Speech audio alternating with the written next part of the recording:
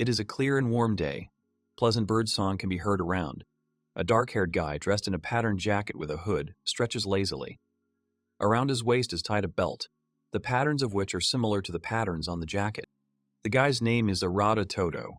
He is currently enjoying the good weather, which awakens very pleasant and warm feelings in him. And the anticipation of a sunny day also causes a pleasant thrill.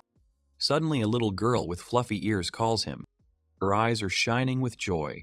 The girl is wearing a beautiful hunting dress, which also has patterns on it. She has 9 tails on her back. The girl herself resembles a cute fox. She is clearly not human, and so she asks the guy to look at something. As soon as he turns around, the following picture opens up before him, a fragile girl holding a huge bull above her. It would seem so small and fragile. Moreover, she holds the animal as if it weighs nothing at all.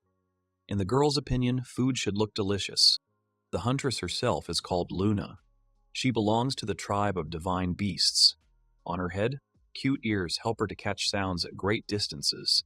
Arata happily greets Luna and is very happy with the young girl's prey. Another long-haired guy in hunting clothes appears. He has a black headband on his head, which makes him look even more like a serious hunter. The guy's name is Aluga, and he is a divine beast like the others. On his shoulders he holds a huge bear which surpasses him in size. But despite this, the guy did not stop defeating the ferocious predator. Aluga also admires the results of little Luna, so she decides not to miss the opportunity to praise the young hunter. Arata Todo is happy for his friend Aluga. Together they make a great team where everyone tries to support each other. A girl also returns from the hunt and transforms into an ancient dragon. Her name is Teltu. She says that she has also returned from hunting with good prey. Teltu flies up to Arata and buries her face in his shoulder. The guy hugs her. The girl says that she managed to find a flock of rock birds. As soon as she saw them, she decided to catch them all. She succeeded. The girl is very proud of this and expects praise from Arata. The guy praises her too. He cannot help but note the contribution she made to them. Raina, the archmage girl, appears. She is happy that they caught so much. But will they be able to eat it all? The catch is very large and will be enough to feed themselves for several months. And that is if the guys do not deny themselves anything. The boys happily claim that they can handle any food. Raina thanks her breadwinners and asks the boys to wait, while she goes to cook. They are ready to wait forever in anticipation of their friends' wonderful dishes. For a while, everyone does their own thing. Arata steps aside to enjoy the beautiful views in warm weather. The others chat happily among themselves and share their impressions of the hunt. Here they are, animals, a dragon, an archmage. The greatest creatures live on this island. Despite the fact that they are all different, this does not prevent them from getting along together. At first glance, one might say that Arata is one of these creatures. But it was not always so. Let's go back to the story of Arata Todo a month earlier. Once upon a time, the guy was a 30-year-old Japanese worker of a black company. He lived like everyone else. He was killing himself at his job and suffered from a lack of time. One day, a god spoke to him. It's hard to put the whole story into a few words. But if you try really hard, you can say this. Somehow, God accidentally caused Arata to die. At first glance, this may seem cruel from the god. But as it turned out, he did not want the boy to die at all. Therefore, realizing his mistake, in return, he promised to fulfill his wish and send him to another world. So the boy wished to live a peaceful life on an island where no one else lived. This wish was based on exhaustion. All the speaker dreamed of was simple peace. Once on the island, the first thing he did was sit down on the ground and look out at the sea. When Arata saw his reflection, he realized that he had a very young body here. He was already fed up with life in the real world, so this offer was like a ray of light that gives hope. In addition to this, Arata wished for a body that would not get injured or sick. To all this, he also added a skill that could copy the skills and magic of any creature he saw.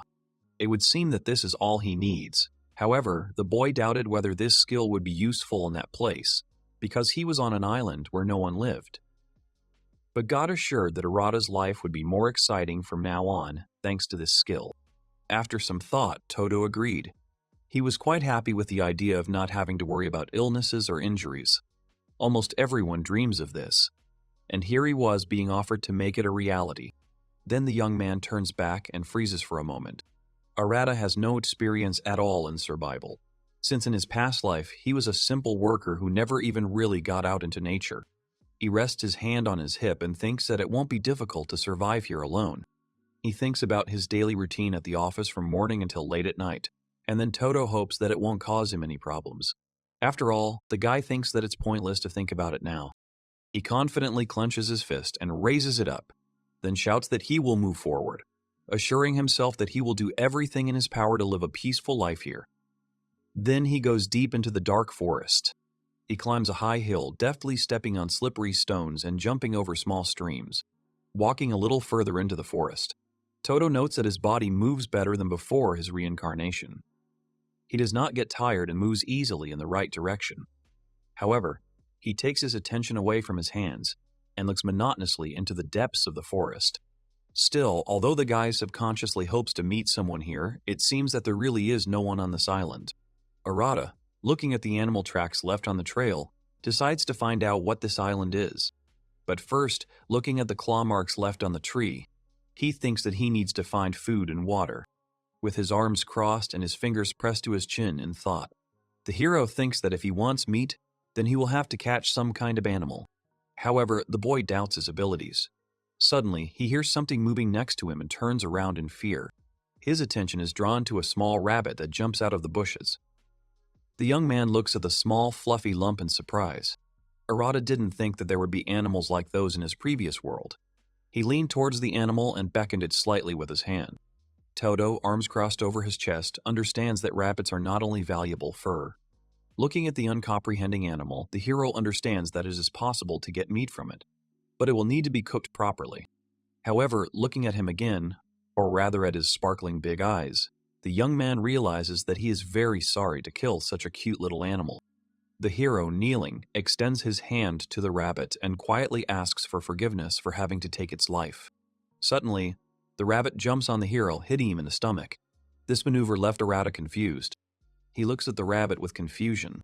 He says out loud that he suddenly attacked him because he realized that the young man was trying to catch him. Suddenly, the hero starts chasing the rabbit and screaming that it will become his lunch. Suddenly, Arata hits the rabbit with his fist. However, the rabbit makes a very strange maneuver. He flies towards the tree at high speed. Then he crashes into him and loses consciousness. The young man does not understand what just happened and why the rabbit flew to the tree. Arata is surprised. He didn't know that rabbits could move like that. Perhaps this is some special feature of the rabbits of another world. The boy approaches the animal. The fact that the rabbit has lost consciousness makes the hunt easier for Todo, since he won't have to catch it. Everything is going well until a wolf appears on the horizon. The animal notices the guy and, baring its teeth, moves towards him. Arata gets scared and stands rooted to the spot. The guy is afraid of making a mistake because if he runs, the predator might chase him.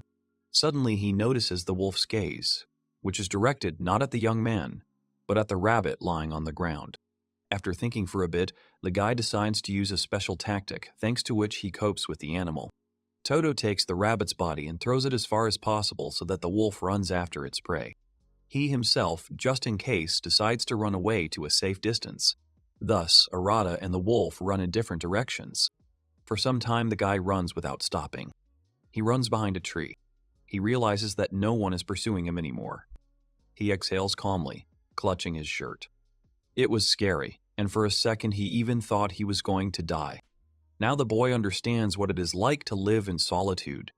He looks into the depths of the forest and feels all its grandeur. There may be many animals in the forest, so he decides it would be better to stop at the beach. It is already getting dark, and tomorrow Todo will need to look for a source of drinking water.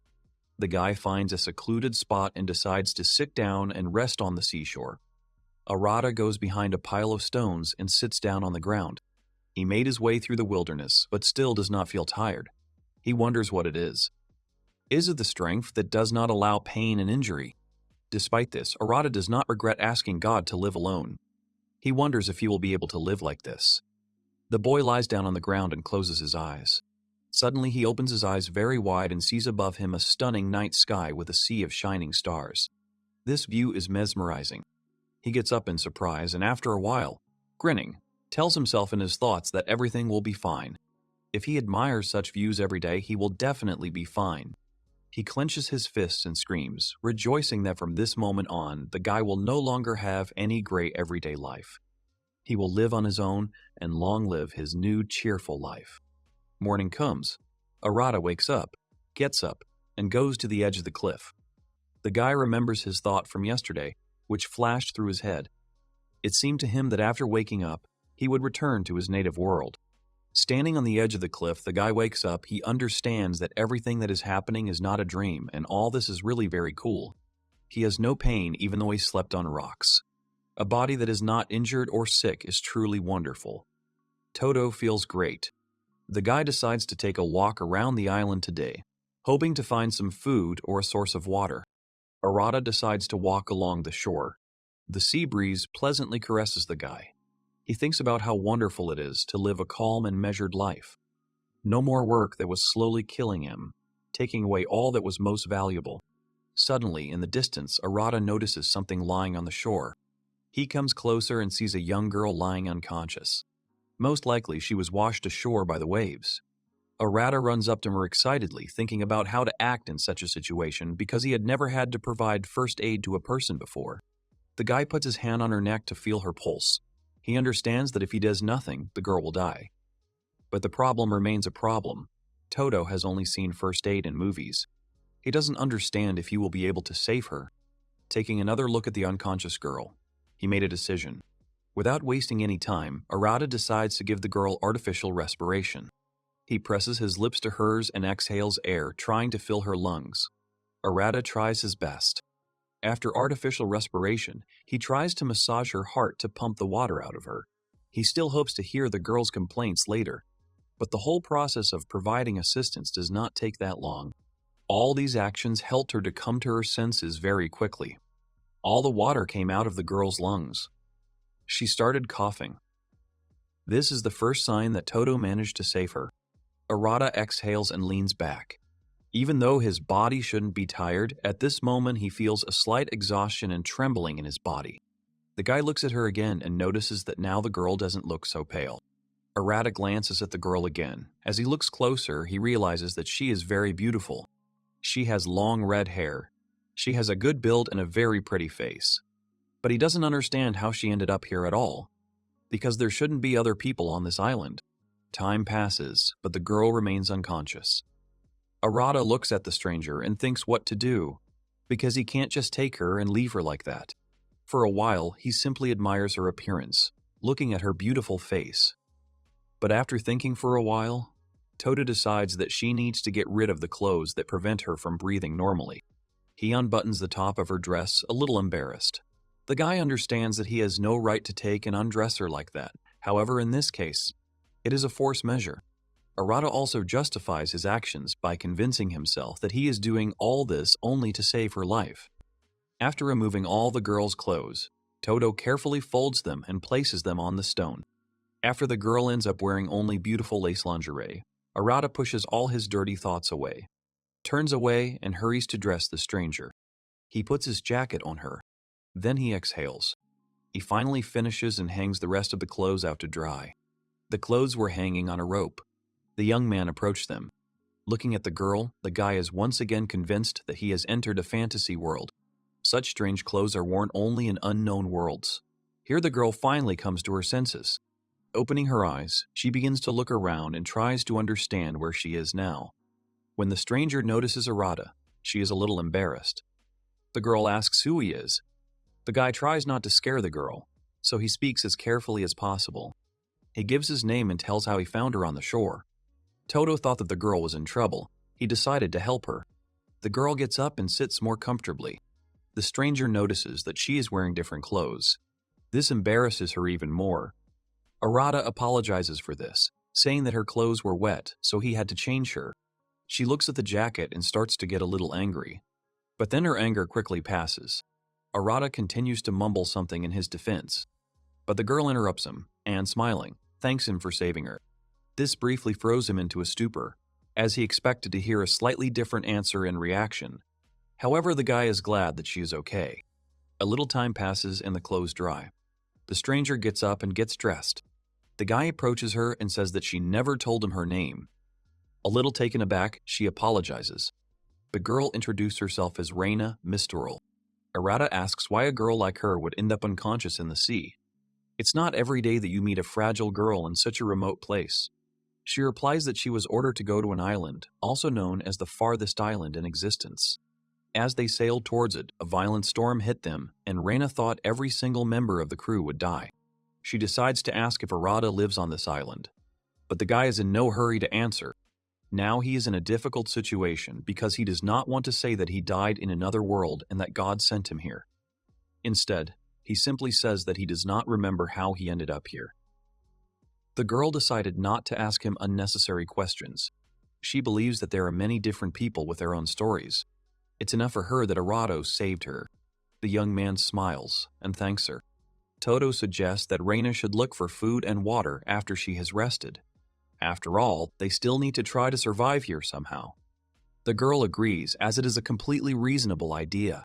A little time passes. The boys go searching. They make their way through the bushes and trees in the forest. Raina is not used to long walks, so she gets tired quickly. Despite this, she tries to keep up with him. The girl notices that Arata is quite resilient. He himself is surprised by this, since he used to be completely different. Raina doesn't understand why he's surprised. Everything seems to be going according to plan. He says that this island looks a little strange. Raina thinks so too. They and their crew didn't sail that far from where they were sent. But she doesn't understand why no one noticed this huge island. How could the king not know about it? And while the girl is delivering her clarifying monologue, wolves are approaching them. The animals are hungry and ready to pounce. The predators bare their teeth. These wolves are the same as the one Arata saw. The situation is clearly not good, as the animals are aggressive. The guide tells the girl to run away, but she is not going to run anywhere. The great sorceress Raina Mistral never runs from the battlefield. So, this will not happen. The girl decides to use something because if nothing is done, they may die. And so, with the help of her magic, Raina attacks the wolves. From her magical power, the animals fly in different directions. Arata looks at Raina in surprise. Everything is illuminated by a bright light, and the satisfied girl is ready to demonstrate her skills to her new acquaintance with pleasure. Despite all her magical power, one of the wolves manages to survive. The animal runs up to Arata at high speed and bites him on the arm. The guy can't hold on to such speed and flies back a little. Since Raina is standing behind him at this moment, she gets a push and barely stays on her feet. The girl did not expect such a development of events at all. She starts screaming at him in fear and anxiety. She would not have been able to forgive herself for such a blunder for a long time if Arata had not said that he was fine and that he did not feel any pain. At some point, there was silence and calm, which was only broken by the wolf's growl. Raina decides to make sure that Todo is okay. The guy assures that he is safe. He even enjoyed watching this whole situation a little, feeling superior. Arata believes that the wolf is already weakened due to the previous use of Raina's magic. The girl, surprised by what is happening, simply agrees. She simply latched onto the predator hanging on her hand. Todo thinks that if a guy as weak as he is tries to fight off a wolf, nothing will happen. As soon as the guy pushes the formidable predator away a little, it flies away a long distance. Arata is starting to underestimate his own strength less and less. He certainly didn't expect this.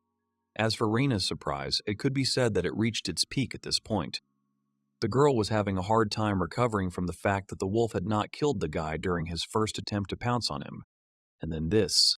Naturally, Raina is very surprised by such power. Silently looking at the broken tree, she even feels a little uneasy. But at this time, the guy is deep in his thoughts. He remembers that the rabbit he met yesterday flew like that. In order to break the silence, she decides to ask who the hell he is. Coming out of his flight of fantasy, the guy begins to look around to understand what is happening. At this moment, he sees the worried face of his friend. Her behavior becomes worrying, so Arata asks if everything is okay. The girl tells Toli that when she gives him the signal, he should run as fast as he can. Arata still doesn't quite understand what's going on. There's a crunching sound of a broken branch. Raina realizes that someone is approaching. Suddenly, a huge wolf pack leader jumps out from behind the bushes. In a long flight, he bares his sharp teeth, the sight of which sends shivers of horror through the body. The animal is much larger than the previous wolves. The boys feel that they won't be able to handle it because the beast is on a completely different level. And here, the friends are standing in the open, so vulnerable and tiny compared to the monster. Usually in such moments, life flashes before your eyes. Raina yells at the boy to run away. The girl uses magic to somehow fight back the monster. This magic is much stronger than what was before. Arata doesn't understand it well, but he can see that it certainly looks stronger. However, even this magic does not work on the pack leader. Raina is surprised by this and says that this simply cannot be. In an instant, a huge wolf's mouth appears right next to the girl. The wolf knocks her off her feet, causing her to fall to the ground. A little more, and the monster's mouth will be the last thing Raina will see in her life. But at that moment, the guy runs up at full speed and grabs the girl. Because of this, the wolf tastes the grass with damp earth. The girl is in shock, trying to come to her senses. Arata asks if she is hurt, but instead of an answer, a sea of indignation is poured out on him. Raina gets to her feet and starts yelling at him, asking why he didn't listen to her and run away. And what the hell he's doing anyway. To say that the guy was stunned is to say nothing. Arata understands everything, however, even if he ran, the wolf would catch up with him. But the girl says that this is exactly why she was going to detain him. It turns out that Raina planned to save Arata, despite the risk that she herself might get hurt. The guy notes her kindness. Ignoring the wave of indignation, Todo now sees her as a pure and kind angel. He has decided for himself that he will not allow this girl to die in such a place. Inspired, Arata begins to shout at the leader of the wolf pack, challenging him to a duel. This makes the monster even more ferocious. Todo understands that the animal wants to kill him. But the guy is not going to give up so easily. After his death, God gave him a second chance and allowed him to live here. Having come this far, he cannot die. The monster starts running straight at the guy. Raina starts screaming in horror for him to run away. However, Todo doesn't even hear her. Right now, it's just him and his opponent. He doesn't care what the outcome will be. But even if Arata can't win, he will make a way for Raina to escape. The wolf should not underestimate people. With this thought, he swings with all his might and attacks his opponent. With only one blow, the boy throws the wolf back. He just disappears into the distance. Arata looks at his fist and begins to think. It turns out that the gift of God is a body that does not get sick and does not get injured. This gift makes Arata much stronger than he was before. Seeing the guy's full strength, Raina loses her voice for a while. The girl stands rooted to the spot. The guy understands that he will have to explain everything. He thinks that from now on his life will become much more interesting. God accidentally killed the main character, and he was reincarnated on an island in another world, starting his new life. The boy was told that he could wish for anything he wanted, so he asked for a body that would not get injured or sick, as well as the ability to copy someone else's skill simply by watching them use it. Thus, Todo began his peaceful life on an island where no one else lived. But unexpectedly he met Raina. The powers that God gave the boy are too great. The boys have already seen this when they fought the leader of the wolf pack. Raina is still in shock. It's the first time she's seen a person throw monsters so far away without much effort. Raina tries to turn all this into a joke and with a sweet smile asks if all this is normal for Arata. And in order not to give himself away, he answers that it is something like magic. Yes, Raina of course won't fall for that. She decides to smile even wider and remain silent. A little more time passes and the girl decides to continue the topic. She claims that even if she uses body reinforcement, she won't be able to do anything like the trick Arata pulled off in battle. Jokingly, the girl pretends to be indignant and asks if Todo really means to say that he is stronger than her, the mage of the 7 stars. The guy falls for this trick and feels some excitement. In his defense, he says that it's just a joke, and in fact, he didn't even know that magic existed. The guy doesn't know how to get out of this, because he can't tell Raina the truth about God reincarnating him into this world. Moreover, the girl is unlikely to believe in such seemingly nonsense. Seeing her friend's confusion, she realizes that she went a little too far. She asks him for forgiveness, but Arata doesn't understand why. The girl says that she didn't even think about interrogating the guy. Raina is acting like this because she was simply too surprised. Todo saved her on the beach, and now again, only this time, from a ferocious wolf. The guy waves his hands, trying to dispel all the tension in this prevailing atmosphere. Arata does not blame the girl in any way and believes that in her place he would also be suspicious. However, Todo does not want the young and beautiful girl to be so sad. Since he is mentally older, he must somehow lift her spirits. Arata takes a step closer to the girl, smiles and asks Raina not to make such a sad face. He assures her that he is not angry at all. Moreover, there is no reason to be angry. Sadly, Raina asks if this is true to make sure, but then she changes her expression because she feels like she's being treated like a child. The guy starts denying it and says she just imagined it. Raina believes his words and starts laughing. However, Todo is glad that it helped cheer her up a little.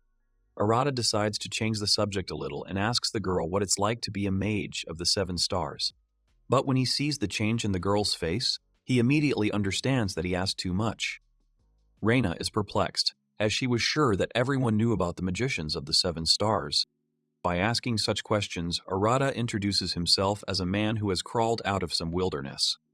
Todo begins to wriggle out of it and says that he has ordinary lapses in memory.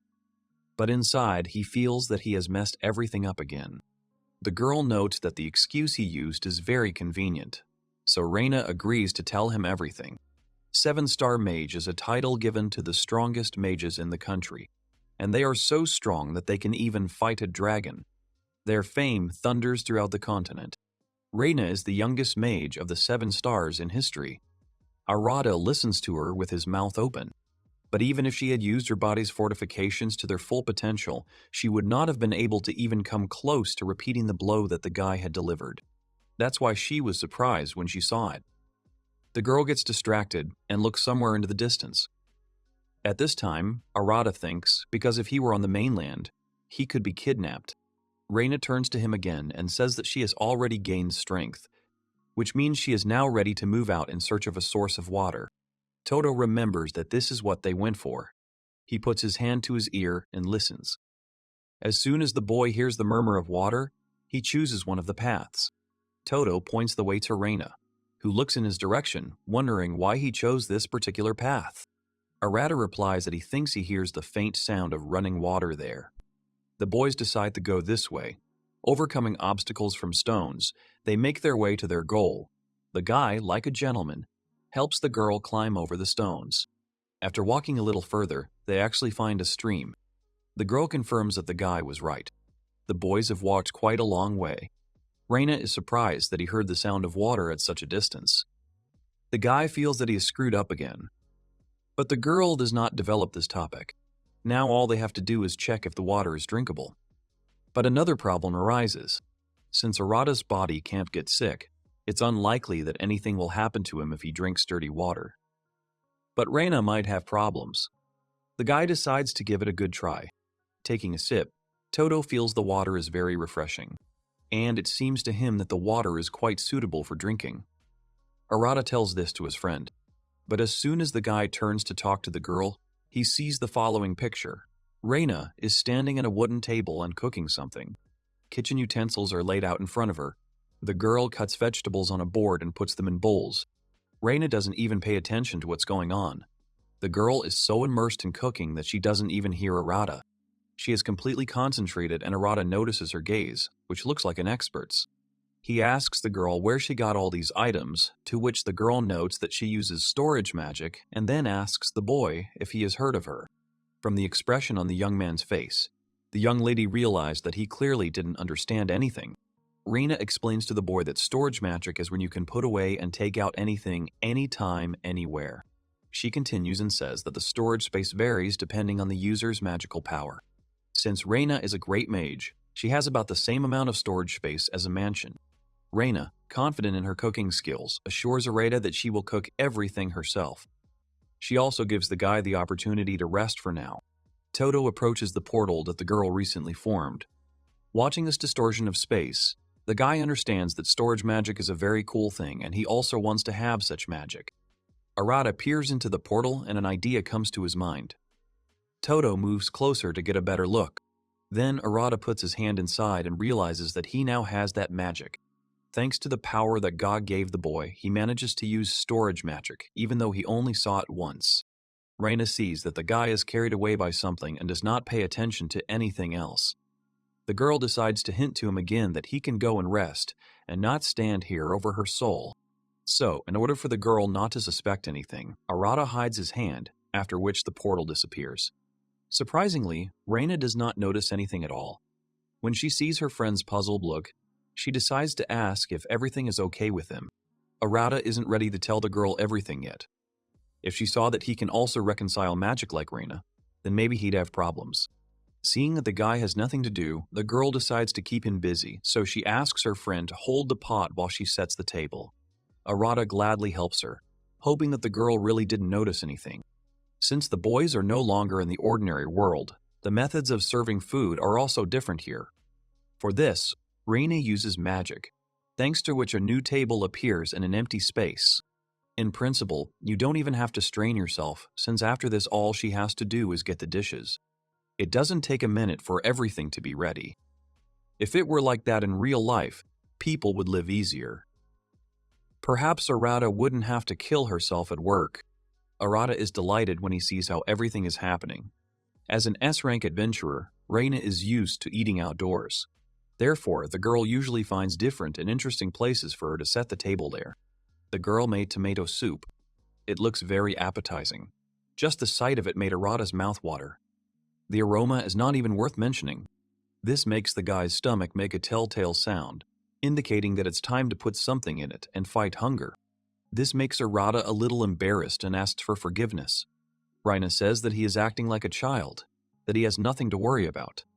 After a moment of embarrassment, the guys finally decide to sit down at the table. Suddenly, a very interesting event occurs. Just as the guy is about to sit down on the chair, he notices that someone has already taken it. Taking a closer look, he realizes that it is a little girl who appeared out of nowhere. On her head are beautiful and fluffy white ears. Under her dress are 9 white and beautiful tails. Without asking anyone, the guest starts eating with great appetite. She feels at home and the presence of the guys does not bother her at all. The little guest tries the prepared food and is delighted. She really likes the taste. This makes the girl jump up and down with joy, as if she had won the jackpot. She calls Raina's sister and says that she made an amazing dish. Arata stands there in confusion, not understanding where this girl came from. Raina sits silently opposite the guest and simply watches all of this. Todo understands that things won't progress this way, so he decides to ask his friend what this strange situation is going on now, and why she's acting as if she knows this girl. Raina starts to shudder. Out of nowhere, her whole body starts shaking. Arata starts to worry that something bad has happened to his friend. Todo decides to ask if everything is okay with her. The guy is surprised by this. Everything is fine. Obviously, if everything was fine, the girl wouldn't be shaking like she had some kind of fever. She still claims that she is fine, and the guy looks at the girl and understands that Raina already knows her. Besides, this little sly one has already emptied the entire bowl of soup, although not even 2 minutes have passed. And if you leave everything as is, she will eat not only his portion, but also her friend's portion. Therefore, Arata approaches the girl, pulls her out from behind the table, and tells the child that she cannot eat someone else's food without permission. Raina assures him that everything is fine. If the girl is hungry, then let her eat as much as she needs. But the guy insists that children need to be brought up properly. This is a habit he has retained, and he is convinced from his past life, since he saw what happens if you do not engage in raising children. Arata tries to take the girl away from the table, but his friend asks him to let her go. The guy does not understand why the girl encourages this self-will, but after a little hesitation, he decides to put the child in her place, saying that she can stop kicking. Putting her down on the ground, Arata asks her name. It turns out that this is little Luna. Taking on the responsibility of a parent, the boy decides to talk to Luna. Todo calls the girl by name and says that they were about to have lunch, but she ate his soup. Adults don't do that. Arata hopes that he can carry out the educational operation smoothly. Luna is a little confused, and realizing that she acted rudely, she asks him for forgiveness. The guy strokes her head and says that everything is fine and that he is grateful for her apology. This is exactly what he expected from the girl. So, not all is lost yet. Happy Moon already thought that she would be punished for such behavior. But the girl learned her lesson and decided that she would not do it again. Arata asks Raina if there is enough food for the three of them. The girl looks into her storage and says that she planned and calculated everything for the journey to a distant island, which will last about half a year, so they have plenty of food. Arata apologizes for his impudence. After this, the guy asks his friend to cook something for this child. The girl's kind gaze falls on the girl. Looking into Luna's eyes, she is simply powerless to refuse her. The girl happily agrees. The girl now feels a little awkward because she just came and ate a portion of soup without asking. And now they're going to prepare more for her. She asks again if the boys are sure they don't mind her company. Raina gives her a bright smile and says that Luna won't bother her in any way. On the contrary, she'll be glad if the girl tastes her dish. The girl thanks Raina, calling her sister. Luna has a habit of calling everyone brothers and sisters. The girl, on the contrary, finds it very sweet. She smiles happily and says that everything is fine, and the girl does not even need a thank for such a thing. Everything is in order with its own things. Raina asks the boys to wait a little while the food is being prepared. A joyful Luna jumps with happiness. She hasn't eaten so deliciously for a long time. Arata watches her friend leave and thinks about how kind Raina is. This girl is ready to bring joy to everyone. She doesn't hold a grudge against anyone. But Arata knows that it wouldn't be nice to put everything on her fragile shoulders. If he doesn't do anything, he could end up as a secondary character. And that goes against his moral principles. But Luna snaps him out of his thoughts by asking his name. As mentioned, the girl has a habit of calling everyone brother or sister, so she was sure that the guy was definitely called brother. This amuses Todo. He laughs and says that his name is not really brother but Arata. The girl is a little surprised at first, but then the surprise is quickly overshadowed by joy. Arata exhales and begins to think. He asks God that this island would be suitable for living alone, which means that it has everything necessary for survival. All he needs to do is learn to cook to reduce the burden on his girlfriend. Todo does not want to become a freeloader in any way. Moreover, for some unknown reason, he has a wild desire to protect Raina and do everything possible to keep her safe. As we already know, Arata got to an island without people. It would seem that everything should be so. However, in addition to animals, the guy managed to meet a beautiful and kind girl archmage and a little animal-like girl, Luna. Arata is very curious about how life is organized on the island. Perhaps he will be able to meet someone else, since it can't be that the girls are alone here. Todo turns to Luna and asks the girl if, since she lives on this island, it means that someone else lives here. The little girl looks at him with sparkling, cunning eyes and nods, smiling. She says that she belongs to the tribe of divine beasts. But there is also a tribe of demons, a tribe of ancient dragons, and a tribe of vampires. She says that in general, there are many different tribes here. The girl talks about them for some time. After the conversation, Arata steps aside and silently looks at the forest. The guy begins to put all the information he received on the shelves in his head. He already knows that several types of tribes live on the island. However, there is no human tribe here. At this time, Raina finishes preparing a new soup. In her hands is a pot with a new aromatic dish, the smell of which can be smelled from afar. The girl comes to the table, takes the plates, and fills them. For some time, the guys eat. When the meal is over, the girl says that she needs to go home. She is very grateful to the guys for the warm welcome. After that, Luna gets up from the table, says goodbye to her new friends, and goes back to her tribe. Evening falls. During this time, Arata and Raina have pitched a large tent. Now this is their base. The boys stand and look at their new home.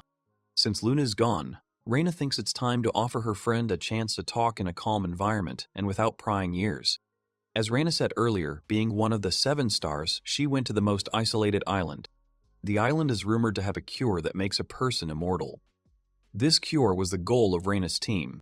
She set out with several knights, but given the severity of the storm that engulfed them that day, she doubts that the crew survived. An awkward silence fell in the room. Arata thinks, because if Luna told the truth, most likely they are on that very island, and the tribes the girl mentioned sound pretty menacing. Chances are you won't get much good out of them. However, Luna seems like a normal child to him. She didn't show any aggression towards the boys. Moreover, she even listened to Arata's comments. Raina doesn't quite agree with him. The girl says that if Todo used magic, he would understand everything. She explains that she means that this child has many times more magical power than she does. Arata now understands why his friend was shaking at the table. To be honest, the moon is a real monster. If it appeared on the continent, it would lead to global destruction. Even though the girl doesn't seem evil at first glance, it's impossible to assume that destruction won't happen. Of course, Raina doesn't think the moon would do that, but she's just telling her friend about her real power. Divine beasts and demons are nothing more than a myth to ordinary people. Although they lived on the continent even before the appearance of people, there are also tales of dragons that destroyed entire cities. Nowadays, no one believes in vampires anymore. So, when they called the girl a monster, they were not wrong. This island is by no means ordinary. It is home to many unknown creatures, so no one knows what powerful monsters they will encounter next. Raina says that until they have properly explored this island, it is better for them to stay out of sight of others. Because no matter how strong they are only people. We must be careful until they figure out a way to get off the island. Arata thought the girl was here to find a cure. The girl says it's okay. First of all, they weren't even sure if this island really existed. And now the entire expedition team has been wiped out.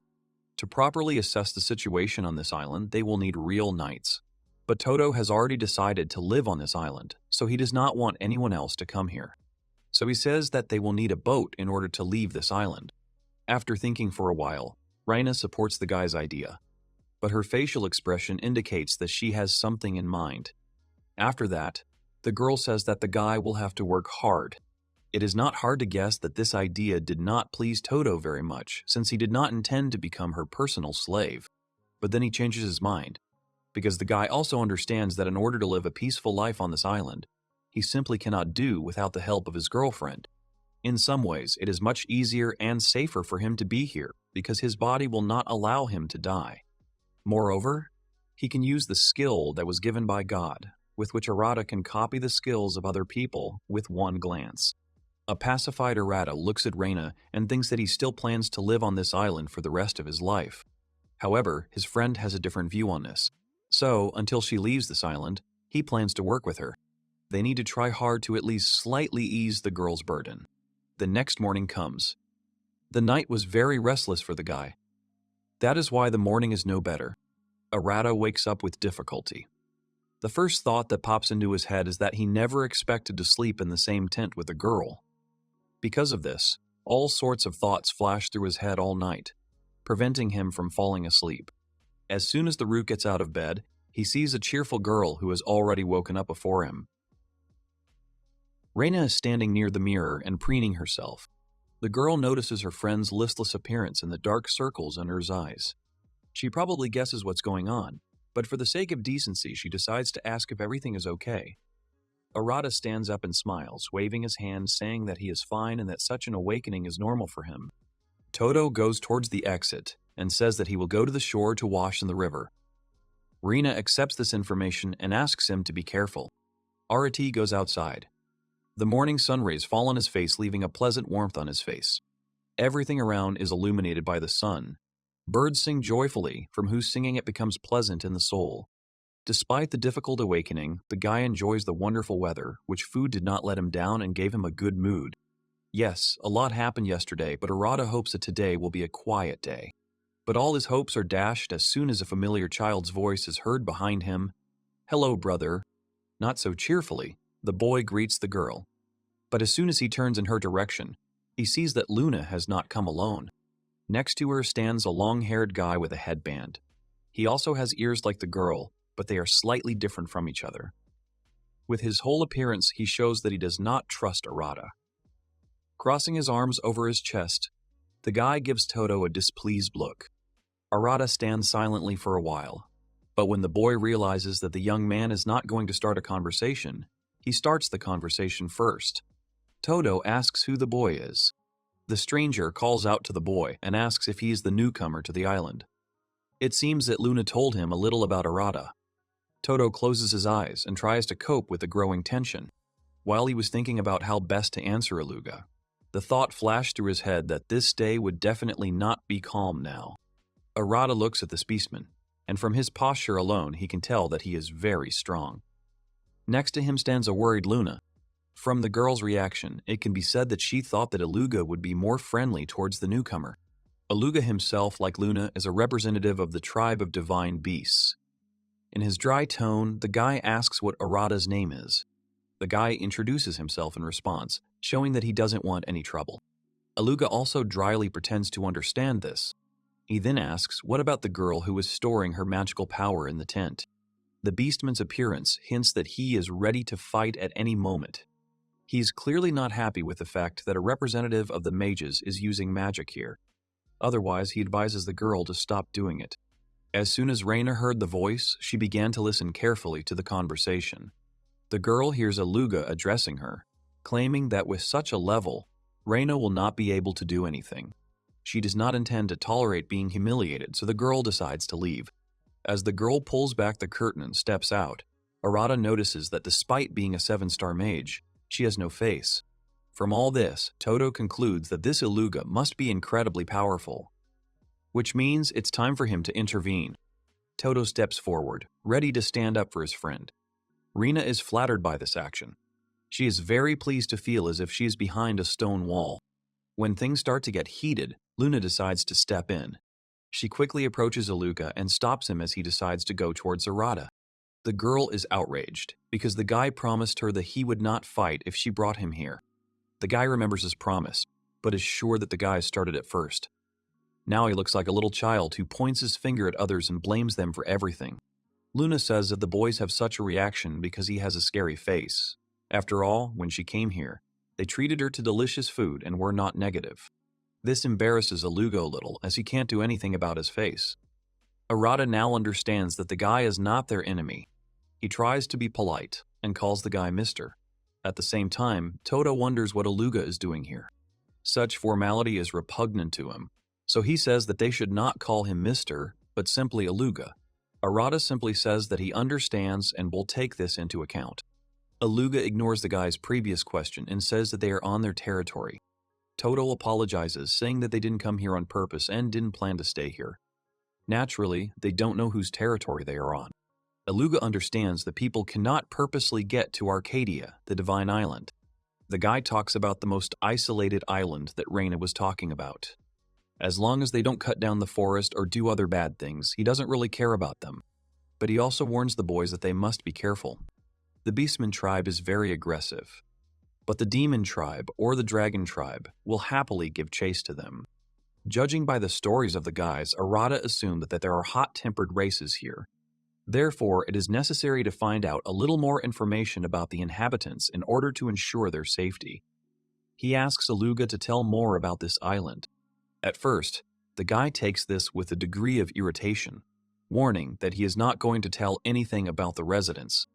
But then, after thinking for a bit, he agrees. And since Aluga doesn't want the boys to wander around this island without any sense, the guy decides to bring them a map so that they can better navigate the area.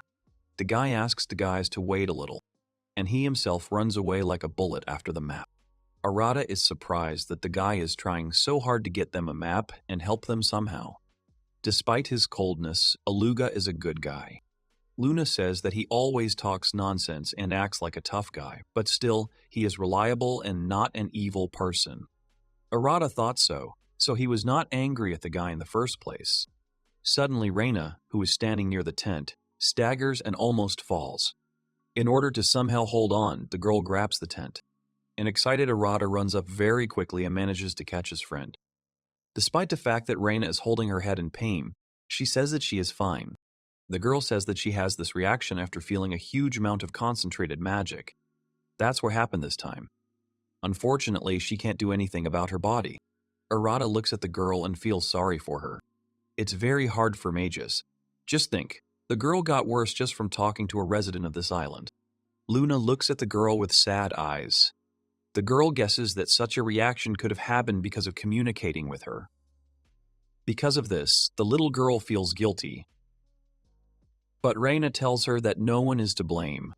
The girl strokes Luna's head and assures her that Aluga has nothing to do with it either. Her magic is too weak for them, so she's the only one to blame. Raina sees that the girl is very sad about this, so in order to cheer her up, she asks the girl not to be sad. She also changes the subject and suggests that the girl start preparing for breakfast. Despite the fact that the girl is the owner of such strong magic, she does not blame anyone and takes responsibility upon herself. Arata is surprised by his friend's behavior because, in fact, she is younger than him. Despite this, he involuntarily wants to follow her example. Some time passes. Aluga returns and tells Tom that he found the map. At this moment, the guys are eating. Satisfied, Luna savors every bite of food prepared by Raina. Arata also sits contentedly. After he tasted Raina's food, his mood immediately improved. When Aluga sees this, he gets furious because he spent an hour preparing the map. He is very angry that the guys are enjoying the food. Such is the injustice. In fact, Aluga, like a grown man, and for the second time he behaves like a child, building such grievances. Kind Raina notices the guy's indignation. Therefore, she decides to soften the situation and invite him to join. The girl approaches Aluga, holding a frying pan in her hand, on which flatbreads lie appetizingly. As soon as Raina invites him to join, the guy immediately softens and happily agrees. Aluga sits down next to Luna at the table. A plate full of food is placed before him. As soon as the boy tries it, he is delighted by how delicious it is. Aluga can't contain her emotions, so she shouts it out loud. Luna is pleased with this reaction. She knew it would work and soften the guy. Arata watches this delight and wonders if all representatives of the beast tribe scream while eating. Maybe it's their etiquette, so it's worth sticking to it. Or maybe it's just emotions. The feast was a success, so everyone was satisfied.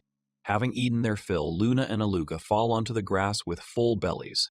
The guy hasn't eaten so well for a long time. Luna is overeating for the second time. But eating food that Raina has prepared is a pleasure.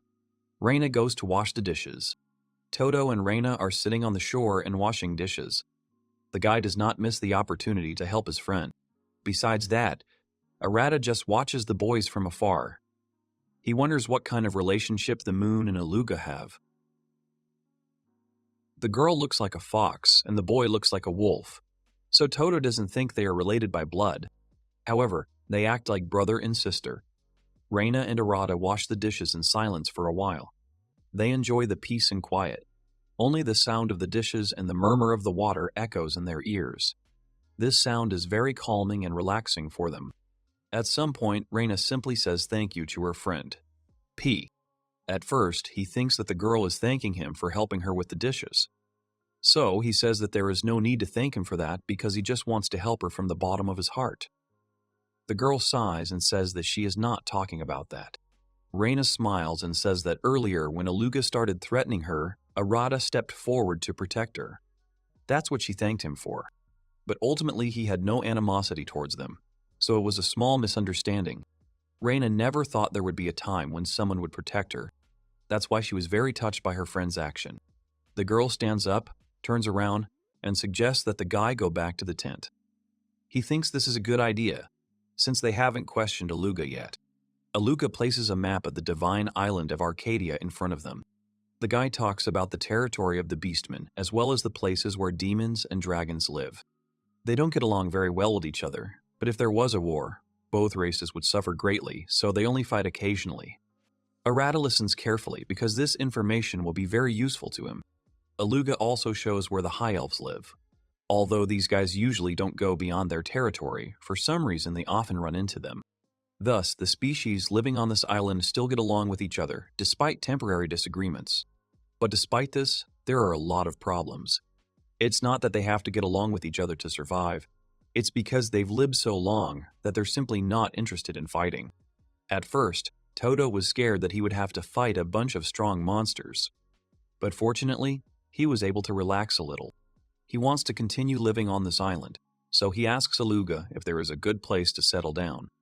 This surprises the boy, as he did not think that any stranger would want to stay here. The guy replies that there is no place where the human race is as weak as here. But the guy says that he can live here if he wishes. Arata is sure that with this strong body that God gave him, everything will be fine. However, the guy does not know how to explain all this to the guys. Suddenly, a muffled sound is heard. This brings Arata out of his thoughts. In a way, he is glad about this because he does not have to touch on the topic of his reincarnation at this moment. Aluga's keen hearing picks up the sound and identifies what kind of animal it is. The boy reports that it is the sound of the Emperor's boar approaching. Surprisingly, he is not scared at all, but on the contrary, inspired. If Raina and Todo do not understand what is being discussed, then Aluga and Luna see this event as a huge advantage. The guy decides to explain briefly and says that a large animal is approaching them from which they can get a large amount of meat. In addition, it is a very tasty catch. Despite its mass, it usually lives underground, making it very difficult to find. Raina calls out to Arata and says she doesn't quite understand what this is all about. She asks if it could be a monster called the King's Boar. If this monster were to appear in the city, the country would call upon all the knights to defend it. The sound of approaching footsteps becomes louder and louder each time. The tension and readiness to attack increases, and then comes the moment when the animal appears from behind the bushes. The boar jumps over trees and bushes, aiming straight at the boys. To say that the animal is huge is to say nothing. Arata and Raina are horrified by its size. Luna and Aluga stand in front of the boys.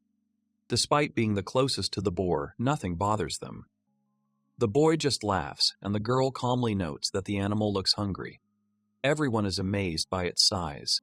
Aluga tells the moon that she is still small, so she needs to stand aside. The girl's indignation knows no bounds. She has no intention of retreating. Luna is full of energy and readiness to join the fight. She is not going to listen to Aluga, because adults always talk like that and then keep the best and most delicious pieces of meat for themselves. The boy again acts like a child, thereby contradicting himself when he says that only adults can appreciate this taste.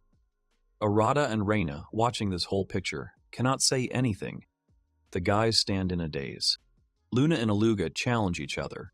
The boy says that if the girl wants to eat the best pieces, then she will have to defeat the boar before him. That's the way the world works. Luna is not going to back down. And so the boys race to get into the fight. The boar is now right in front of them. Luna and Aluga scream with delight and a surge of adrenaline. Arata looks at them and thinks that both seem strong, so they shouldn't lose. But despite this, he worries if the guys can handle it, because if they don't stop him, soon everyone will be in danger. In that case, there can be no talk of victory. However, the animal runs at great speed and has no intention of stopping. Arata thinks that Aluga and Luna usually just ride on the boar's back, but at this rate, no one will stop him. Todo understands that if nothing is done, Raina could get hurt.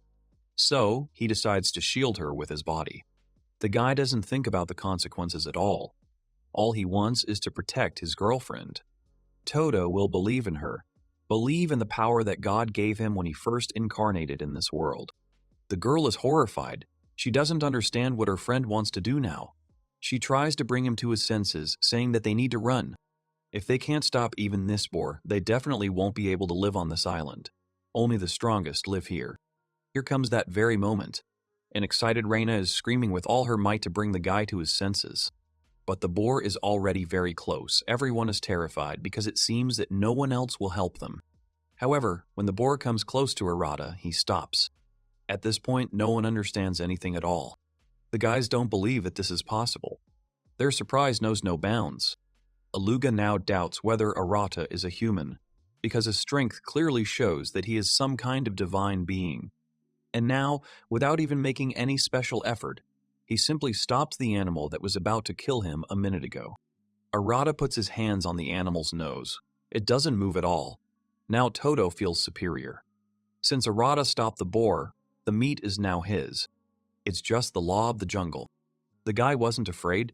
He tried and earned himself a great dinner. Now, he feels like a breadwinner.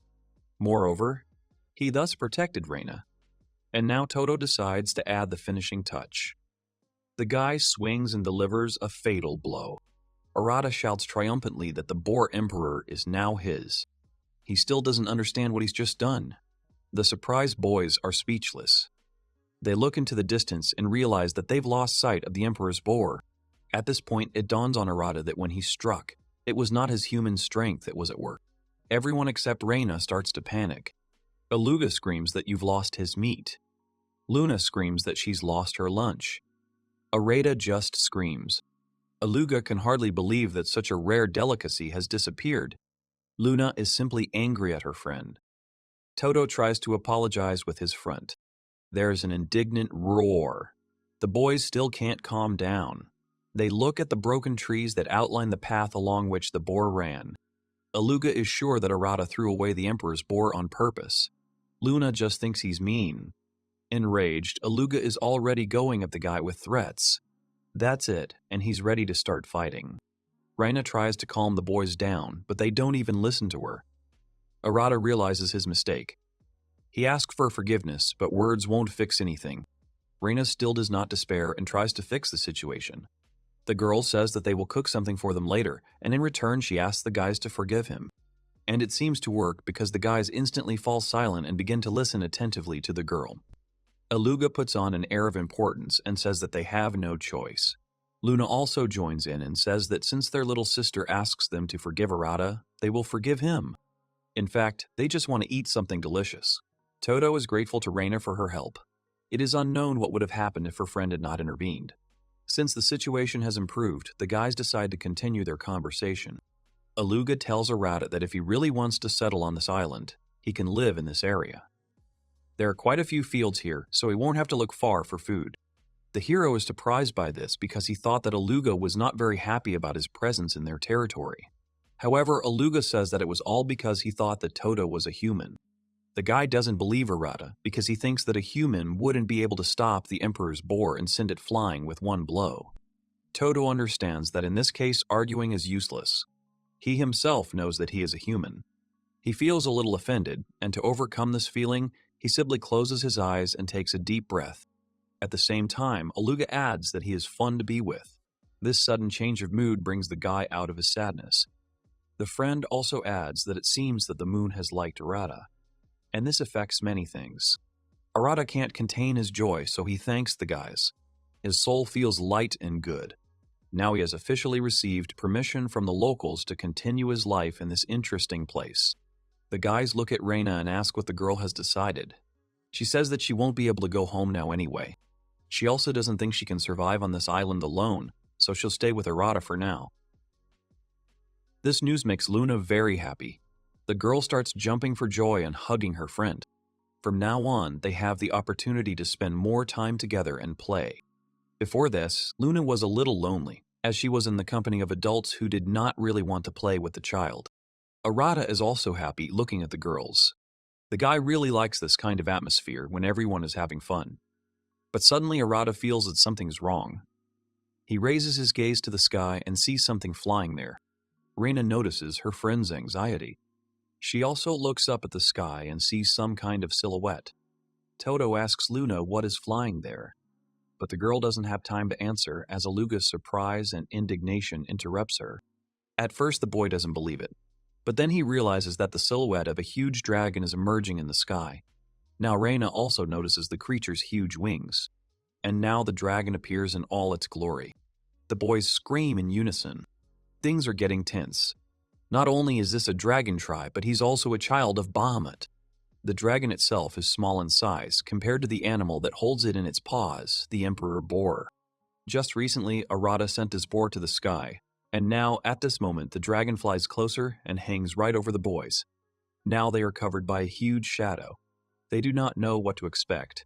Everyone freezes in one place, raising their heads upward. At this point, Arata realizes what's about to happen. The boy shouts for everyone to duck as the dragon drops a carcass that flies straight at the boys. The thought is spinning in his head that this game was as if it were specially created by God. At this moment, Todo easily catches a huge boar, thereby saving his friends.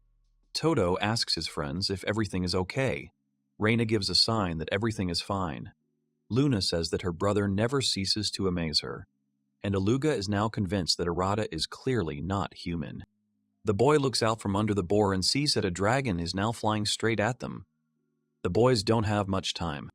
Todo yells again for everyone to duck. He starts thinking, and an idea comes to mind, to throw the enemy's boars to delay him a little. Aluga asks if the boy can stop the dragon. Arata is almost certain that he can stop his opponent. The guy asks him to hold back the dragon and takes care of the rest. And now comes the moment that anticipates the fight. Aluga roars, thereby showing that he is ready to fight the enemy. He is ready to show that he has a power that should not be underestimated. The dragon continues to descend, and a complete mess begins to happen. Luna wishes the guys luck. She is madly waiting for the battle. Perhaps it is in the blood of divine beasts, but unlike her friend, Raina is simply silent. Suddenly, the dragon turns into a cloud of smoke and flies straight into the guy's arms. She is not embarrassed at all, and she acts as if she has every right to such self-will towards Arata. After hugging Todo, she lifts her head and looks him straight in the eyes. After a short silence, she says that the guy acted very bravely, making such an offer to her on his part. Arata and the boys open their mouths in surprise.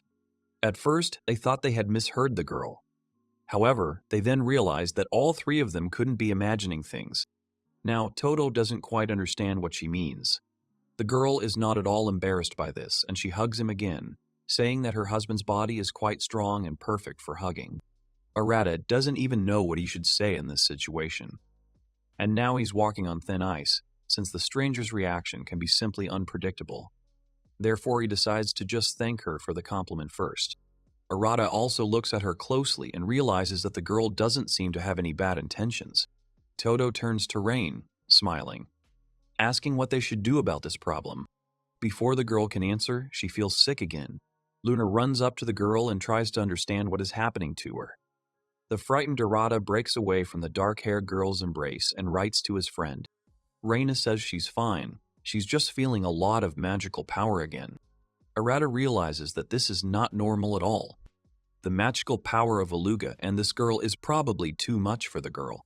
They need to move away.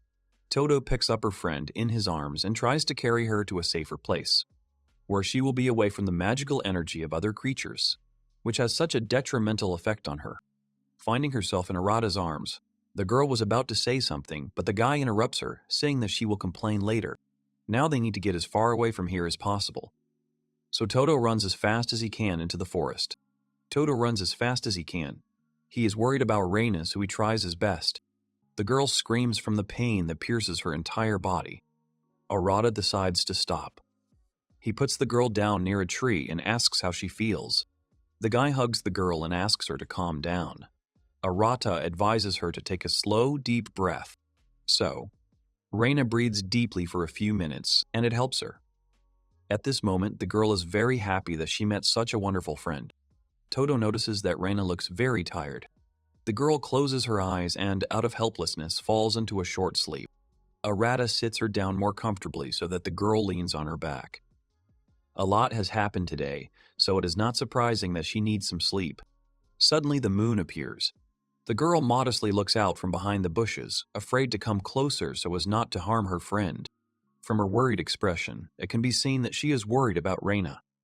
Arata calls the girl, thereby allowing her to approach. Todo asks her to move very slowly and carefully, so that the magic does not start to cause discomfort to the girl again. Luna approaches her sleeping friend. The girl watches her with sad eyes. Her fluffy ears rise and fall with excitement. Luna is old enough to know that when the girl and the other boys get too close, Raina gets sick. Arata encourages the girl and strokes her head. He says that there is nothing to worry about. The guy also notices that Raina likes spending time with Luna. So, most likely, if the girl says that they need to stay away from each other, she might get upset. Arata tells Luna that if she is truly that worried about her friend, then she should try to suppress her magical power whenever possible when she is around. This is enough for the girl to be completely fine.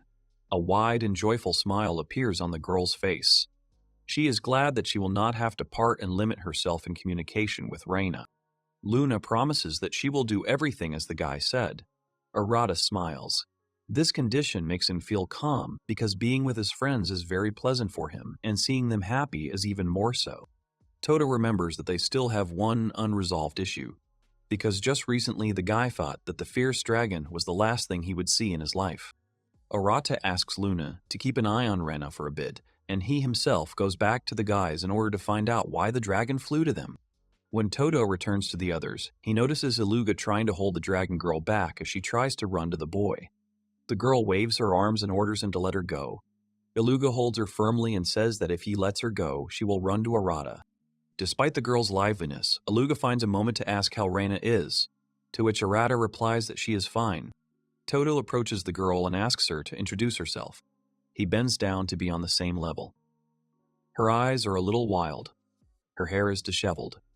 Just by her appearance, you can tell how eager she was to get to Todo. The girl says her name is Teltu. She is a descendant of the great Bahamut and part of the great ancient dragon tribe of this island. Arata had heard the name Bahamut somewhere before, either in a game or a manga.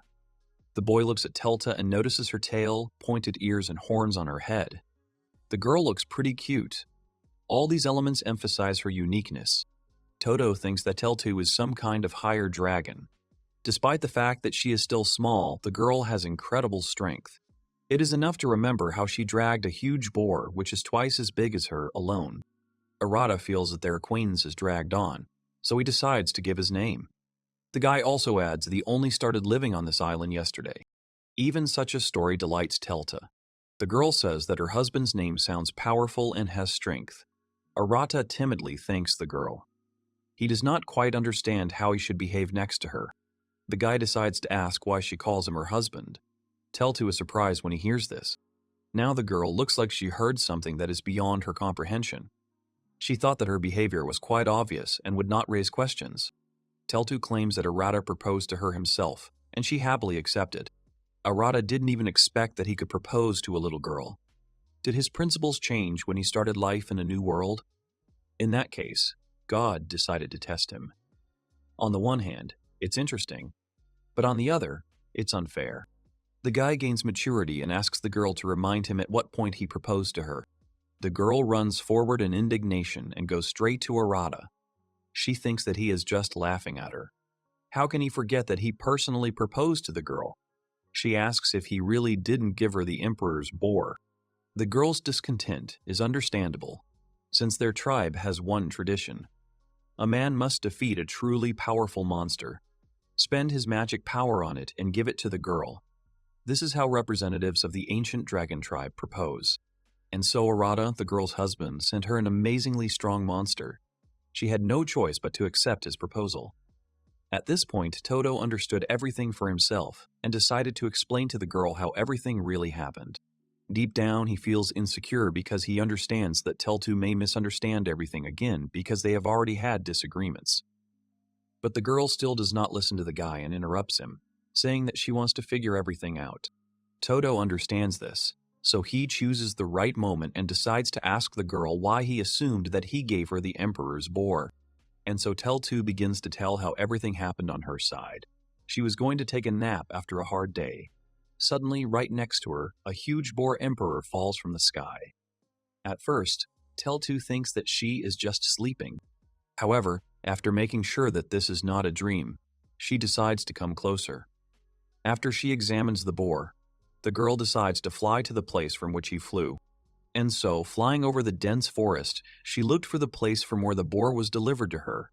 Thus, the girl found her husband Arata, who, in her opinion, prepared such an unexpected surprise for her. It is their custom that they can only choose a husband who is stronger than them. That is why she was so excited when she met a man who is stronger than her. Todo also wonders if she really had good intentions. Why didn't she think about their safety? Teltu says that it's all because she accepted Arata's offer and she threw the boar away because in doing so, she made it clear that they could eat together and raise a family. The guy doesn't see the logic here but decides to bring this topic to an end, since he understands that there is nothing more to discuss here.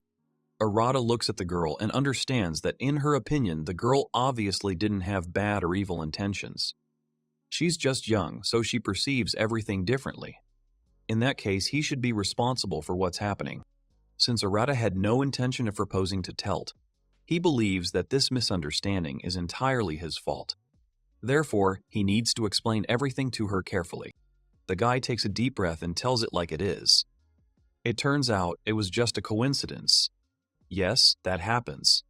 And in their case, the Emperor Boar landed in the place where Teltu sleeps purely by chance. So Teltu says that the guy is just misleading her. At that moment, he realizes that another misunderstanding is happening. The upset girl picks up a stick of earth and sticks it in. She squats down and begins to draw patterns on the ground. Teltu mumbles to herself that even among the ancient dragons, they are so strong that no one wants to approach them. Teltu was so happy when the chance arose that she could get married. The girl begins to feel even sadder. Now she is sure that there will be no other man who will want to marry her. She believes that she can only accept this, and that she is doomed to loneliness. Todo, looking at the sad girl, begins to think about what caused such confident self-criticism. Maybe she is considered an outcast in her tribe, and he just went and plunged her into the abyss of harsh reality. Arata feels like he did something wrong. Looking around, he remembers the prey. The guy decides to use the boar as a tool to cheer up the girl. He offers her to eat this emperor's boar together. However, Teltu looks at him with sad eyes, then turns away and continues drawing patterns on the ground. She thinks that Arata wants to deceive her and then drive her away again. There is a lump of sadness in her throat that does not allow the girl to speak without a tremor in her voice. But Arata takes her hand and assures her that this won't happen. All he wants now is for Teltu to believe him. He doesn't want this little child to suffer because of some misfortune. It's one thing for adults, who, due to their experience, do not take such things seriously. But children are sensitive to such things, so a special approach is needed. The guy smiles and joyfully exclaims that he, Raina, Luna, Aluga, and Teltu will all eat the boar together. Arata gives her a kind smile in return and says that she can become their friend too, and they will start this joyful event with a joint dinner. Teltu is delighted. All her sadness has been replaced by joy and happiness. She realizes that everything she thought about was just her thoughts. The girl no longer feels lonely. She accepts the invitation and says that she can cook the food herself. To convince his friends of this, Teltu demonstrates his fire skills. The girl's behavior makes Aluga and Arata laugh. Of course, they don't doubt Teltu's abilities, but they still decide to ask Raina the best way to cook it.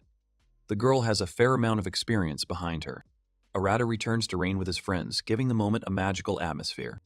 By this time, the girl has already woken up. She is very happy to see everyone, even Aluga, despite the fact that he overdid it a little, which is why his magical power affected the girl's condition. The awakened Raina happily greets each of them. The girl does not hold a grudge against Aluga. After all, they all just continue their normal lives, and no one is responsible for this. Aluga, seeing how strong Arata is, couldn't help but ask if the young lady is just as strong. Todo confirms this, saying that he admires his friend. At this moment, Raina notices that in addition to her friends, a little girl has also come to her. Raina then lost consciousness and did not notice how the dragon transformed into a humanoid form. Teltu smiles and confidently introduces herself to Raina. The girl also does not miss the opportunity to say that she is one of the most powerful dragons on this island. This speech is so convincing that Raina began to worry a little and doubt her abilities. The girl knows how strong dragons are. And looking at the girl, she has no doubt that she has great power. Arata decides to emphasize all this and make it absolutely clear that Teltu is the dragon that almost killed them. Of course, he decides to keep quiet about the latter. Joyful Teltu runs up to him and hubs Arata very tightly from behind. His poor bonds make a treacherous crunch. The girl also considers it necessary to tell me that the guy is her husband. A confused Raina doesn't quite understand what's going on. She just looks at them with a puzzled look and says that she's taken note of the information. Todo tries to explain everything to her, worried that the girl might get it all wrong. Raina still asks her friend to explain everything, hoping that she was simply mistaken in her unspoken judgments. After Arata tells her everything as it really was, Raina asks if he by any chance has a blessing from Loki, a god who brings trouble to the people he blesses. The girl herself does not expect an answer to this question, since it is rhetorical. Then the girl's behavior becomes no less strange. Teltu runs up to Raina and says that since they are in love with the same person, they should definitely stick together. Arata doesn't know what to do with his child to calm him down. He thinks that this little naughty girl is just making fun of him. The girl's recklessness simply surprises Raina, but despite this, she considers it necessary to explain to her that only 2 days have passed since she met Arata. According to her principles, there can be no talk of any development of a romantic relationship in such a short period of time. They are just friends and not lovers. But even here Teltu stands his ground, saying that Arata actually met his wife a couple of hours ago. Doesn't a girl's true nature demand a strong guy who can protect her? The girl asks. Having heard this conversation, Luna now decides to intervene, who thought that since Todo was carrying Raina in his arms, they were at least dating. Arata just wants to disappear into the ground. The guy is tired of making excuses, so he simply prefers to stick to his opinion. It is very difficult to convince girls, so it is easier to ignore. Aluga has also become a passive victim of sorts. He is already tired of listening to his friends sort things out. The guy calls out to his friends. To their surprise, they hear him the first time. He apologizes for interrupting such an intellectual conversation and tells the guys that it's getting boring here. Aluga suggests that they return to the Emperor's boar. Raina is the first to remember that it still needs to be cooked. The girl thinks that it would be better to spend this precious time cooking the meat rather than sorting things out. The others also picked up on this idea and decided to hurry. The girls overtook Arata and went to the tent. At this point, the guy stops, falls behind to catch his breath. He begins to feel tired from all this talking. Alas, even the divine gift is powerless here. And here, the guys are standing in front of a huge boar carcass. Teltu transformed into a dragon to move it closer to the tent. For a while, everyone just stands there and stares at it. It's so big you don't even want to start cutting it up. Of course, it's great that there is magic in this world, which makes life much easier. Since the animal is huge, the guys divided the responsibilities. Each is assigned to do something specific. Raina feels useless since she came to this island. The girl thinks that she needs to maintain her reputation as a mage of the 7 stars. Teltu transforms into a dragon and lifts the boar's carcass into the air. Raina uses her hovering saber magic. The rest is up to Aluga. The guys do a great job together. Aluga is the best hunter of their tribe. He does a great job of cutting.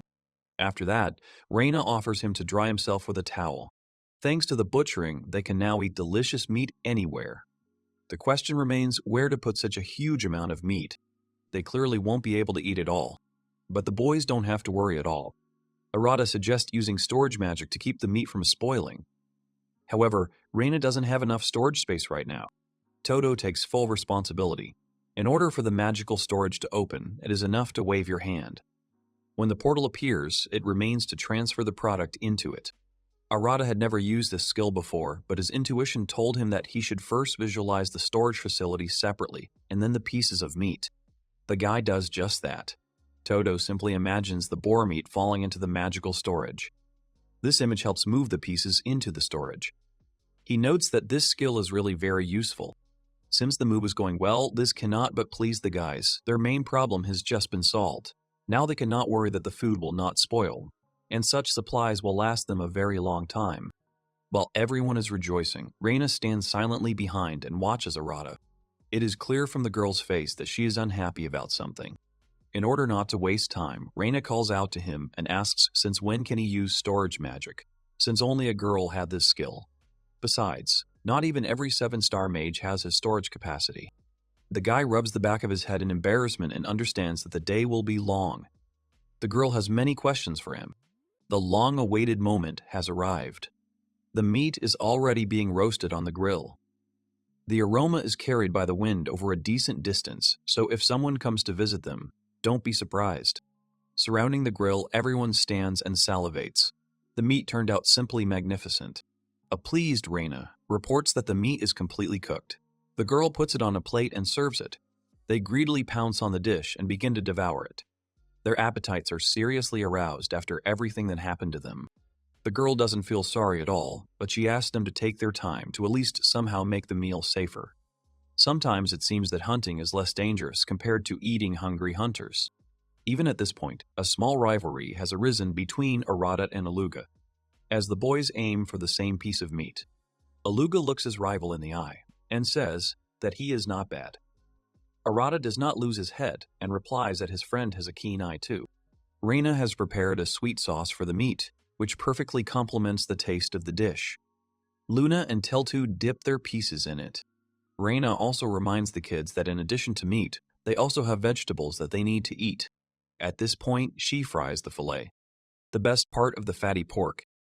It is the softest part of the boar and the most delicious. It should melt in your mouth. Todo's eye falls on a fillet of the highest quality. The guy snatches it with great speed and, while the guys don't understand what's happening, takes it for himself. Reika laughs and says that they should share. Arata doesn't argue with the girl. Whether he wants it or not, you can't fool around with Raina. The boys are eating and it seems like each of them is in their own universe. Some time passes and everyone lies down on the grass to ensure comfortable digestion of food. And then they go home. Night falls. Everyone has already gone to bed, only Arata and Raina are awake. The boy and girl are sitting in front of the fire and talking. The night is very warm and starry. The pleasant and calming crackle of the fire is heard. Raina starts the topic first. The girl says that today was a very hectic day. Remembering everything that happened to them, a smile appears on her face. Arata laughs and says that he would have called yesterday a hectic day, but today they had complete madness. But now it's all over, so the guys laugh remembering all this. But then, for a while, they fall silent and just look at the fire. Everyone understands that this silence is a transitional bridge to that very important conversation. Raina starts by saying that Arata saved her again. She says all this for a reason. The girl is really very grateful to the guy. Arata turns his head and looks at Raina.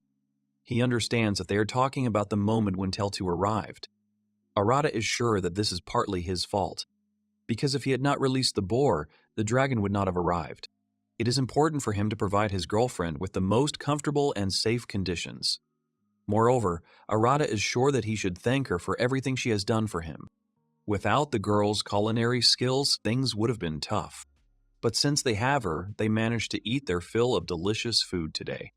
Raina also set up a tent on her own, thus giving Todo a place to spend the night. Arata looks dreamily at the beautiful starry sky and says that he would like to live a peaceful life on this island and use his strong body to protect Raina. In principle, this is what he does. It gives him strength and energy. Raina is like a muse for him who inspires him to heroic deeds. Otherwise, if Arata cannot protect her, he will be absolutely useless. Her friend's words strike her right in the heart. However, these are not sharp knives, but beautiful roses. All this is because Raina does not remember anyone trying to protect her as fiercely as Todo does. As a defensive reaction, she lets out a quiet giggle. However, Arata doesn't understand what made her laugh. Raina says she can't remember the last time anyone said that to her. Lately, she's been treated like a tool or a monster. Arata rests his chin, looks thoughtful, and says that he finds such behavior unforgivable. The girl thinks that this is normal for a mage of the 7 stars. But still, this does not mean that the girl was not taken into account at all. Despite the fact that she was still far from the strongest mages of the 7, however, this was enough to look at her as the strongest creature. That's why it never occurred to anyone to protect someone like her. The girl says that Arata's behavior and his attempts to stand up for her are further proof of how strange he is. Raina doesn't have that gift. That's another reason why Arata is always trying to protect her. Raina says that if Aluga, Luna, and Teltu were to end up on the continent, it would lead to a series of disasters, especially if the guys somehow didn't get along. But Arata is on the same level as them, maybe even stronger, and no human could do what the guy does. Todo realizes that the girl has come close to their main topic. The girl confessed that at first she didn't want to get involved in her friend's personal affairs. But since they were already key moments, it would be stupid to leave them closed. This is why Raina wants to know who Arata really is. The guy lowers his downcast gaze to the burning fire and begins to collect his thoughts. He understands that Raina is the first person he has met in this world. They have known each other for only 2 days, but he is almost sure that the girl is a reliable person. And yet, he doesn't know if it's wise to tell her about his reincarnation. The girl might think he's crazy or that it's just a stupid joke. If she doesn't believe it, her trust in the guy will be greatly reduced. Arata is silent for a while and then decides to tell everything. Even if his friend doesn't believe him, he will simply return to his loneliness. Besides, he doesn't want to lie to this girl. The guy leans back on the chair and inhales the blue air, and he begins to say that he was born in another world. Todo tells how he once died in his home world. Then he met a god who transported him to this island. That's when he received this power. The guy told everything as it is. Even if Raina wants to leave because of this, he will understand everything. The girl is silent for a while and then says that it makes sense. Arata is surprised. He thought the girl would react differently. She says it's hard to believe that her friend met God. But ever since she got to this island, crazy things have been happening. She asks if he understands that normal people can't throw huge monsters into the sky. Looking at all this, the girl can believe that the guy is from another world. Now she understands the situation, and his efforts cannot leave her indifferent. She stood in front of the guy and smiled. Therefore, she is looking forward to their adventures together. In truth, Arata hadn't expected Raina to say something like that. He thought she would only partially believe it, if she did. He thanked the girl, and he says that he is also looking forward to it. Todo is very glad that he met her first. A week has passed since Arata arrived on this island, and it seems he is starting to get used to this life. He doesn't have to worry about survival. Thanks to Raina, he can live comfortably in nature. Recently, she even taught him magic, and thanks to the copying skill, he mastered various types of magic. Sometimes the boy wonders if he relies on Raina too much, and he wants to make sure he doesn't bother her more than necessary. Arata stands there, lost in his thoughts. Suddenly, a familiar sound is heard. Todo tries to remember where he has heard it before. The boy leaves the tent and moves towards the sound. Mixed feelings fill him inside. Since Todo has a keen sense of hearing, he can detect it at fairly large distances. Thus, the sound leads him to the forest. There, Arata discovers a small rabbit, which looks at the boy with its small black eyes. This little one is the same species as the rabbit he met when he got to the island. At first glance, the rabbit seems very cute. However, what you are in his gaze is unclean. But Todo just can't understand what exactly. The guy remembers that, then he used the previous rabbit as bait to save himself. Despite the fact that it was a forced measure, Arata feels a little sorry for his fellow. The boy squats down and calls the animal. It starts moving towards him. However, the rabbit's surprised look confuses him. It seems that the animal is somehow disappointed. But Todo simply refers to what he imagined. Then the little rabbit jumps up and bumps into his stomach. The boy starts laughing and hugs him. Now the boy thinks that the rabbit just likes hugs, and that's why he's acting like that. Arata picks him up and strokes his head. The guy returns to the tent. At this time, a sleepy Raina comes out. The girl notices her friend and approaches him. She did not expect him to wake up so early today. Arata wishes her a good morning and shows her a small animal. The girl froze and silently stared at the animal. This reaction confuses Arata. He asks what is wrong with her, but Raina ignores his question. She continues to stare at the rabbit without looking away. And then the guy switches to the rabbit and asks if he wants to hug her, but the animal begins to break free from his hands. The rabbit drums its little paws on Arata's chest. In order to somehow take control of the situation, he decides to calm him down. But since Todo hasn't yet learned to control his power, he goes a little overboard. The guy asks his friend what to do about it. The girl silently watches his behavior. Raina asked if Arata knew anything about this creature, but it turns out that the guy really doesn't know anything. He says that it seems to be an ordinary rabbit, and that there were similar ones in his world. Raina takes into account her friend's lack of awareness and decides to warn him that this is a disaster-class monster. At first, Arata thinks that the girl is just making fun of him. However, when he notices that her serious expression does not change, he realizes that her friend is serious. The catastrophe class includes monsters that are much stronger than humans, despite what their appearance might suggest. If such a rabbit appears on the continent, then one 7-star mage may not be enough. You will have to call a hero and a saint, who will be able to defeat it if they fight to the death. Arata can hardly even believe it. He looks sadly at the rabbit and tells it that it won't work as a pet. It looks like we'll have to forget a lot of the stereotypes from the past world. Common sense doesn't work on this island. Now he understands why the rabbits gave him such strange looks when their blows had no effect.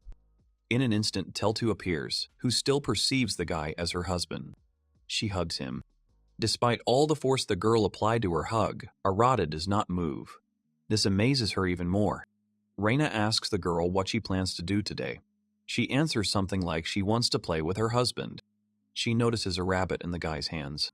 And then he says that the rabbits are so fast that it is difficult for them to catch them. And they are small in size. If they run away, you will not find them. Besides, they are very strong. Suddenly the moon appears and hugs Arata just as tightly. Vidya, Teltu, starts to get jealous, but doesn't say anything. She hides behind the guy's back. He asks her what happened. Raina greets Luna and notes that she is as energetic as ever. Her patience doesn't last long, and then she shouts out that she also wants to hug her husband. The girl smiles and Raina and Arata look at her with kind expressions on their faces. A little later, the boys are going to make a competition out of today's hunt. The first team is Arata and Teltu. The second is Raina and Luna. The team that can bring back the most loot wins. Each team motivates each other, so the boys start hunting and go off in different directions. While Raina's team is seeing success, Arata's is faring much worse. Their result is 0. Raina used Windblade. The dragon notes that Raina seems to be doing well. No wonder her friend is an S-rank adventurer. She knows how to hunt monsters. And yet it seems to the guy that all the monsters have disappeared somewhere. The creatures of this island are sensitive to strong aura. Some monsters are quite smart, so they are unlikely to show themselves in front of them. In that case, they have no chance. However, Raina is walking with the moon. It turns out that she is doing all the work. At this rate, the guy's team may lose. He doesn't have the same hunting experience as his friend, and he's not yet accustomed to magic enough to support Telta. Arata begins to think about what he could do in this case. The boy has a great idea. The inspired girl is ready to listen to everything he says. She trusts him and believes that Arata can cope with any difficulties. He asks Teltu to rely on him. At this time, the guy sits on the ground in the lotus position. He closes his eyes and goes into a trance. His new body has superbly developed 5 senses. By concentrating, he can hear sounds from a distance. And in such a balanced state, the guy begins to listen. And indeed, his hearing does not fail him. Arata catches some kind of sound. It itself resembles the patter of rabbit feet. In order not to waste time, the guy quickly gets up from the ground and runs towards that sound. Teltu doesn't immediately understand what's going on. But when she sees that her friend has heard something and is now heading in that direction, the girl quickly catches up with him. For a while, she simply runs after Arata. Teltu sees the goal they were aiming for. This goal is 6 small rabbits. But as soon as the animals sense danger, they start to run away in different directions. In order not to lose the prey, the guys need to do something quickly. Puzzles are coming together in the guy's head. The rabbits in their previous encounters attacked him because he is a human. But Teltu is an ancient dragon, so they immediately run away because they sense strong energy. Arata is not going to let them escape. He picks up a stone from the ground and throws it into the distance to distract the animals. Telta takes advantage of the moment and runs after the rabbits. She jumps out from behind the bushes, thus setting up an ambush for them. The girl catches almost all the rabbits. There was only one left. The guy wants to help her, so he starts remembering the spell that Raina taught him. This spell is called Wall of Earth. This magic shapes the earth to the desired image. All that remains is to imagine the traps. Arata succeeds. A huge wall appears in front of the rabbits. At first, Telta is confident that the rabbits will easily break through her. But the girl is wrong. So the guy catches all 3 rabbits. The girl, of course, expected that her, so to speak, husband was special, but not that much. The time comes when the boys need to return to camp. Everything is going as usual there. Raina is preparing food as usual, and Luna is running next to her, waiting for the moment when she can help the girl.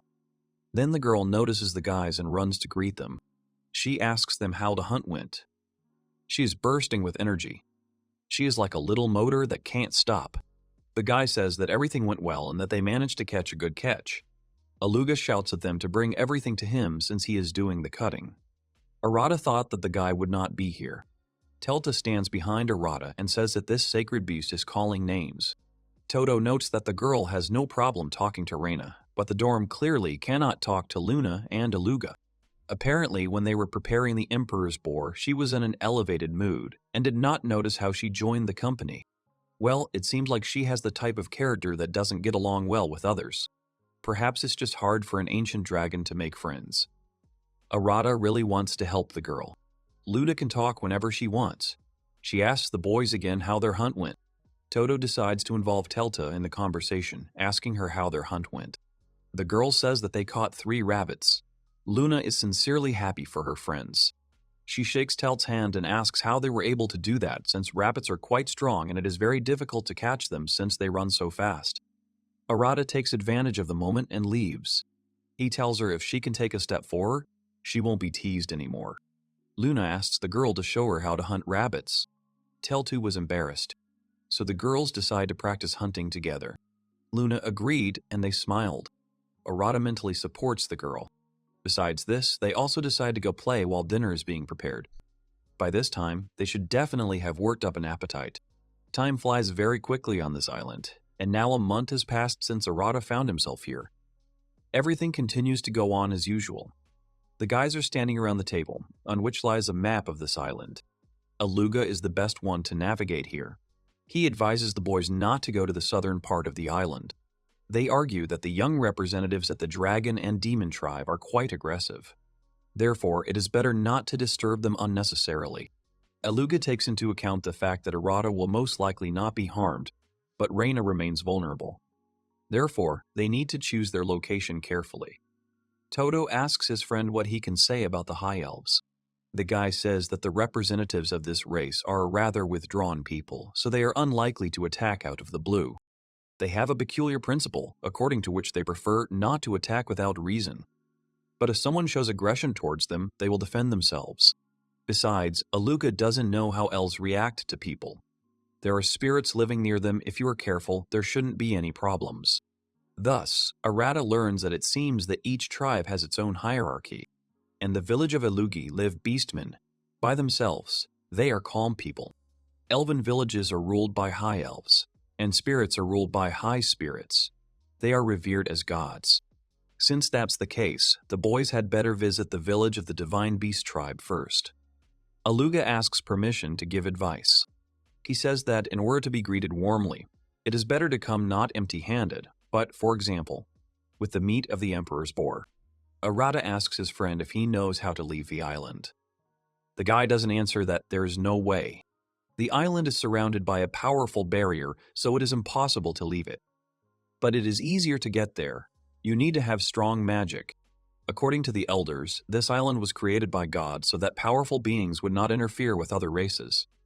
Arata himself can see who lives here. All the strongest beings are gathered here. This is the divine island of Arcadia. Once you get here, no one can get out. As long as everything is here, people can live peacefully. It is, in a way, a cradle of peace on one side and on the other, the complete opposite. And you never know right away which side you are on. Todo understands that none of this has anything to do with Raina. When the boy came here, he was thinking about exploring the island, learning as much about us as possible, and eventually finding a safe place for himself where he could live permanently. Todo also understands that this is not the best option for the girl. She was always here taking care of him, and that's why he would like to help her leave this island. Arata wants to provide her with maximum safety while the girl achieves her goal. In the meantime, the guy has decided for himself that he will enjoy a quiet life on this island for the rest of his days. A quiet life is Arata's cherished dream. He couldn't even dream of such a thing in his previous life. There, he was accompanied only by murderous everyday life. Every time, Todo devotes his thoughts to thinking of plans that will help Raina return home safely. For this, Arata is willing to try his best. Night falls. The moon illuminates the mysterious island of Arcata. The sky is strewn with many stars, giving it the appearance of endless eternity. The lights are on in the boys' tent, as Arata and Raina have arranged a night tea party. Arata asks her to discuss plans. First, they need to talk to the divine beasts to get permission to live. Raina is hesitant, so she asks if her friend is sure that they really need this. The girl is a little nervous as she doesn't know what to expect from the locals. But after all, the guys are on someone else's territory and using it without telling the owners. So the guy thinks it would be better if they get permission from the locals themselves. Since they have settled here, getting official permission from the locals is the best idea. It will, to some extent, protect them a little.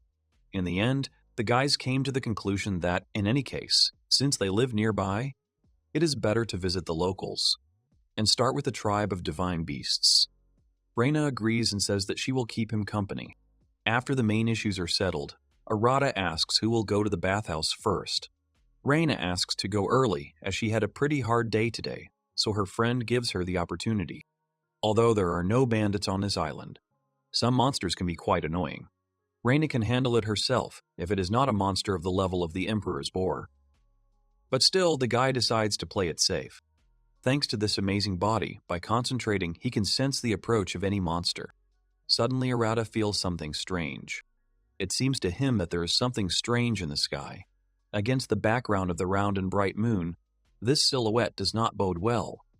At some point, an unknown creature begins to approach Todo directly. It says what interests her. A long-haired blonde girl in a black dress flies up to the guy. She assumes that he is the new guy on this island. The girl looks pretty weird. She says that a rather interesting smell brought her here. Moreover, she was lucky enough to find the source of the delightful smell. It turned out to be Arata. The wild girl looks down on the guy with her predatory gaze. Looking into her eyes, goosebumps ran down Todo's spine. The wild girl looks down on the guy with her predatory gaze. The girl is somewhat reminiscent of Aluga in Telta. She is also one of those who are at the top of the food chain. Since she spoke first, the girl decides to introduce herself. Her name is Wilhelmina Walmuren Waheim. She is a vampire, so she has been living on this island for quite some time. Arata also introduces himself and says that he doesn't know how he ended up on this island. The girl shows pseudo-friendliness. Her ambiguous phrases do not promise anything positive. Here the girl says that she is glad to finally meet someone unusual in this boring hole. Will flies around Arata and stops near the bathhouse where Raina is washing herself. She acts as if she knows there is someone inside. Her eyes are gleaming. This gleam hints that the girl is about to do something unpleasant. Walmuren smiles and asks Todo for permission to try the new delicious flavor. Arata realizes that the situation is getting heated. He guesses what might happen now, so his whole body tenses up, preparing to fight back. The guy's fears were not without reason. The guest really does behave quite aggressively. Wilhelmina throws large fragments towards the bathhouse. Arata reacts quickly and instantly fights them off. The thought it started is spinning in his head. He tells Will that she has completely lost her mind. However, the girl does not like such a rude tone. But she is more surprised by the speed with which the guy repelled her attack. She cannot understand how this pathetic little man was able to catch up with her attack. Arata stands confidently on his feet, blocking the way to the bathhouse. He says that the girl will not pass. Will notices that he is indeed too strong for a human. And since the enemy is stronger than he thought, he needs to increase his attack. So he decides to increase his attack. The girl smiles wickedly, then raises her hand and releases many fragments. The girl understands this, but still does not miss the opportunity to laugh at the guy. She says that if he is so fast, then let them try to stop them. Arata still tries to somehow resist this. However, even with his improved body, it is too, mind you, difficult. He manages to knock off some of the fragments, but they fly very fast, so the boy's attempts are doomed to failure. Arata understands that it is useless to try, so he watches the mist fragments fall into the bathhouse. Despite their small size, they cause destruction. Thus, the building falls apart, leaving behind ruins. Everything inside Arata had already turned upside down while he was running to his friend. The guy mauled of the Almighty, so that Raina would stay alive. Out of desperation, he shouts to her, hoping to get an answer. But when the guy hears, "Wait, don't come near," for a second, he becomes the happiest man in the world. He can't see his friend yet because there is smoke and dust swirling around. But when it all clears, Arata sees that Raina is completely naked. Of course, there is nothing surprising about this because the girl was washing herself and did not even suspect what was happening outside. All that covers her is a small thin towel. Raina presses it to herself shyly, not knowing where to go. Tears welled up in her eyes from embarrassment. She asked her friend not to look at her. Arata turned away abruptly and asked for forgiveness. Wilhelmina looks at this whole picture with a sneer, and thus enjoys all shades of shame. For her, this is real ecstasy. Todo was slightly distracted, and for a short time lost sight of Will. But it didn't take long to find her as the girl started laughing loudly. She likes to watch the guys blush from head to toe. Shock Raina doesn't know how to act further. She asks her friend who this girl is, and Arata assumes that the girl is a higher vampire. Floating a few meters above the ground, Will asks them to continue to be shy because she has not tasted their shame enough. The boys do not understand what she is saying. However, the girl immediately explains that ordinary vampires drink blood, but for higher vampires it is bad form. Instead of blood, they prefer to feed on emotions. A funny association comes to Arata's mind, and he says that his mother-in-law does the same. Of course, Wilhelmina in this world does not know what a mother-in-law is, but it is certain that both of them can be called energy vampires. In other words, The girl tasted the shame that Raina had experienced. Will laughs and thanks the guys for the sophisticated taste of romantic comedy. Toto recalls that Wilhelmina's attack wasn't that strong. She could have hit harder, but it seems like she was aiming for the bathhouse. It turns out that she had no intention of harming the boys. All she needs is the shame of the young men, which is so wonderful for her. She says something that you can get addicted to. She also loves it, but she was not allowed to finish. Raina is starting to get tired of all this. She tries to use magic to take revenge on the girl. But then, and only then, enjoy. To feel anger with a subtle shade of shame. At one point, Raina thinks she is defeating the vampire as she is blown to pieces. The girl laughs and asks if the guys really thought it would be so easy to kill her. However, this doesn't last long as Wilhelmina turns into a bunch of bats and recovers. And here she is again standing in front of the guys. She asks if they really thought she was dead. Then she thanks them for the dessert. They both reacted so amazingly. But then she realizes that she has already received a hearty dinner from a stranger, and it is time to know when to stop. She thanks them for lifting her spirits. The girl says that next time, she can experience a little more shame since shyness is her weakness. Wilhelmina disappears and the guys are left with mixed feelings. Now Arata understands that he is still far from having a peaceful life. Several days pass after Wilhelmina's attack. The boys are gradually beginning to recover from the recent events that happened to them. During this time, they have already managed to reach the village of divine beasts. Everything is going according to plan. A completely unremarkable area opens up before them. Around them are small and modest houses, the roofs of which are covered with straw. Of course, Arata imagined a more fantastical landscape that would correlate with the name of the tribe. However, it turned out to be an ordinary village. A familiar voice calls the boy. When he turns to the call, he sees a joyful Aluga. His wife Livia stands next to him. The girl smiles and warmly greets the guys. Her appearance is slightly different from Aluga's. Her ears are more like bat wings. However, this does not spoil the girl's appearance in any way. But on the contrary, it complements it. When Raina and Arata learn that their friend has a wife, they are very surprised, since Aluga's behavior is more like that of a carefree teenager. Now the boys are convinced that appearances are deceptive, and even such a seemingly young Aluga is responsible for his family, in which he plays the role of breadwinner and provider. The boys even began to perceive him differently. Raina and Arata meet the girl.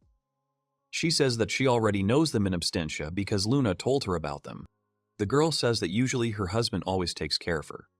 But recently the girl began to notice small changes that made her wary. To understand the reason for such behavior, Aluga decided to follow her husband and found out that he secretly began to leave the house.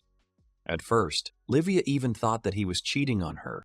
But when everything turned out to be completely different, the girl was glad that she was wrong. Otherwise, she would have had to drown her husband in the ocean. Aluga has already gotten used to such sayings from his wife, so he decides to stop at the fact that it is not so easy to kill him. He offers to show the boys the village first, and they ask him to follow him. They are walking through the village. All the villagers look at the strangers with surprise. Raina notes that they don't seem to have their powers. Aluga confirms this. Divine beasts inherited the powers of great ancestors who lived long ago. They are proud of this power. There are also ordinary beastmen who no longer have that strength left. And it turns out that beastmen live in this village, and divine beasts live on the top of the hill. They are like nobles to them. Divine beasts do not ask to be worshipped. Beastmen themselves call them gods. Divine beasts hunt in the forest, getting meat. Ordinary people grow vegetables and rice. They just have different roles. Everyone is busy with their own business, but the most important thing is that everyone works here. Arata understands the beastmen. Since they have no strength, the only way to survive is to hide under the wing of the divine beasts. Living on this island is very dangerous. Anyone would do the same in their place. Here, the guys get to the place of the higher beasts. The hero was struck by the landscape that opened up before him. The elder's huge mansion was visible in front. The beasts were born with the power of the divine beasts of the past. The elder still remembers those times. Luna says that their grandmother is very strong. They cannot defeat her even if all the divine beasts gather together. The elder herself asked to bring the guest mansion. Therefore, Aluga suggests that they go inside. They are climbing the stairs. Aluga announced their arrival. There, the elder phoenix awaits them. The head of the tribe looks very strong. Magical flames curl around her. 3 phoenix feathers stick out of her hair. Her legs are bandaged like a mummy's. The woman is wearing a light cape. She thinks the boys are quite funny. Taking a drag, the elder exhales the smoke and addresses the boys, saying that they already know who she is. However, the woman has her own principles, so she thinks it would be rude of her not to introduce herself. The elder calls herself Phoenix. She is the one who unites the tribe of divine beasts. The woman's appearance is very similar to a bird, and the magical flame indicates her element. Raina and Arata greet the elder, stating their names. The boys thank the woman for the welcome. Phoenix is a peculiar person who hates unnecessary formalities. She says that since they are their guests, you have every right to relax. Raina modestly agrees. She feels a little awkward in front of the elder, but there is nothing she can do about it now. Phoenix explains that she used to be called the Divine Bird and many other names. When she appears in this form, she is usually addressed as Suzaku. The woman gives the boys permission to call her by this name.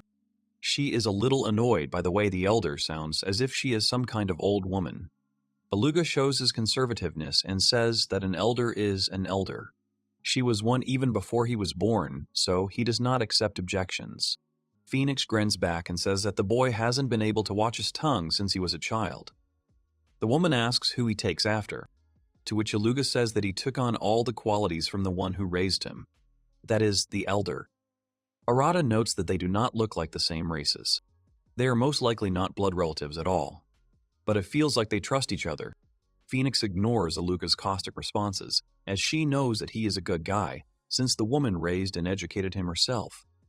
The elder hopes that the guys will continue to be friends in the future, as they make a great team. Arata and Raina smile and agree with her. Phoenix feels the need to say that she has heard a lot about them from Luna. If the girl liked them, then they must be really good guys. The elder raises her finger, after which a small light appears above it. Emphasizing this, she says that a special greeting awaits the guys. The woman does not wait for a response from them, and at that very moment throws a burning flame straight at Aretha. The guy automatically catches it, after which a huge flame bursts out of his hand. The guy screams in surprise. Aluga and Raina stand with their mouths open in amazement. Phoenix smiles contentedly, and Todo looks at his burning hand in surprise. The woman comes closer, starts laughing and praising the guy. Raina says she can't believe it. Arata doesn't quite understand what happened. The girl explains that there is several times more magic in this fire than in her mana reserve, and perhaps even tens of times more. Everyone is especially amazed at how calmly Arata accepted this fire, despite how casually Phoenix released it. The boy didn't think this little ball was so amazing. Raina says it's not a toy at all. At this moment, the guy clenches his fist and only smoke remains from the fire. Thus, Arata begins to like the elder even more, and the woman is not embarrassed to announce it. Aluga begins to resent such a reception of guests. Phoenix says that it's been a while since she's had to warm up like this. She looks at Arata with a piercing gaze, causing him to swallow, feeling a growing excitement inside. The elder gives a sharp laugh and says that she has a lot of noisy kids here, so she decides to leave them alone. She relies on Aluga and says that he can show the guests around the village, and that they will have a party in the evening. The Aluga apologizes to Arata for their elder. However, the guy has gotten used to such things lately. Although the last time he was a little surprised, the boys go outside where there are a lot of people in the yard. They are all having a picnic in the yard. The residents are sitting around a large fire. Each family has a separate clearing set up. The guests are placed on the pedestal with the elder. Phoenix raises his glass and makes a toast, informing all the residents that today the great warrior of the Aluga Divine Beast Tribe has brought new friends. The elder doesn't miss the opportunity to mention that Arata isn't afraid of even her fire, which is why she calls the guy a monster in a good way. Phoenix asks the villagers to give the guests a warm welcome. Todo feels a little awkward. A cheerful Luna appears, bringing the boys some delicious food on a separate plate. Smiling, Arata looks at Raina and remembers that he was worried because Raina might get sick. But for now, the girl is in a great mood and nothing seems to bother her. Todo guesses that Aluga most likely asked the divine beasts to suppress their magic in advance. After trying the dishes served, Arata notes that they taste excellent. On the table, he also notices the Emperor's boar meat sandwiches that Raina had prepared for her as a gift. The elder decides to try the much-praised treat and reaches out for the sandwich. The woman sniffs first, then takes a small bite. She hasn't eaten the Emperor's boar meat for a long time, as these animals rarely come to the surface. When Suzaku finishes her sandwich, she jumps up in delight and says that this snack went down very well with her. She also notes that the taste is even better than the Emperor's boar meat compared to what she had tried before. The woman had heard, of course, that the girl was a good cook, but she hadn't thought that she was that good. Raina thanks her for the compliment. The calm atmosphere suddenly changes to some kind of turmoil. Something very large appears in the territory. Some creature is walking straight through a crowd of people, thereby throwing the inhabitants in different directions. The divine animals simply start flying from side to side. The elder says that it is just the young people making a bit of noise and asks the guests not to worry. The hero notices that they are already very close. Then she talks about some Gaius, a name that means nothing to the boys. From the rising pillar, the silhouette of a huge monster emerges. The elder says that this is the most ferocious of the tribe of divine beasts than the ancestors were the divine beast hippopotamus. The beast approaches the boys and menacingly begins to ask who prepared the sandwiches. He then approaches Raina and asks if the girl cook did. The frightened girl nods. By this thing he means Raina's sandwiches. He comes even closer to her, then points his finger at her, and he says that from now on, she will be his bride. The amazed Raina could never have imagined that after 5 seconds of meeting the monster, she would receive a proposal from him. There comes a time when Arata has to stand up for her friend again. He blocks Raina with his back, which makes the girl feel safe. The ferocious monster starts screaming what he wants. Arata says that his behavior is unlikely to please anyone because the monster just suddenly appeared and began to treat the young girl badly. Gaius holds out his hand, holding the sandwich Raina made. He says it tastes delicious. He asks again if she really made it. Without waiting for an answer, Gaius orders her to become his wife and cook for him all his life. At this moment, the girl becomes ill, as the monster emits the strongest magical energy. Raina starts gagging. A frightened Luna asks if the girl is okay. Arata immediately understands what is going on. Other divine beasts suppress their magic for the girl, but this one, on the contrary, releases it, trying to intimidate and subjugate the poor guy, as if he thinks himself superior to the guys. In fact, he just doesn't care about Raina. The hero has a serious look. Gaius warns Arata not to stand in his way, otherwise he will throw the guy out of here. But the guy is not at all afraid of threats. On the contrary, he is ready to enter into a duel to help the girl. They are preparing for battle. This makes Gaius even more angry, causing him to begin to radiate even more of his anger-fueled energy. Phoenix approves of the idea of a duel for the girl. However, she cannot allow the guests to be thrown out, as it is not at all hospitable. Gaius tells her not to interfere. The woman tells Suzaku that he is the only one disturbing the fun here. Although she can understand his feelings, the elder raises his hand and says that they will decide everything in a duel of divine beasts. Raina asks what it was. Arato asks Aluga to explain what this means. He says that they respect their ancestors, so when they can't share something, they give them an oath, and then proudly begin to fight. The loser gives way to the winner. In other words, Raina will be their bet. The monster confirms. Phoenix asks if anyone has any objections. Aluga reminds them that they are, after all, their guests. Arata addresses the girl. Arata asks the girl if he can handle this. She says she relies on him completely. And now the guy is standing opposite his opponent, surrounded by a crowd of spectators. The monster tells the boy that he will take her away. Arata understands that he can't give her to such a guy. If Gaius wins, Raina will become his wife. If Arata wins, the elder promises to do whatever he asks. Within reason, of course. The woman gives her word as a divine beast. Todo realized that Suzaku had been living here since time immemorial. Perhaps she knew how to get out of this island. The best way to repay Raina for helping me. It's to bring her home, so the guy now has to win. The enemy introduces themselves. To avoid tarnishing their pride, competitors are asked to fight with all their might. Thus, the duel of the divine beasts begins. Grasping the enemy with a death grip, Arata understands that the monster is very strong.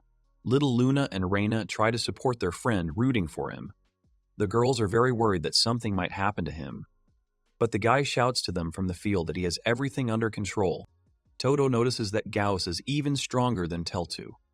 However, Arata gathers his strength and, putting out all his power, he begins to move the opponents from their place. The monster is surprised. Not only did the guy stop his attack, but he was also able to attack in response. The villagers and the elder watch the duel with interest. Arata once again exceeds Phoenix's expectations. Todo, step by step, the big guy. He is getting closer to the lime. The crowd is delighted with this guy. Some people think he has been training for a long time. He mentally asks them for forgiveness and says that all this is not true. This body is a gift from God. He has never done sumo, but he simply must win since his girlfriend's freedom is at stake. Arata is very angry, and all because the monster scared the poor girl. Now he will not forgive him for this. The guy thinks he has to win. The young man understands that it is time to win this. When Todo pushes the opponent beyond the drawn line, everyone around is surprised. He wins. Phoenix announces that the match is over. There is a roar of delighted public. Inside, the boy feels proud of himself. Opposite, beyond the circle, the defeated Gaius sits on his knees. He still can't believe that some young guy defeated him. Arata returns to his friend victorious. Raina blushes a little, but the girl is very happy that he is okay. Todo is pleased that the girl was worried about him. Their conversation is interrupted by a joyful moon. She runs up and hugs the guy, saying that he is a great fighter. Aluga also approaches him, saying that the guy does not choose the easy way. The guy thinks that Gaius isn't particularly smart, but in terms of brute force, he's number one here. Arata just went the straight route in battle. The boys turn towards the field and see the straight lines that Arata left during the fight. Aluga says that it looks like there's not much of a gap in strength between them. It would take a hell of a fighter to pull that off against Gaius. Arata rubs the back of his head in embarrassment, remembering that it's all thanks to the god who gave him such a body. At this moment, the guy feels that someone is standing behind him. Todo turns around and sees Gaius. At first, the boy thinks that he wants to fight him again because he can't give up on Raina, but he, on the contrary, extends his hand to Arata, and then he invites them to become friends. Arata stands there in surprise for a moment, but then shakes his hand. Gaius respects the guy for defeating him. This is how they become friends. Gaius says that if something happens, he can contact him. After that, the monster offers him to start the duel again. The rest of the villagers pick up on this idea. In an instant, everyone thinks they are worthy opponents. Everyone wants to try to beat the guy. But for some reason, no one is embarrassed that the guy defeated one of the strongest opponents. A tired Arata still agrees, but asks everyone to approach one by one so that there is no complete obscurantism. In the end, the guy wins over everyone. Night was already falling. Everyone was asleep, even though they came here just to say hello. Arata is glad that at least he had fun. The day after the boys returned from the village of divine beasts, Arata was gaining strength. The guy is lying on a hammock and resting. Raina passes by and notices how sweetly the guy is sleeping. She likes to watch it. The girl understands that her friend had a hard day yesterday. Anyone would be tired of that. Raina walks up to Arata, places her hand on his head, and tells him that he looked absolutely amazing yesterday. This island is too busy. Is it really a short break? The guy opens his eyes and sees a girl in front of him. He agrees that if he sleeps twice, he won't be able to sleep at night. The girl asks how he feels. Arata replies that he felt so good that he didn't notice how he fell asleep. He hasn't rested like this for a long time. In his past life, he was always busy with work. Even when he came home, he couldn't get the thoughts of tomorrow out of his head. Raina also notices that the guy looks relaxed. He can't get enough of being on this island. The girl thinks it's great. Arata admits that at first he wanted to live alone. But now, she wants to learn more about this island and the species that inhabit it. It will be even more fun this way. The guy doesn't think that living alone is the quiet life he was aiming for. Continuing to socialize and have fun with their neighbors is what he was really aiming for.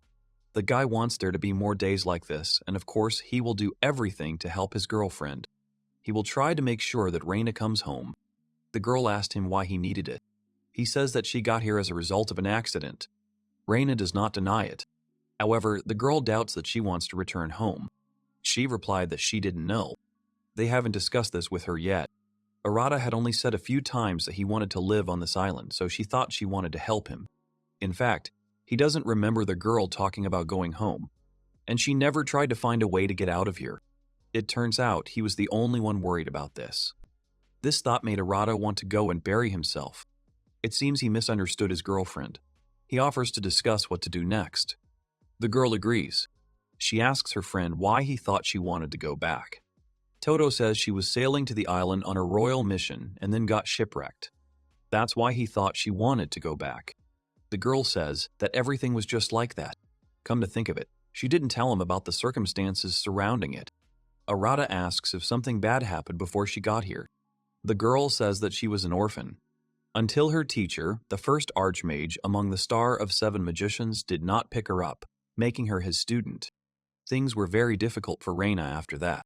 She was abandoned in a wilderness inhabited by dangerous monsters. In order to survive in this place, she had to use magic until she passed out from exhaustion. She felt sick just thinking about those hellish days. Thus, she became one of the 7 archmages. After her story, Raina falls silent. The girl looks into space with sad eyes. Arata notices this and asks what happened. The girl explains that she told him that she came to the island on the king's orders in search of the elixir of immortality. But she did not tell him the most important thing. In fact, she was trapped. Shortly after she reached the rank of archmage, the duke of their kingdom asked her to become his court sorceress. However, one of the strongest mages on the continent was unable to serve a nobleman, so she refused. But as it turned out, the duke did not see her as a sorceress. He wanted to make her his woman. After her refusal, the duke began to persecute her, using all his power. Her native kingdom began to put pressure on her. They even wanted to touch the orphanage where she grew up. This created a situation where she could not say no. So Raina avoided by taking advantage of the royal decree that had been issued earlier to obtain the elixir of immortality, which was supposed to be on this island. After the shipwreck, they must decide that the girl is dead and finally leave the shelter. Besides, she was a little tired. The young man looked at his friend with sympathy. From an early age, the girl devoted all her time to magical practice, until one day she became one of the most powerful wizards. But despite her success, they saw nothing in her except a woman. This was very difficult to accept. Besides, no one on the island knows how difficult it is to achieve such a title. There is no one to reward her for all the hard work she has done. Era tells her that the girl worked so hard to become an archmage. But in reality, she never really wanted to become a sorceress. The sisters at the orphanage were so kind, so the girl always wanted to be one of them.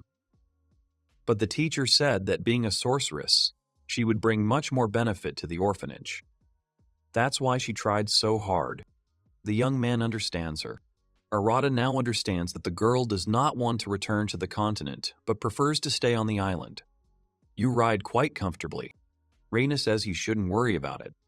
Luna and Teltu are very nice, and she has become friends with Aluga and the others. So instead of going back home, she would like to live a second life here. Arata is happy about this news, and he suggests that the girl live as before. It is unlikely that this has any hidden meaning, but a simple handshake will not prevent them from confirming that they remain equal friends. However, the guy thinks it is very important. He is also sure that they both think so. Several days pass. Arata wakes up and invites his friend to go for a walk. But she refuses, saying that she wanted to read the magical tome. This is the same book that Wilhelmina brought as an apology for laughing at them and breaking the pain, although outwardly she showed no signs of remorse. But it's so easy to give away something valuable to someone. Whatever you say, she's an extraordinary creature. The guy asks what's in the book. The girl says that this describes magic that was considered a myth. She is an archmage after all, so she is interested. Arata thought the girl didn't want to be a mage. She says you're different. The guy laughs and says if the book can help protect her, then it's useful. After that, he goes outside. The weather is wonderful outside. However, the guy immediately feels the ground tremble. One of the strongest creatures is approaching him. It turns out to be Aluga. He asks if the boys have seen the moon. She had dinner with them yesterday and then went home as usual. However, she has not been home since yesterday, and no one knows where she could have gone. Even the strongest creatures can find themselves in a difficult situation. Raina comes out of the tent to the voices and asks what happened. Arata explains that the moon did not return home in the evening. The girl says that they should go look for her. She is very worried about her little friend. Aluga is grateful to the girl for her responsiveness, but he claims that this is their problem. But the boy asks his friends to send the girl home if Luna suddenly returns to them. Raina really wants to help the girl with her squeaks, so she asks they shouldn't go look for her. Aluga says that although the moon is a child, she is also a divine beast. Everyone knows that divine beasts have great power, so it is unlikely that there will be a monster that can harm her. The moon herself will harm anyone she wants. Todo decides to go look for the girl and asks Raina to wait for him here. The girl agrees and wishes him luck. The guy runs into the forest and starts looking for traces of the girl. He runs a certain distance but does not find any traces. Since she hasn't returned for so long, she must have had some problems, or the moon doesn't want to return. But yesterday the girl looked as cheerful as ever. No, she looked even more cheerful than usual. Then the boy remembers that tomorrow is Aluga and Livia's wedding anniversary. The girl told Arata yesterday that she was going to have a party for the three of them. The boy remembers that Luna is looking forward to this significant event. Besides all this, the girl said that she wanted to prepare a gift for them, so she left early yesterday. Perhaps this is true, and the girl is simply preparing a gift. However, Todo still feels a little worried about his little friend. Suddenly, Arata begins to feel the presence of the moon. It doesn't seem like the girl is weak. This immediately calms the guy down. But he doesn't understand why she didn't want to come back. After some time, the guy finds the girl. She's sitting on the ground near a tree. Luna looks a little puzzled. He asks her what she is doing. The girl is trying to hide someone, however. Arata looks behind her and sees little sleeping wolf cubs. This all explains the absence of the child at home. She simply could not leave the small and defenseless cubs alone without supervision. In order not to scare the girl, Arata slowly approaches her. The guy wants to show her that there is nothing to be afraid of. He carefully kneels down and asks her who she is hiding there. Little wolf cubs are hidden behind 9 fluffy tails. The girl looks away sadly. The fluffy ears on her head also involuntarily droop. A small tear runs down her cheek. When Luna realizes that no one will scold him, the girl decides to open up. She says that today is Aluga and Livia's wedding anniversary. And for her, this is also an important event, so the girl wants to please her friends. That is why she was going to give them something. Moreover, Livia once said that she wants a child, and since wolf cubs are babies, they can replace a child. Todo understands that the girl wanted to give him wolf cubs. While the girl was telling this touching story, Arata wondered where the wolf cubs were, but if they were to look for the wolf cubs, it could lead to big problems. After this question, she falls silent and looks somewhere far inside herself. Arata, trying to bring the girl back to reality, decides to ask again about whether the wolf cubs have parents. After this, Luna suddenly comes to life and in a raised voice says that she is sure that they no longer have parents. She knows she shouldn't raise her voice because Todo doesn't want to hurt her.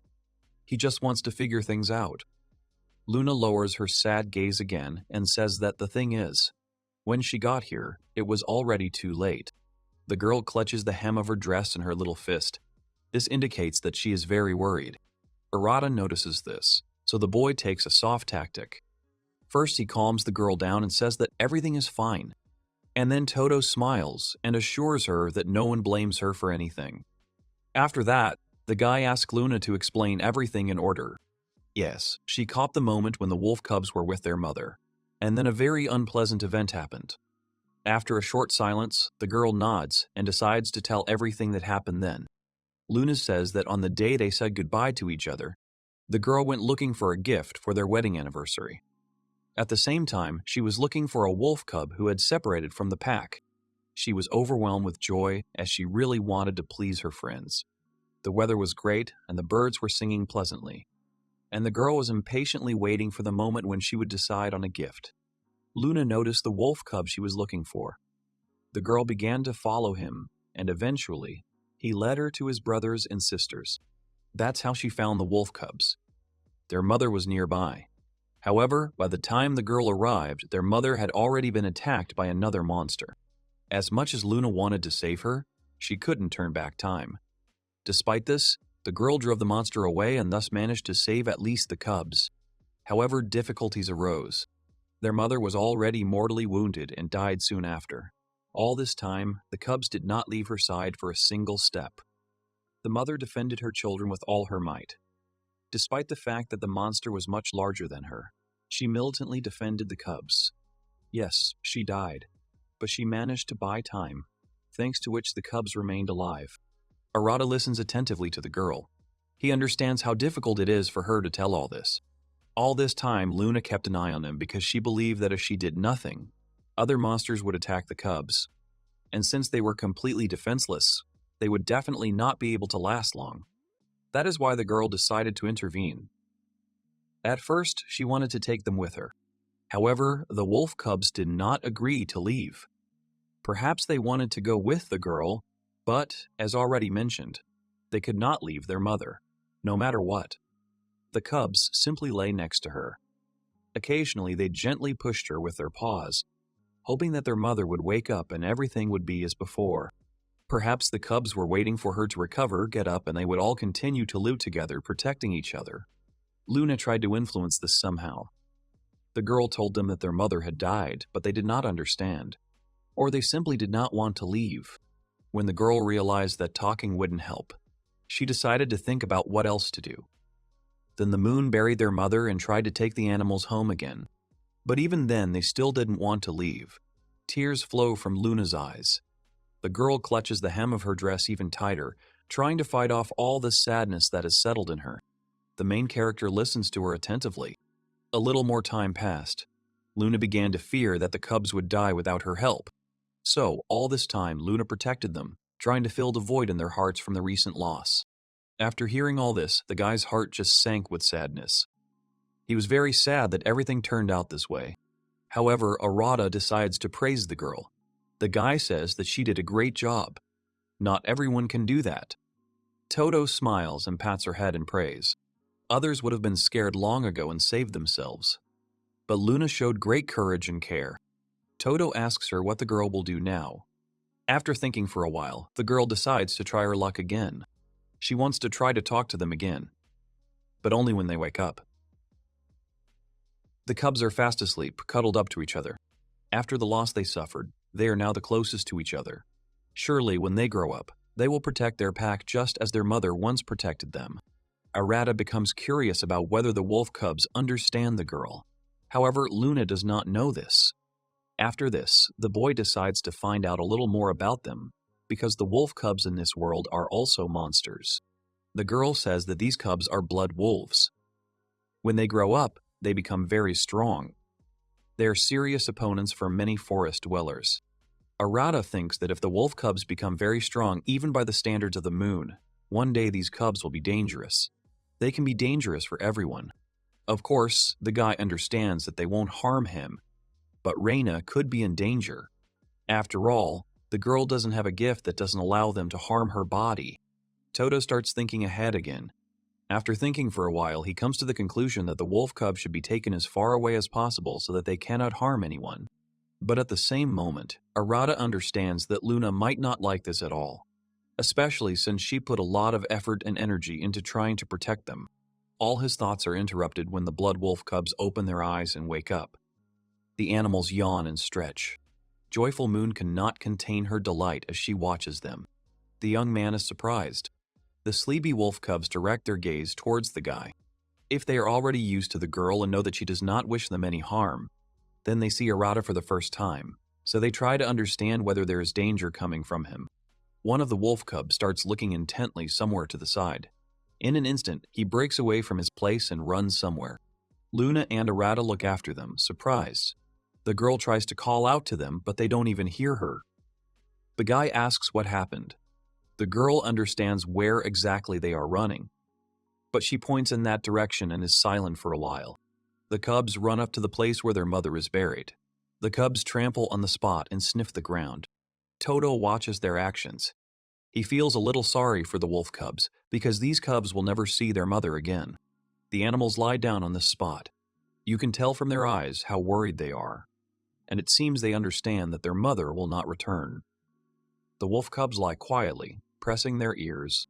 Everything becomes clear to the main character. The cubs realize that their mother is no longer there. Arata notes that even monsters can feel the pain of loss. In this way, they are no different from humans. Todo kneels down to be level with Luna. The boy asks the girl if she is sure that she can tame them. After thinking for a moment, she nods uncertainly. Arata smiles. He suggests to his friend that she let the wolf cubs say goodbye to their mother and then take them home. The girl is happy. They turn to the animals and watch as these two little balls of wool huddled together are sad and missing their mother. Luna watches this. The girl smiles as she likes this proposal very much, and she happily agrees. Some time passes. Arata and Luna are still in the forest. While they wait for the right moment, they have time to watch the clouds floating across the sky, like cotton wool. Since Tolo was delayed in the forest, Aluga decided to visit him and at the same time find out how the search was progressing. When the boy comes to his friend, he notices that he has already found the girl. This event cannot but please Aluga, since the boy has been worried about the little girl all this time. Although she is strong, danger still lurks around her at almost every step. Therefore, everyone needs to be more attentive and careful. At this point, Arata is sitting on the ground and watching the wolf cubs. When his friend calls him, he turns around with a little surprise. The guy apologizes for not calling Aluga earlier, but his friend doesn't hold a grudge and waves him off, saying that nothing terrible happened. Aluga looks down and sees that the wolf cubs and Luna are nestled in her friend's lap, sleeping soundly. The guy understands that for this reason Arata could not leave and report the whole situation to him. Aluga is not angry at all. His soul became calm when he learned that everything was okay with the guys. He sits down on the ground next to Todo and says that he will tell him everything later, what's what. There is no point in rushing things anymore. Moreover, he does not want to disturb the peace of the moon and the animals. Aluga asks Arata if the girl has caused him any trouble. On Todo's face, and he says that everything is fine. The guy doesn't think the girl is causing him any trouble. He looks at Luna and concludes that she must have barely slept last night, as she is now fast asleep. He would like to give her some more time so that the girl can get a good night's sleep, but the guy understands that. Most likely, they should not linger here. However, Aluga says that nothing terrible will happen. Besides, Livia is not angry with the girl, but instead she is angry with her husband because he, an adult, could not keep an eye on little Luna and lost sight of her for some time. This makes Arata laugh a little. His friend asks him what's so funny about it. Todo says he just thought what a nice guy Aluga is. He says that hearing a compliment from a guy is not a big deal. That's how they live. You can wait forever for compliments from your wives. But the guys, although they say them to each other a little more often, feel a little awkward about it. But if some girl had said a compliment to Aluga, it would have been a real catastrophe. Arata breaks into a regretful smile and asks if Livia is jealous, but Aluga chooses to avoid the answer since it touches on his sore spot. At this moment, Luna makes a sleepy mooing sound, which hints that the girl is about to wake up. Aluga is glad that their sleepyhead has finally deigned to wake up. The wolf cubs wake up with her. The sleepy girl sits up and rubs her eyes. Noticing Aluga next to her, she reaches out her hands to him. The hero looks at her in surprise. He understands that nothing can be done, so he will have to carry her in his arms. He picks up Luna and puts her on his back. After that, the girl falls asleep again. Todo picks up the wolf cubs, and they follow the example of their savior. They close their little eyes and fall asleep. Todo glances at the sky, and seeing the sun setting quickens his pace. But still, this time they do not rush through the forest at great speed, but walk with careful steps, since their living burden does not allow them to do so. Once again, the weather is beautiful, sunny, and warm. It has been a week since little Luna took 2 blood wolf puppies. They were named Cruel and Gruel. They got such funny names because one makes the sound cur, cruel, and the other grr, gruel, gruel. Arata and Raina began to interact more often with both the divine beasts and the normal beastmen. They were always given a warm welcome in the village and also showed genuine interest when discussing any topic.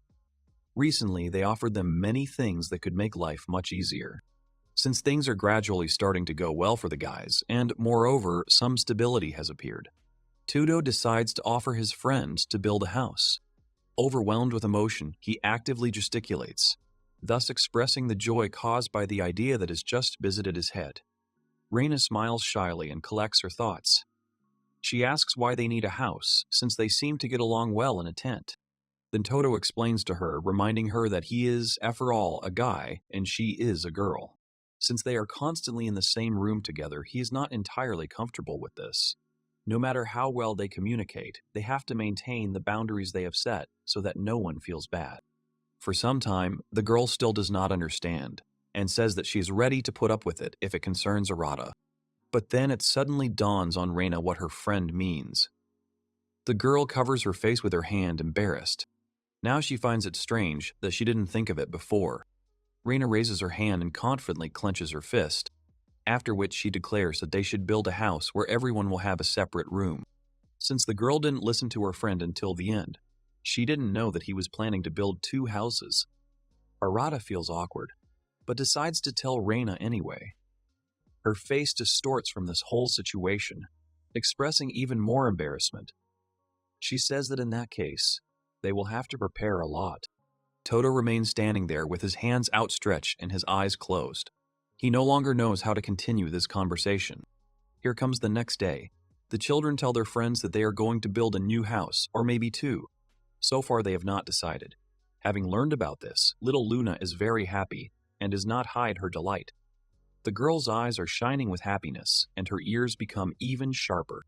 Teltu stands next to her. The girl, as usual, is not very pleased. She crosses her arms over her chest, and her face turns into a displeased expression. Teltu addresses Arata personally, calling him her hubby again. She asks if they want to build a house where they can live together. But Teltu immediately, without waiting for an answer, adds that she is not against this idea, but in that case, she also wants a room in this house. Arata sometimes forgets that next to his friend he is overwhelmed by a wave of jealousy, baseless reproaches and demands. The girl believes that Todo owes her everything, especially to unquestioningly fulfill her demands. He exhales and is already mentally prepared to listen to all the discontent that will now pour out on him. Teltu points his finger at the guy with displeasure and begins by saying that he considers it outrageous to build a house for 2. It's like creating a love nest. Arata has to duck to avoid getting punched in the eye from such active, disgruntled gesticulation. But to tell the truth, Todo bravely endures the first attack, remaining emotionally unshaken. Teltu continues to scream indignantly, saying that she considers this an unfair decision towards her. Then she suddenly changes her anger to mercy, after which she hugs Arata and says that she also wants to live next to her, so to speak, husband. The guy, however, understands without any emotion that he is in trouble. Most likely he will have to meet her halfway so as not to listen to more reproaches. Raina, shocked by the girl's behavior, holds a drawing of their future home in her hands and says that if Teltu is so eager for it, they can make another room for her. The girl unfolds the existing house plan and places it on the wooden table. She says that Lady Suzaku has given them free reign over the land, so they can build a bigger house. Luna chimes in and says she wants a room for herself. Raina doesn't see any problem with that, so she happily agrees. Even before they have built their house, the girls begin to imagine what their rooms will look like. They take the blueprint from Raina, unfold it, and begin to energetically describe their future rooms, showing where and what should be located. Teltu wants a high ceiling in her room, and Luna wants a soft bed. Arata promises to do everything in his power, so a week passes. The guys build a house quite quickly and easily. Raina and Arata smile silently and watch the girls. Todo promises them that he will do everything in his power. A week passes, and now, in front of the guys, stands a large 2-story house. Arata admits that he didn't expect everything to work out so well. He thought it would take months to build a house like this, maybe even longer. The boys look at their creation and can't get enough of it. Raina says that the construction would have definitely dragged on if they hadn't used magic. The girl says that everything happened so quickly only because of the guy. Todo did not expect to hear this because he thought that everyone tried their best. But Raina claims that she left all the hard work and magic to him. The girl approaches the stone fence and puts her hand on it. She says that this wall is made thanks to the earth magic that belongs to Arata. The girl also notes that this wall is so strong that it can withstand even blows from Teltu and Gaius. Todo can't help but remember the moment when Will flew in and unceremoniously destroyed the boys' bathhouse. And all this happened only because the girl wanted to have fun and arrange for herself an entertaining scene in the spirit of a romantic comedy. The boy and Raina will now remember this event for a long time, when both felt extremely awkward at the moment when Raina was left standing naked among all these ruins that once served as a bathhouse for the guys. Arata also recalls the time when they were hunting a huge emperor boar, which, due to its large size, demolished everything in its path. That is why he came to the conclusion that they would need to make a strong enough fence that could withstand the attack of any monster, thereby ensuring the safety of the residents of the house. Raina also remembers all these moments not without a bit of fear and embarrassment. She approves and appreciates all the efforts of her friend, so the girl says that, in any case, this is the merit of her friend. Therefore, she asks him not to be modest. Arata, a little embarrassed, scratches the back of his head, and at the same time says that, most likely, the girl is right. The last thing the guys are adding to the exterior of their new home is a small bell that will let them know when guests arrive. Now Raina breathes a sigh of relief after all this work and suggests that her friend go inside and start tidying up there too. The long-awaited moment arrives, and the guys hurry inside the house. Entering their new home, they begin to sketch out the interior. The front doors open onto a spacious hall. Kitchen utensils are also located here. Near the kitchen corner, there is a staircase leading to the second floor. And since there is a lot of space on the first floor, Arata suggests making a dining room here and putting a dining table at which they will gather together for a delicious dinner that Raina will cook. The girl likes this idea, so she smiles and happily supports her friend. The guys come to a place where there is a rather high pedestal, which can be climbed by a ladder. Todo remembers that Teltu warned that she likes to live higher, so her room will be in the attic. Raina suggests placing Luna's room downstairs. Since the house absorbs vibration, Teltu's footsteps should not be heard. This arrangement will ensure comfortable living for all residents. On the second floor, the boys made 2 more rooms which are slightly larger than the girls' rooms. These rooms are intended for when guests come to visit them. Opposite the guest rooms, there are 2 more spacious rooms. These are the rooms that Arata and Raina will be staying in. This arrangement is quite convenient, since the guys can contact each other at any time, and I will have to walk a long way. The boy and the girl are very pleased with their work. They look at each other and laugh happily. Raina looks out the window and sees the sun approaching sunset. Since it will soon get dark, the girl suggests that they go to bed early. The guys haven't had time to furnish the house yet, so it's better for them to spend the night the old-fashioned way, in their favorite spacious tent. In order not to get overtired, they can arrange the furniture and other things tomorrow, and maybe by morning they will come up with some even more interesting design. Raina and Arata go inside. The guy says that he is leaving. They will sleep here for the last time tonight. Todo is immersed in memories of past moments that happened here. The guy also can't help but remember how he spent his first night in a tent with Raina. At that moment, he was so nervous that he couldn't even fall asleep. After that, he was tired all day because of lack of sleep. Now the guy remembers this with slight embarrassment and a smile on his face. At the moment, after all this time, he has already been able to adapt to these conditions. Moreover, he is enveloped in nostalgia. Arata sits on the edge of the bed and begins to think. For some reason, he feels a strange sadness. He realizes that it is mostly due to the fact that they are moving to a new house tomorrow. Nearby, Raina is walking around the tent and doing her own thing. Turning around, she notices that the guy is sitting sadly and immersed in his thoughts. She really wants to cheer up her friend. She understands that he experiences almost the same feelings as she does. Although Raina is happy with her new home, she also doesn't want to leave this place, as it has already become her home. The girl approaches Arata and says that they can sleep in the tent any time they want. Hearing this, the guy thinks, then smiles and agrees with his friend. This thought calms him down, and the sadness gradually begins to recede. Todo understands that the most important thing is the fact that their relationship will not change no matter where they live, in a tent or in a house. They will remain together as they were. All that will change is their place of residence. To some extent, this will even benefit them. Their friendship cannot be spoiled by such events as moving. At the moment, Arata believes that after all the time spent together, it can already be said that they are a family. Todo felt much better after thinking about it. It brought a happy smile back onto his face. The guy turns to Raina and says that they can get together at any time and spend the night here again, like in the old days. The girl had also calmed down. She smiles warmly at her friend in response and, with a slight blush on her cheeks, buries her nose in the book she took from the shelf. Then the boys simply turn off the light and go to bed. This is how their last night in this tent passes. In the morning, the boys decide to get up early to finish the remaining work in their new house.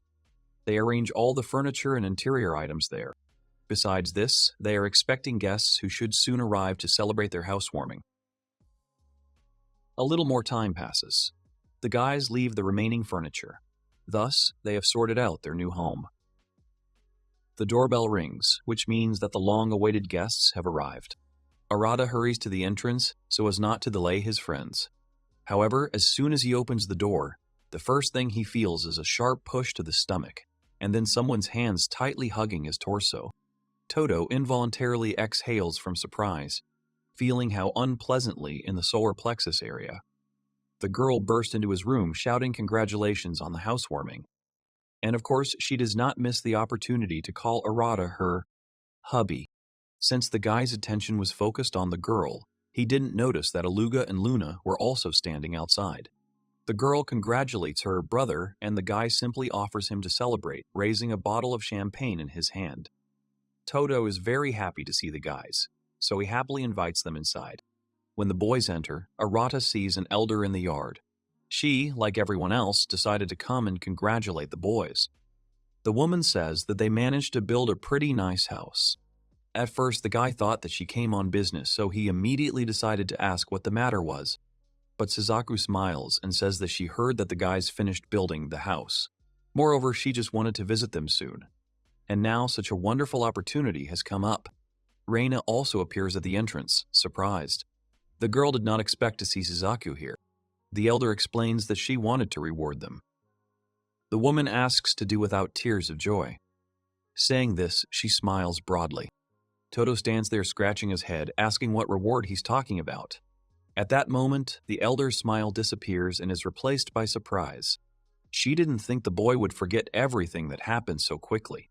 The elder reminds him of how he defeated Gaius. Last time, she promised that she would try to help them. And here she is, ready to fulfill any request. Arata feels a little awkward. He remembers that at the time, his head was filled with thoughts of how to help Raina return to the continent. But later, it was no longer relevant, and that is why he forgot about the promise. Suzaku expected a different reaction, but decided not to focus on it. Anyway, a great idea came to her mind. The woman flies up. Pausing in the air, she opens her fiery and wide wings. She has wings. The boys freeze in surprise and watch this whole picture. Raina considers this transformation very beautiful. She has never seen anything like it before. The elder asks to save their surprise for later. A fiery funnel, similar to a tornado, forms in the air. Its rotation will cause a strong wind to rise, causing the children's clothes to flutter. In an instant, this funnel takes on the silhouette of a phoenix. The woman has a very unusual power. It's different from anything the boys have seen before. The main character looks at the bird with admiration. Moreover, it is the strongest creature that Arata has seen on this island. The majestic Suzaku flies up to the boys and says that she has decided to give them the right to ride on her back. From a bird's eye view, you can look at the vastness of the island of this great island. The boys are speechless.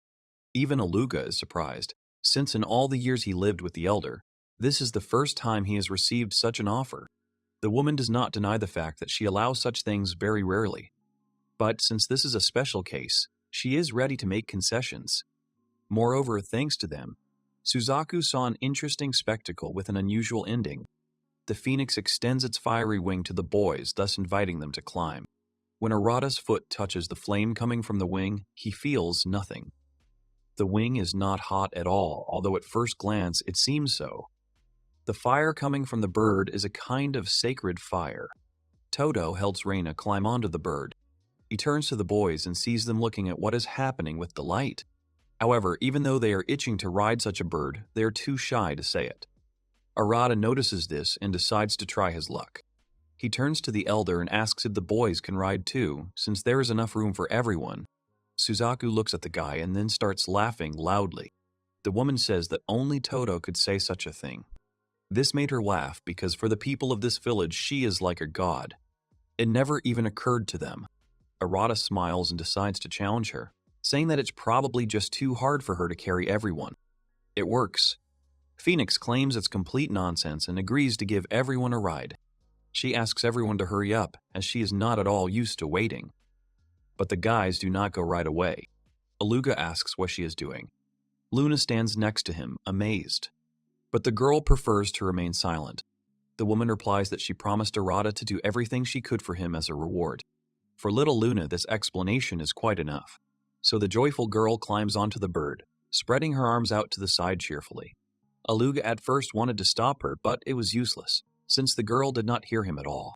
He was worried that this could have a negative effect on the sacred animals. But when the boy saw that Luna was okay, he was happy about it. Teltu stands next to Aluga and asks if she can do the same. Aluga decides to hurry up and takes the girl with her. And when all the boys climbed onto the bird, the phoenix asked if everyone was ready to fly. When she receives an affirmative answer, she flaps her wings and rises into the air. In an instant, their faces are blown by a strong wind, which makes it difficult to even open their eyes. Arata and Raina cover their faces with their hands. The guy asks the girl if she's okay. She screams that she's fine. At first, it seems impossible to hold on. Their hands slip off the feathers. It takes their breath away. But the elder tells them to relax. As Arata follows her advice and relaxes, an island of incredible beauty comes into view. Opening his eyes, it seems to him as if all this is happening in a dream. All the guys are incredibly delighted. Phoenix asks how they look. The heroes respond that it is amazing. The island itself is located within bright and endless azure water. It has a unique nature and incredible atmosphere. From above, you can see many different races and cultures. There are also a lot of unexplored places on the island. Arcadia is covered with dense tropical vegetation, which is permeated with colorful flowers, unique leaves, and unusual trees. Exotic plants coexist peacefully here, creating a mesmerizing view of freshness and picturesqueness. The air is filled with the aromas of wildflowers, and every breath of air brings a feeling of complete relaxation. The coastline of the island is framed by snow-white sand. The seawater is crystal clear. It reflects all the beauty of the island. The multitude of reefs creates an incredible underwater atmosphere that cannot fail to amaze. Todo sees the island from above for the first time. Suzaku asks how the boys feel after this. Arata replies that it's simply amazing. He didn't know Arcadia was that big. The guy looks at his friends. Warm feelings overwhelm him inside. Now he can confidently say that he is only happy to be here. Todo is very happy that he was reincarnated in this world. The guy is no longer afraid to move on the bird's back. He sits down next to Raina and expresses his confidence that there are many more fun days ahead of them. The girl agrees with him. The heroes admire and enjoy the flight. Arata intends to continue living a happy life on this island where the strongest creatures live. He turns to God and says that if he hears him, then let him continue to watch over him further. The events take place somewhere on the continent. A meeting of the Star of the Seven Archmages is taking place. In a dark room, there's a round table at which people in robes are sitting. Their faces are not visible because of the hoods. Apart from the round table, there is no other furniture in the room. From all this, it is clear that the meeting has been called to discuss the situation of the missing girl. One of the council members asks if everyone is sure that Raina is dead. Someone answers that this is beyond any doubt. The man expresses such confidence based on the fact that their ship was caught in a storm. The natural elements were so powerful that it was simply impossible to survive in it. It was as if Raina simply did not have a chance. Despite being the youngest of them all, the girl still remains one of the 7 archmages. Those gathered believe that the kingdom is doing wrong. They think it uses archmages as its pawns. Some advocate clearing up this misunderstanding. Some say that there is nothing to worry about, since the loss of a young and not-so-experienced archmage is not really a big problem for everyone. However, there is one problem. The task that was ordered to be carried out remained unfulfilled. As everyone already knows, not carrying out orders can lead to a fall in their reputation. One man hatches a plan. He wants to take advantage of the situation and independently find the lost island, where the elixir of life is lost somewhere. Confident that he will succeed, the man volunteers to go to the island. He promises to find him and get the elixir of life. Since he volunteered himself, No one suspects his plans, so they give him consent. They ask him to take care of it and carry out the task. The man is also asked not to bring shame on the name of their organization. He grins. There is also a girl in the room who is against the man going to the island alone because he makes her uneasy. For some reason, it seems like he will definitely ruin everything. That is why she wants to keep him company. Lately, she has been terribly fed up with these boring requests and men. Another one begins to be indignant at what she imagines. The girl says that one head is good, but two are even better. After thinking for a bit, the man agrees, since together they really do have a better chance. After thinking for a bit, the man agrees, since together they really do have a better chance. That's what we decided on. Thus, two people are sent on the mission. A man and a woman will visit this isolated island, which is located at the edge of the world. But if the woman is completely satisfied with the results of the decision, her companion, on the contrary, does not want to go with her. But he has no choice, since the majority decided that it would be better for them to go together. 2 weeks have passed since the boys flew on Suzaku's back. A lot has happened during this time. Since Arata and Gaius became friends after the fight, the big guy never missed an opportunity to visit his new friend. Other divine beasts also came to visit. They were attracted by the warm and carefree atmosphere that reigned in the boy's house. It is also worth admitting that most of them come to taste the delicious food that Raina cooks. All the villagers know about her culinary skills, so the girl has no choice but to pay attention to her guests. But Raina, on the contrary, likes to bring joy to people by preparing delicious dishes. Therefore, the guys often have picnics in the yard of their house. There was one time when Aluga and Luna started to worry that at this rate their supplies would soon run out. Raina is standing by the stove and cooking something again. The girl assures that they still have enough meat from the Emperor's boar, so there is no point in fighting over food. Arata isn't worried either. He thinks that if the guys are having fun, then everything is fine with them. Raina supports his opinion on this matter. The guy's gaze falls on the buns with stewed pork which have been emitting a pleasant aroma for a long time. He decides to try one while the girl isn't looking. As soon as he reaches for the plate, Raina screams loudly and says that they are not allowed to be taken. Arata starts hiccuping in surprise. The girl explains to Arata why he can't eat these buns. It's because they're going to the village of divine beasts again tomorrow. She made them as a gift, so she asks her friend to be patient for a little while. Arata feels a little sad about this, but he still promises to control himself. Raina thanks him for understanding. As he says this, he waves his hand, in which the girl is holding something. Looking closely, Todo notices a small vessel in the girl's hand. He asks if the villagers gave her this item, and Raina says yes. The girl says that the seasonings of the divine beasts are very different from those on the continent. She thinks they can be used in new dishes. Todo is already anticipating how delicious the dishes will be. He says that the village has its own version of sauce and miso which can't be anything but great for a Japanese person. The girl asks if the guy is talking about the place where he used to live. She doesn't know how to use spices, so she asks him to tell her about some dishes. Arata happily agrees. And from miso, you can make miso soup. Miso soup is a traditional Japanese dish that is prepared on the basis of miso paste, seasoned with various ingredients. He says that aloe sauce goes well with fish and sashimi. It adds a rich, salty flavor to the dishes and helps enhance their aroma. But Arata can only roughly tell you how to cook them. In his past life, he was too busy with work, so he bought food from the store. But Raina doesn't see a problem with that. The girl says that she will ask Livia to help her. Arata thinks that this is a great idea. He will look forward to Raina's miso soup. The guy leans back in his chair and says that eating delicious food and spending a relaxing holiday on an island with rich nature is great. In his opinion, this is the ultimate luxury. The girl asks if it was really impossible to relax in his homeland. He says that in his homeland it was impossible to relax, or rather it was possible but not so often. However, there is no need to fight there. It is a peaceful place without monsters. The young man thinks. The guy says that it's just that all these benefits they've received make it difficult to relax. The girl asks if he means the phone.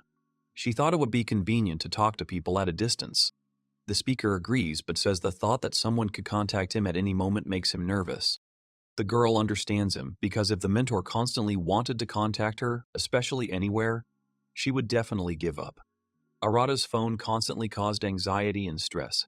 He was constantly expecting messages or notifications. This prevented him from relaxing and resting. Raina finishes cooking. Now there are 3 large plates on the table, on which 3 high mountains of sandwiches adorn. The girl exhales, looks out the window, and asks her friend what they will do now. Arata thought about it and said that when he started talking about sashimi, he realized that they don't eat much fish. Raina starts packing up her things. Arata watches her and tries to figure out what she'll do next.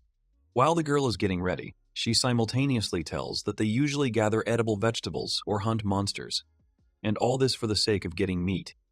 But she says that she had to cook rare dishes very rarely. This story makes the guy think about this topic even more seriously. Arata suddenly remembers that there is a river in the forest where you can fish. It was to this river that he came with Raina on the day of their first meeting. Since the guys figured out the place, they now have to come up with a way to catch sea fish. The girl agrees with him, and decides to change her plans a little. Thus, she suggests Todo to go to the sea for now. Raina and Arata stand on the seashore and look into the distance as the endless blue waves merge with the vast expanse of the sky. The coastal lines, winding in soft curves, create a unique pattern that seems to invite you to plunge into a world of mystery and beauty. Raina feels a pleasant breeze. It plays with the waves, creates a gentle rustle that caresses the ear, and carries away to a world of harmony and peace.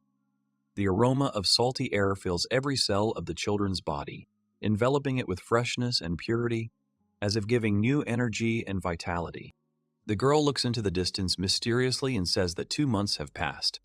At first, Arata does not understand what the girl means, but then she says that it's been 2 months since they met. It was then that they met for the first time in their lives.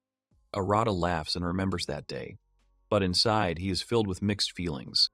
It is both anxiety and joy. It was on this shore that the guy met his girlfriend. If he hadn't found her here, he would be living a completely different life now. He begins to imagine what would have happened if the girl had not been saved then.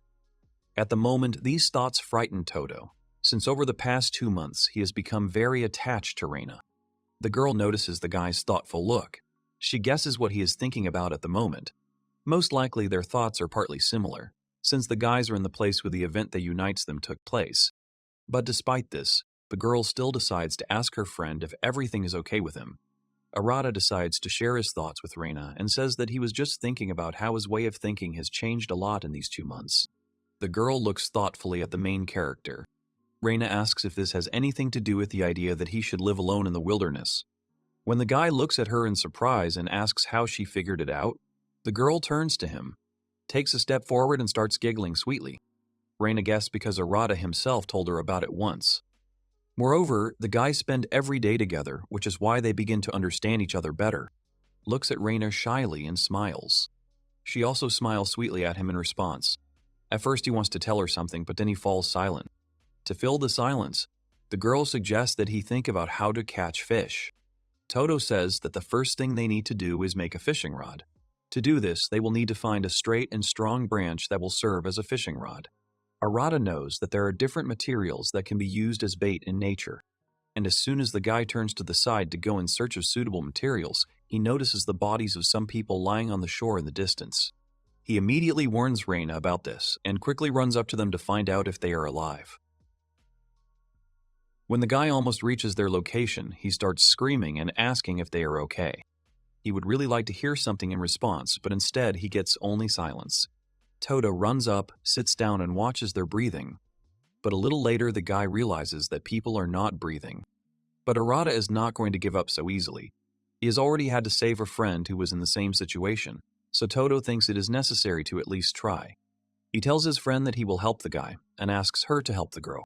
For a while, Raina stands and doesn't move. The girl is scared, so she doesn't hear her friend right away. So he has to shout to her again so that she can at least hear him.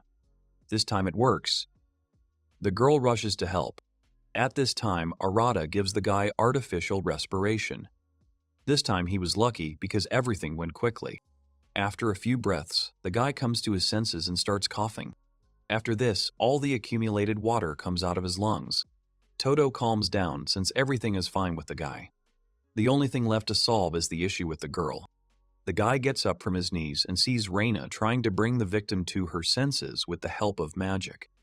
She shoots lightning into the girl's body, causing her body to bend, and she lets out an involuntary scream. This leaves Arata perplexed because he asked his friend to revive the girl, not to finish her off. But Raina does not stop at one approach. She continues to shoot lightning because she is sure that this will not be enough. The girl raises her hand, in which lightning sparkles, to launch another charge. Arata stops her and asks what she is doing. Raina stops and looks at the guy in surprise. She says that she is trying to resuscitate the man using regular resuscitation because it is obvious. Arata starts screaming and complaining, saying that this is not a normal resuscitation. If her friend doesn't stop, she will simply kill the unfortunate girl, whose body is shaking a little from the previous discharges. Raina doesn't quite like his comments, so she decides to clear things up for him. She says that it's natural for wizards to bring each other to their senses in this way. Of course, Raina understands that the probability of success is not high, but this is still the norm. While saying this, she continues to shoot lightning bolts. Todo can't stand it any longer and tells his friend to finally stop doing this. This time, the girl decides to listen to him and stops. The guys silently look at the girl's body and wait for at least some kind of result. Arata already wishes the lifeless girl to find peace in the next world. But at that moment, her friend says that they managed to save the poor girl and now she is alive. Todo looks closely and notices how the girl's chest begins to rise and fall. And after some time, she spits water out of her mouth, thus signaling that her teeth have been released and can now function more or less normally. Satisfied and confident, Raina puts her hands on her hips, thereby showing that she was right and that the guy was wrong to make claims against her. She giggles, but then her expression changes dramatically, and the girl says that she is not entirely happy that the boys survived. Arata looks at his friend in surprise and asks why she thinks so. He also asks if the girl really knows these people. Raina looks at those guys and says that unfortunately, she knows them. Moreover, she would prefer to never meet them again. The guy who is unconscious is Zero's Green. He has the magic of the deadly flame. The girl is Merlin Marie. She has the magic of holy water. These guys are ranked 6th and 5th in the 7 Archmages star. They are also both ranked higher than Raina. They may indeed be stronger, but one thing is certain. These guys got here the same way as Raina. As is already known, Raina knows a man and a woman who got to this island in the same way as she did. Despite this, the guys bring the people found on the shore to their house, take them up to the 2nd floor, and put them to bed, which are located in the guest room. To give the man and woman time to finally come to their senses, the boys leave the room and close the door. Arata says that everything worked out well, because they had made a guest room in advance. In a proton case, there could have been difficulties. Raina realizes that she needs to explain to the guy why those two are causing her such a reaction. The girl leans against the wall, crosses her arms, and begins to tell her story. She says that, as Todo has already figured out, those two are also part of the star of the 7 Archmages, and he is of a higher rank than the girl. Unlike Raina, who only recently joined the ranks of Archmages, these two have been Archmages for over 20 years. They are definitely better than her. Arata is surprised that the guys have already been in this group for such a long time. Moreover, they don't look that old at all. Raina understands her friend's reaction and says that Archmages can stay young through magic control. But when the girl also points out that the man and woman are now both somewhere over 50 years old, Arata almost reaches the peak of his surprise. The guy smiles and says that magic is an amazing thing after all. If you look at the appearance of the new guests, you won't give them even 50, since these guys look like they are in their early 20s. Raina continues her story and says that she joined the circle of Archmages when she was still a newbie. It is clear that they were all older than her. Due to the lack of experience and authority, Raina was not particularly welcome, so there was no warm greeting from them. But the girl being among these people noticed that there is basically no special sense of camaraderie there. Everyone thinks only about themselves and how to increase their rank. They have their own competition there, so when their ranks are replenished with newcomers, their hostility towards them is quite understandable, if you look at it from this side. But, nevertheless, the girl does not feel any affection for them. Maybe it is for the best. Raina closes her eyes and exhales. Inside, the girl is filled with a feeling of excitement. She says that if she were stronger, she would definitely not have to pour for this, since the attitude of the participants towards her would change and be more respectful. Arata looks at her friend carefully and decides that she needs to be calmed down. The guy turns to the girl and says that now it doesn't matter how they treat her there. Raina is surprised and blushes at what Todo means. He smiles and explains that no one on this island knows about the Star of the Seven Archmages. So, to the locals, she is just Raina. They don't care what kind of power the girl has. They are just happy to talk to her. The girl is a little embarrassed, but she is pleased to hear these words from her friend. She's about to tell him something, but when the girl says his name, a small noise is heard in the guest room. The heroes assume that the man and woman have woken up. Arata and Raina enter the bedroom and see that their guests have woken up. The woman is sitting up in bed and looking around the room. So is her friend. Arata walks a little further, stands in front of them, and asks how they feel. The man and woman look at the boy with apprehension. There are hints of discontent and contempt in their gaze. Their gazes make Todo feel tense and awkward. However, the boy understands that in their place, he would most likely be wary too. But when the man sees Raina, he is very surprised and screams. The girl stands in bewilderment, crossing her arms and looking at him. The woman is also surprised because they thought the girl was dead. Raina's look shows that she doesn't want to talk to them at all. But she has no choice. She says as a greeting, "Long time no see, Zeros, Merlin." A little later, the guys, Zeros and Merlin, go down to the first floor and sit down at the table opposite each other to discuss everything. Arata is the first to start the conversation, saying that he heard about the guys from Raina, but still, he suggests that they introduce themselves properly. They looked at him with a little displeasure, but said nothing. Merlin then agrees, but first asks if it's true that the boys saved them. She then looks down guiltily and thanks Arata and Raina for their help. Zero says his friend's name with displeasure at first. Most likely, he didn't want to show friendliness, since he didn't consider the guys as allies. Arata and Raina tense up a bit at this, straightening their backs. But they don't say anything, they just look at the man. He then stands up, walks around Merlin, and sees that she is still sitting there, her head bowed in gratitude. After a moment's thought, Zero softens and joins her, thanking the boys for their help. Arata smiles and says there is no need to thank them. Although the guys initially showed some harshness towards Raina and Todo, the guy believes that, most likely, these guys are not as bad as Raina says. Now Zero's grinder feels the need to introduce himself first. He talks about how he ranks 6th in the Seven Archmages star. His friend Merlin Marin is in 5th place. The main character states his name and says that he is pleased to meet you. Arata says that he ended up on this island about 2 months ago and has been living here ever since. The guy says Raina needs no introduction. The man says he thought the girl was dead. The heroine thinks. After the guys got acquainted nearby, it was time to discuss everything. Merlin asks Arata what this island is like. Todo recalls the creatures they had to meet. The Boar Emperor, who could have not stopped at that moment and would have knocked the guys to death. The Phoenix, on whose back they rode. The guy understands that even if he tells everything as it is unlikely that they will believe him. Suddenly, Arata feels some strange aura. He asks Raina to explain to the guys what kind of island this is, and he decides to check out what's going on there. She happily agrees. Ara tells the guests that he will be distracted for a moment and goes outside. The man and woman do not object. But for a while, the boys look questioningly at Todo. When the boy leaves the house, he sees a dragon flying in the sky. Arata is not surprised at all because he knew that the girl would fly to him. Teltu, still flying in the sky, shouts at the guy, calling him her husband. Then she transforms into a human form and flies into Todo's arms. She is full of energy as always.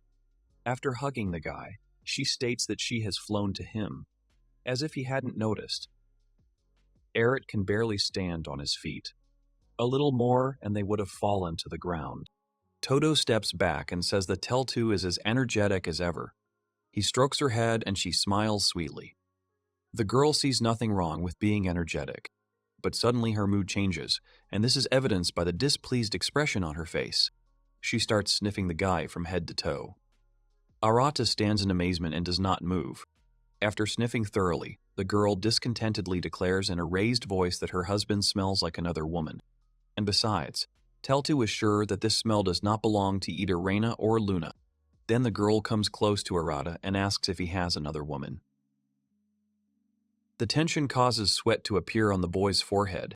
He pushes the girls away from him and decides that she still needs to explain everything. Some time passes. When the guy finishes his story, he asks Teltu what she thinks about it. At first, the girl stands with her arms crossed over her chest. Her face still remains displeased. She moans discontentedly. But after a while, she calms down. The girl says that this island is covered by a barrier created by God. Visitors from outside are a rarity. Even the appearance of, so to speak, her husband was considered an unprecedented event. In addition, for the first time in the long history of the island, so many people appeared here. There is a possibility that something is happening to this island's barrier. Arate thoughtfully puts his hand to his chin. The guy remembers that he was already told about this. Aluga mentioned that the island is surrounded by a powerful barrier, so it will not be possible to leave it. But getting to it is much easier. But you need to have strong magic. The girl says that they can't overcome the power of a god. Judging from what Aluga told the boy, it's not the god who reincarnated him. Even will-rank creatures are safely locked here. It's a very powerful barrier. And if a flaw were to appear in such a barrier, no one would be able to fix it except a local god. Arata calls out to the girl, and she listens attentively to his question. The boy asks Teltu, even if the barrier stopped working properly, is it really that bad? The girl puts her hand to her chin and thinks. And then she says that it's not that bad after all. Teltu tells the boy that she has no interest in the outside world. Arata says that of course there will definitely be some rowdy kids here who want to do something naughty. The boy says that he will try to do everything to stop them if the situation gets out of control. There is no point in racking their brains over the barrier now anyway. He says that it is time for them to return home and therefore decides to offer Telt to have dinner with them. The girl happily jumps on Todo from this offer, saying that of course she would be happy to eat meat. Zero's standing on the porch. Merlin comes out to him. The girl sees Todo and Telta. But for some reason they look tense. Arata, as if nothing had happened, asks the guys if they are done talking. Zeros scratches his head and says that you can say that. A curious Teltu peeks out from behind the boy and asks if these are the people he recently told her about. As soon as Zeros and Merlin take a closer look at the girl, they notice that she is not human at all. This frightens them very much. They assume the pose they usually take before a fight, but for some reason they are still shaking.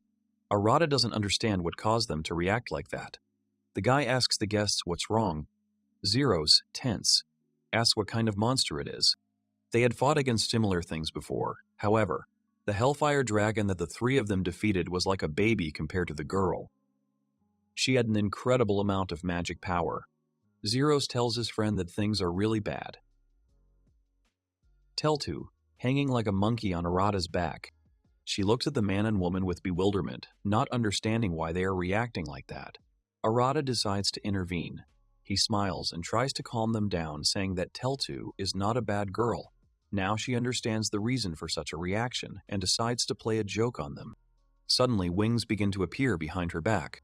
Zeros and Merlin are nearly blown away by the force of the wind. They notice how ominous the force is. They are afraid to imagine how much energy this monster has. Arata turns to the girl and asks her what she is doing, but Telp just wants to have fun. The girl pretends to be a sinister creature. Then he shouts that the ancient dragon has finally become feared and respected. Zeros and Merlin watch in horror. The woman covers herself with her hand in fear, standing behind her friend. Teltu laughs ominously, which makes the boys even more terrified.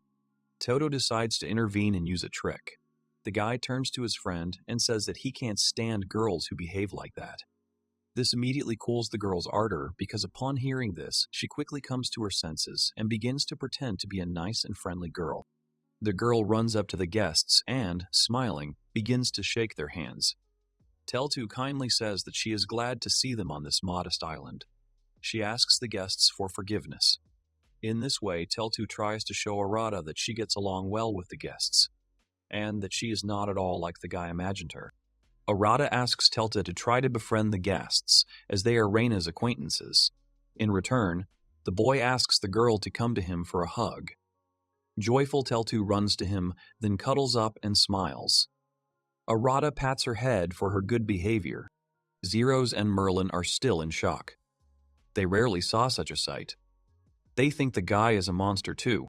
Suddenly, Raina appears. She understands that now the man and woman have seen everything with their own eyes.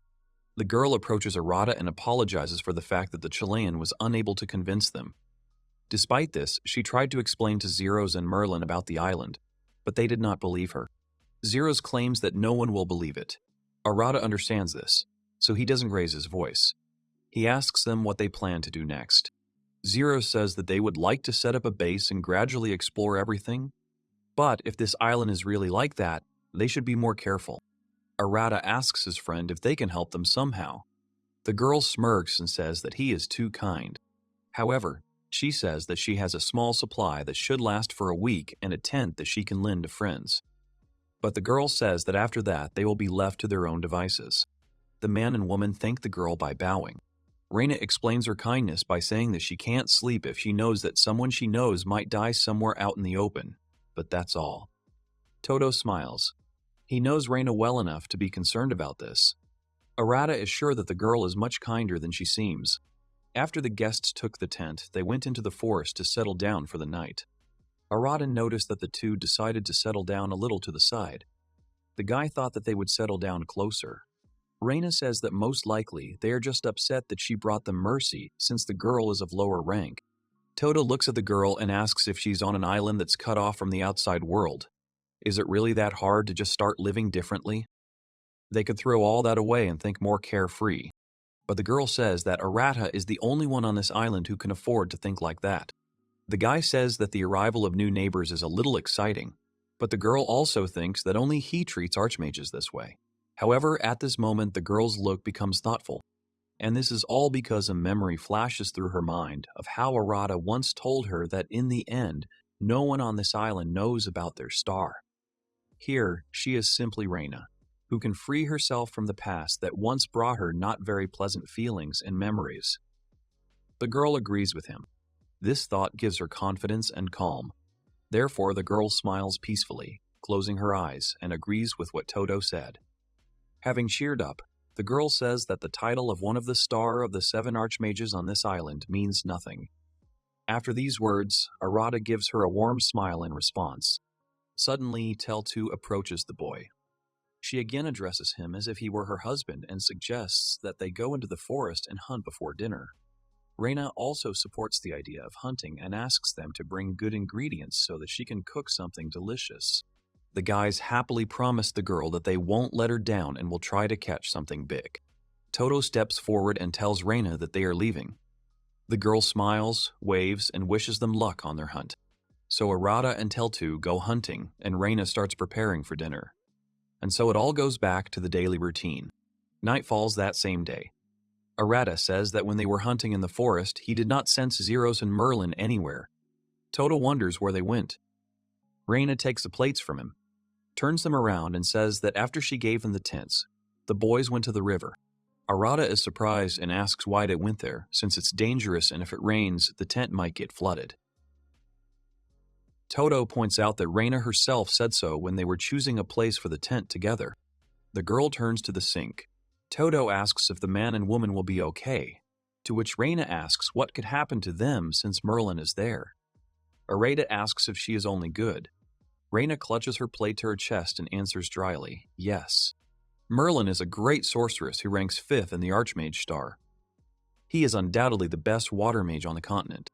Raina wipes the plate and says that she thinks they are well aware of the dangers that can be encountered while staying on this island. Considering Merlin's specialty, the girl has chosen a rather convenient place. Raina turns to Arata and says that he knows only one mage who could defeat her at the river. Todo looks at his friend in surprise. She repeats, only one. The guy is confused by the look with which she says this, so he decides to ask what kind of look she has. The girl says that his power is beyond common sense. Arata is shocked by what he hears, as the guy is used to considering the seed an outcast of human society. Noticing that her friend is embarrassed, the girl decides to change the subject. Raina lifts her dirty lock of hair and says that she is going to take a bath. The guy smiles sweetly and waves his hand, letting the girl know that he has nothing against it. The guy remembers how Raina used her magic, releasing magical clots of energy. It looked very impressive. He always thought the girl was an amazing sorceress. But now his friend says that Merlin is much stronger than her. She is a water mage. If you think about it, Zero's is also almost on the same level as the woman. Arata walks up to the front door that leads to the backyard and opens it. Todo doesn't know what will happen next. The pleasant and fresh air hits his face. The guy looks at the starry sky and thinks about Zero's and Merlin. Arata really hopes that they will all get along with each other. Suddenly, a hoo-hoo-hoo sound is heard. A girl in a tall black hat appears. She smiles widely. She floats in the air and says that it seems like they are having fun again. The girl herself lights up with a bright glow. Arata looks at her in bewilderment. He recognizes that same Wilhelmina Wallmeyer Waheim, a girl who is a true vampire.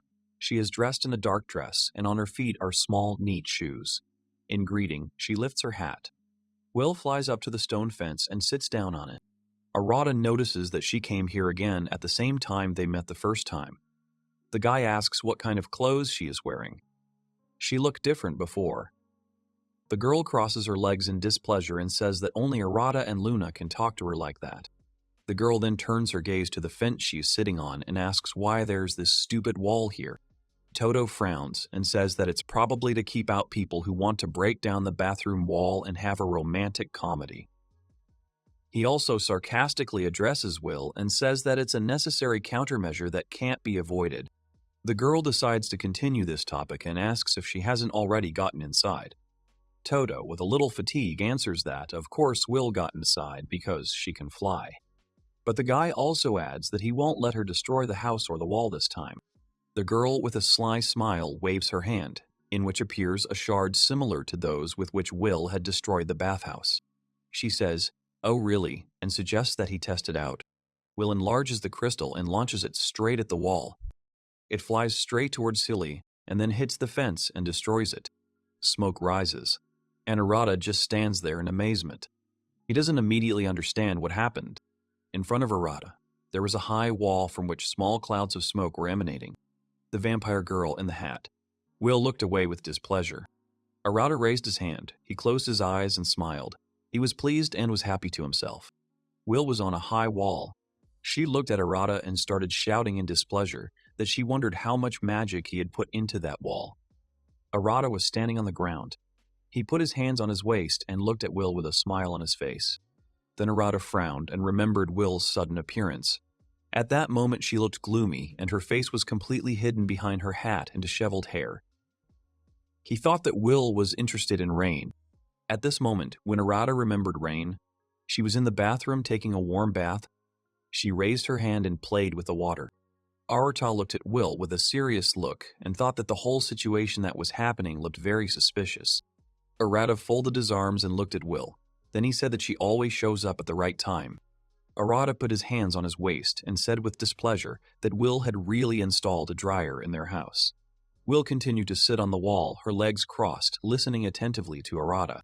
After hearing these words, Will's face changed. She was surprised by what she heard. Then she jumped to the ground and broke her silence. She said that she did not understand what Arata was talking about. Will raised her finger up and started smiling menacingly. Then she continued saying that she didn't understand why they would put a dryer in the boys' house if they could just use clairvoyance magic. Arata started pointing at Will and yelling angrily that he knew it. Now he understood why Will always came when Raina was taking a bath.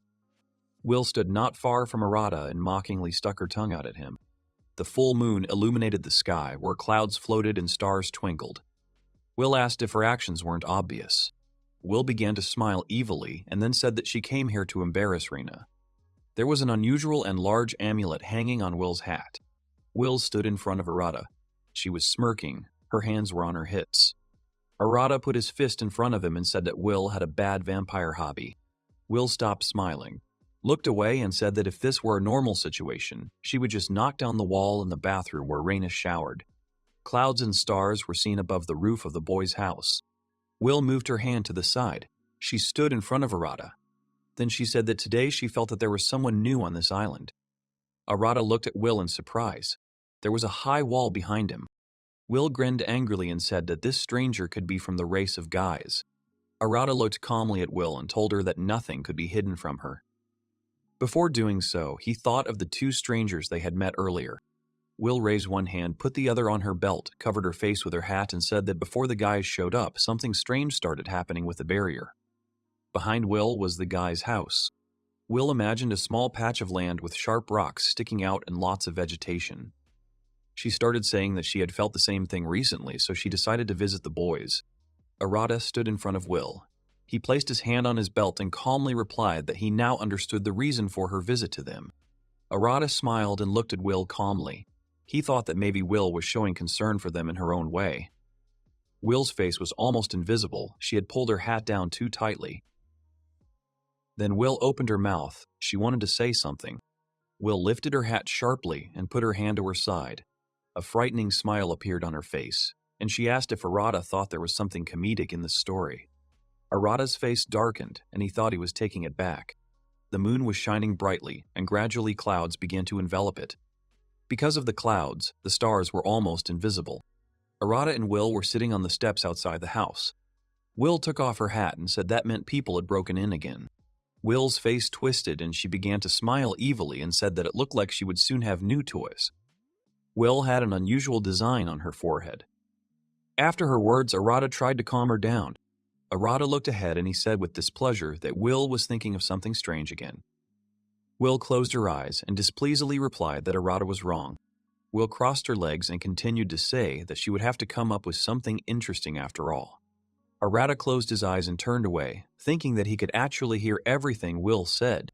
Arata looked forward and said that Will shouldn't cause trouble for anyone. Will put her hand on her legs. He heard her fall into a stupor. After a moment, she looked at Arata and with an evil smile on her face, said that she had no intention of doing what Arata said. Arata looked sadly at the smiling Will and sighed heavily. Arata remembered looking at Raina in a towel in the past, with the destroyed building around her. Arata thought that Will seemed to think that there was nothing wrong with embarrassing people. Arata remembered Will laughing evilly. Arata imagined Will's back in front of him, and thought that Will's feelings seemed very different from theirs. Arata looked sadly at the smiling Will. She sat next to him with her eyes closed. A moment later, Arata closed his eyes and wanted to say something. The boys were sitting on the steps of the house, neither looking forward, Will's hat lying next to her.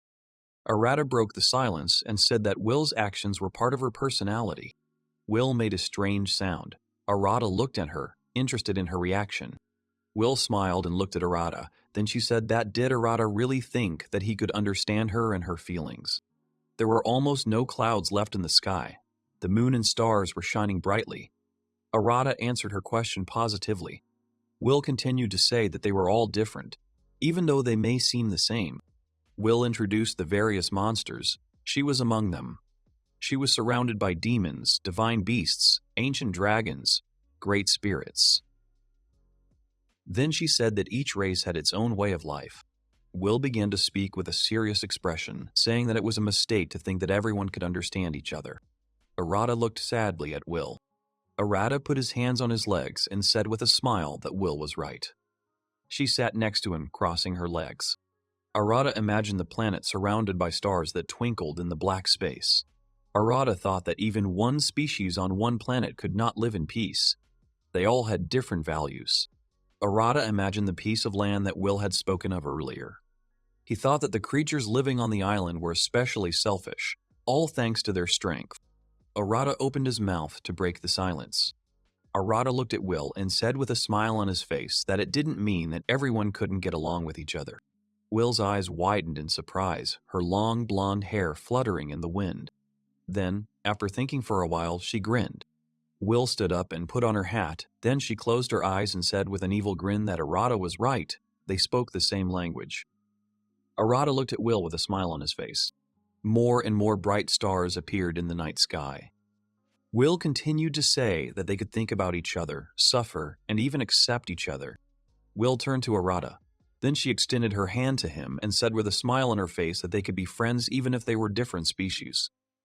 Will's hair fluttered in the wind. Arata looked at Will with a smile on his face. Then, Will came close to Arata's face. She smiled evilly and said that shouldn't Raina have come out of the bath by now. Sweat was running down Arata's face. Will stood next to Arata.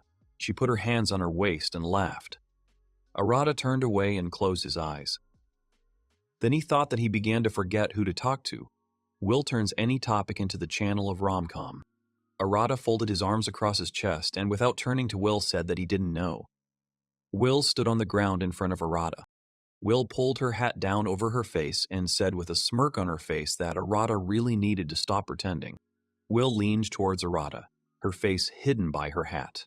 She put her hand to her face and said quietly that Arata could easily sense what was going on in the bathroom. Arata perked up at Will's words. Will came closer to Arata's face and continued to say with a smile that Arata just needed to concentrate and he could do it. Arata listened to Will without looking up, his face reddened with embarrassment. Arata imagined Raina getting dressed in the bathroom. Raina stood there naked. Will continued saying that Arata could see Raina getting dressed as if it were happening in real life. Will's face was still smiling as she continued to whisper to Arata that this wasn't a normal reaction for a man. Arata was all red with embarrassment. A moment later, Arata rises from the steps of the stairs. His face all red from embarrassment, he began to shout that he would never do such a thing. Will did not expect such actions from Arata and stepped back in surprise. Will lifted her hat. Her face could be seen again. She looked at Aerith and did not believe his words. As soon as Will showed her face, one could see that she was missing one eye. Arata jumped in fright when he felt someone standing behind him in the doorway. It was Raina, standing in her nightgown, saying that meant Arata wasn't denying that he could do what Will had said. Raina's face darkened, and a frightening aura appeared around her. Raina called out to Arata menacingly. He was shaking with fear and reluctantly turned to Raina. Raina stood in front of Arata. She was surrounded by a scary aura. She looked at Arata frighteningly and asked him if he really was going to do what Will said. Arata put his hands in front of him in fear and shook with fear. Raina loomed over him. Raina stood in the doorway of the house. She folded her arms under her chest and waited for Arata to answer. Arata stood on the ground in front of Raina. He put his hands forward and started saying that he was capable of it, but he wasn't going to do it. Will looked at Arata and said with a smirk on her face that Arata was definitely telling the truth. She was wearing a hat with her blonde hair sticking out from underneath. Will pictured Rain naked, sometimes sitting on her lap, sometimes lying down. Will said that how could a normal, sane guy think rationally when there was a naked girl next to him? Arata's face was all red with embarrassment and beads of sweat were running down it. He put his fist in front of himself and started shouting that Will should shut up immediately. Will started laughing. Arata's face turned even redder when he heard Will's words. Arata started to get more nervous. Could her words really be true? Arata clenched his fists and began to shout loudly that this Will was not just a thorn, but a real thorn in one place. Will in an instant turned into a bat and flew into the sky, which was strewn with stars. Raina stood on the steps at the entrance to the house. She called Arata's name again. Hearing this, Arata turned to her in fear, his body trembling. Raina was hovering over Arata. Her arms were folded under her chest, and there was a gloomy atmosphere around her. Raina said with an evil smile that she wanted to continue talking to Arata. Arata was scared, and beads of sweat were rolling down his face. Arata's brows furrowed in sadness, tears welling up in his eyes. He was kneeling by the stairs leading up to the house where Raina stood. Raina was looking down at Arata, her hands folded under her chest. Arata became sad. He also thought that this night was going to be long. There was a small house on the property which was surrounded by a high stone fence. Behind the house, mountains and forests were visible. Against the background of the moon, Will, who had turned into a mouse, could be seen. The events are transferred to the next day. Above the boy's house, white cumulus clouds floated across the bright sky. Arata and Raina were sitting in the room on the corner sofa. Next to the sofa there was a tall tree with a lush crown. Raina was holding her mug in her hands, and Arata's mug was on the table. Arata said that he apologized to Raina for the incident with Will yesterday. Raina held the mug in front of her. Her hair was disheveled and held in place by a headband. She looked at Arata and said with a smile on her face that she was okay because Arata had told her everything honestly yesterday.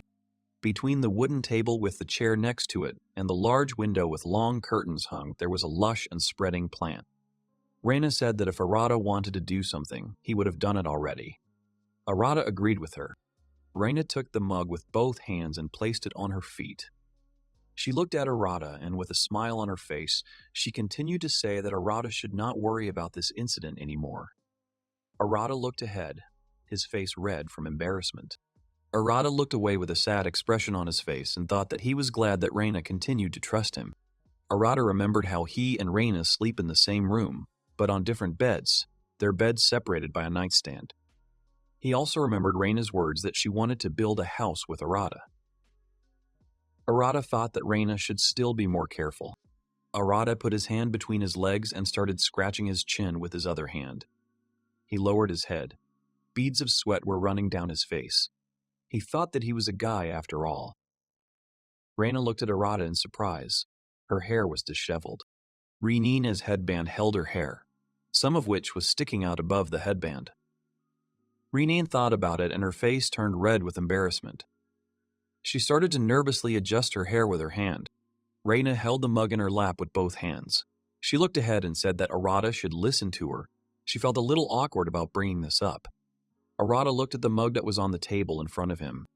Raina looked towards Arata and continued to say that if he wasn't around, she wasn't sure she could make it on this island. Arata looked at her in surprise. Behind Arata was a ladder, next to which was a shelf with dishes. Raina imagined their house, which was on the ground, surrounded by a high fence, and next to the house was a forest. Raina continued to say that at night she could set up a barrier, but that was not enough, because higher monsters could cross that barrier. Raina's hair was sticking out from under the headband. She looked sadly at Arata and continued to say that as long as Arata stayed with her, the monsters would not come too close to their home. This is what she wanted to talk to him about. Raina held the mug in her hands and looked at Arata. He had one hand on the sofa. The other was on his leg. The boys were sitting on the sofa. Arata's mug was still standing untouched on the table. Behind Arata was a wooden door and a staircase. After Raina finished speaking, she looked ahead, her cheeks flushed. Raina raised her hand and clenched it into a fist. The silk sticking out from under the blindfold began to cover Raina's eyes. Raina held the mug in her lap with both hands. She looked at the mug and was silent. Arata sat silently and thought that now he understood everything. Opposite Arata there was a large window with tulle curtains hanging on it, and a flower table next to it. Arata imagined how their house, which was surrounded by a fence, could be seen from the forest. He thought that the monsters here really realized the difference in strength. They really stopped approaching Arata like they used to. Arata imagined a spiral that was smoking and repelling insects with its smell. A small insect was lying next to the spiral. Arata thought sadly that this spiral could be used to deal with him and the current situation with the monsters. A gloomy atmosphere appeared around Arata. He shrank back and thought that he felt like Raina didn't see him as a man. Otherwise, she wouldn't have slept in the same tent with him. Arata put his hand on his leg and clenched it into a fist. He thought that he agreed with her words. If his presence helped Raina get a good night's sleep, then he would be glad to comfort her. Raina held the mug in her lap with both hands and looked at Arata in surprise. He broke the silence and said that Raina had taken good care of him up until now. Arata's face lit up, a wide smile appeared on it, and he cheerfully said that Raina shouldn't worry. Everything will be fine. Raina's face turned a little red. She also started to smile and calmly replied that she was very glad to hear these words from Arata. Raina and Arata were sitting on the corner sofa, looking at each other. There was a mug on the table in front of Arata. Next to the table with the mug was a window with curtains and a flower.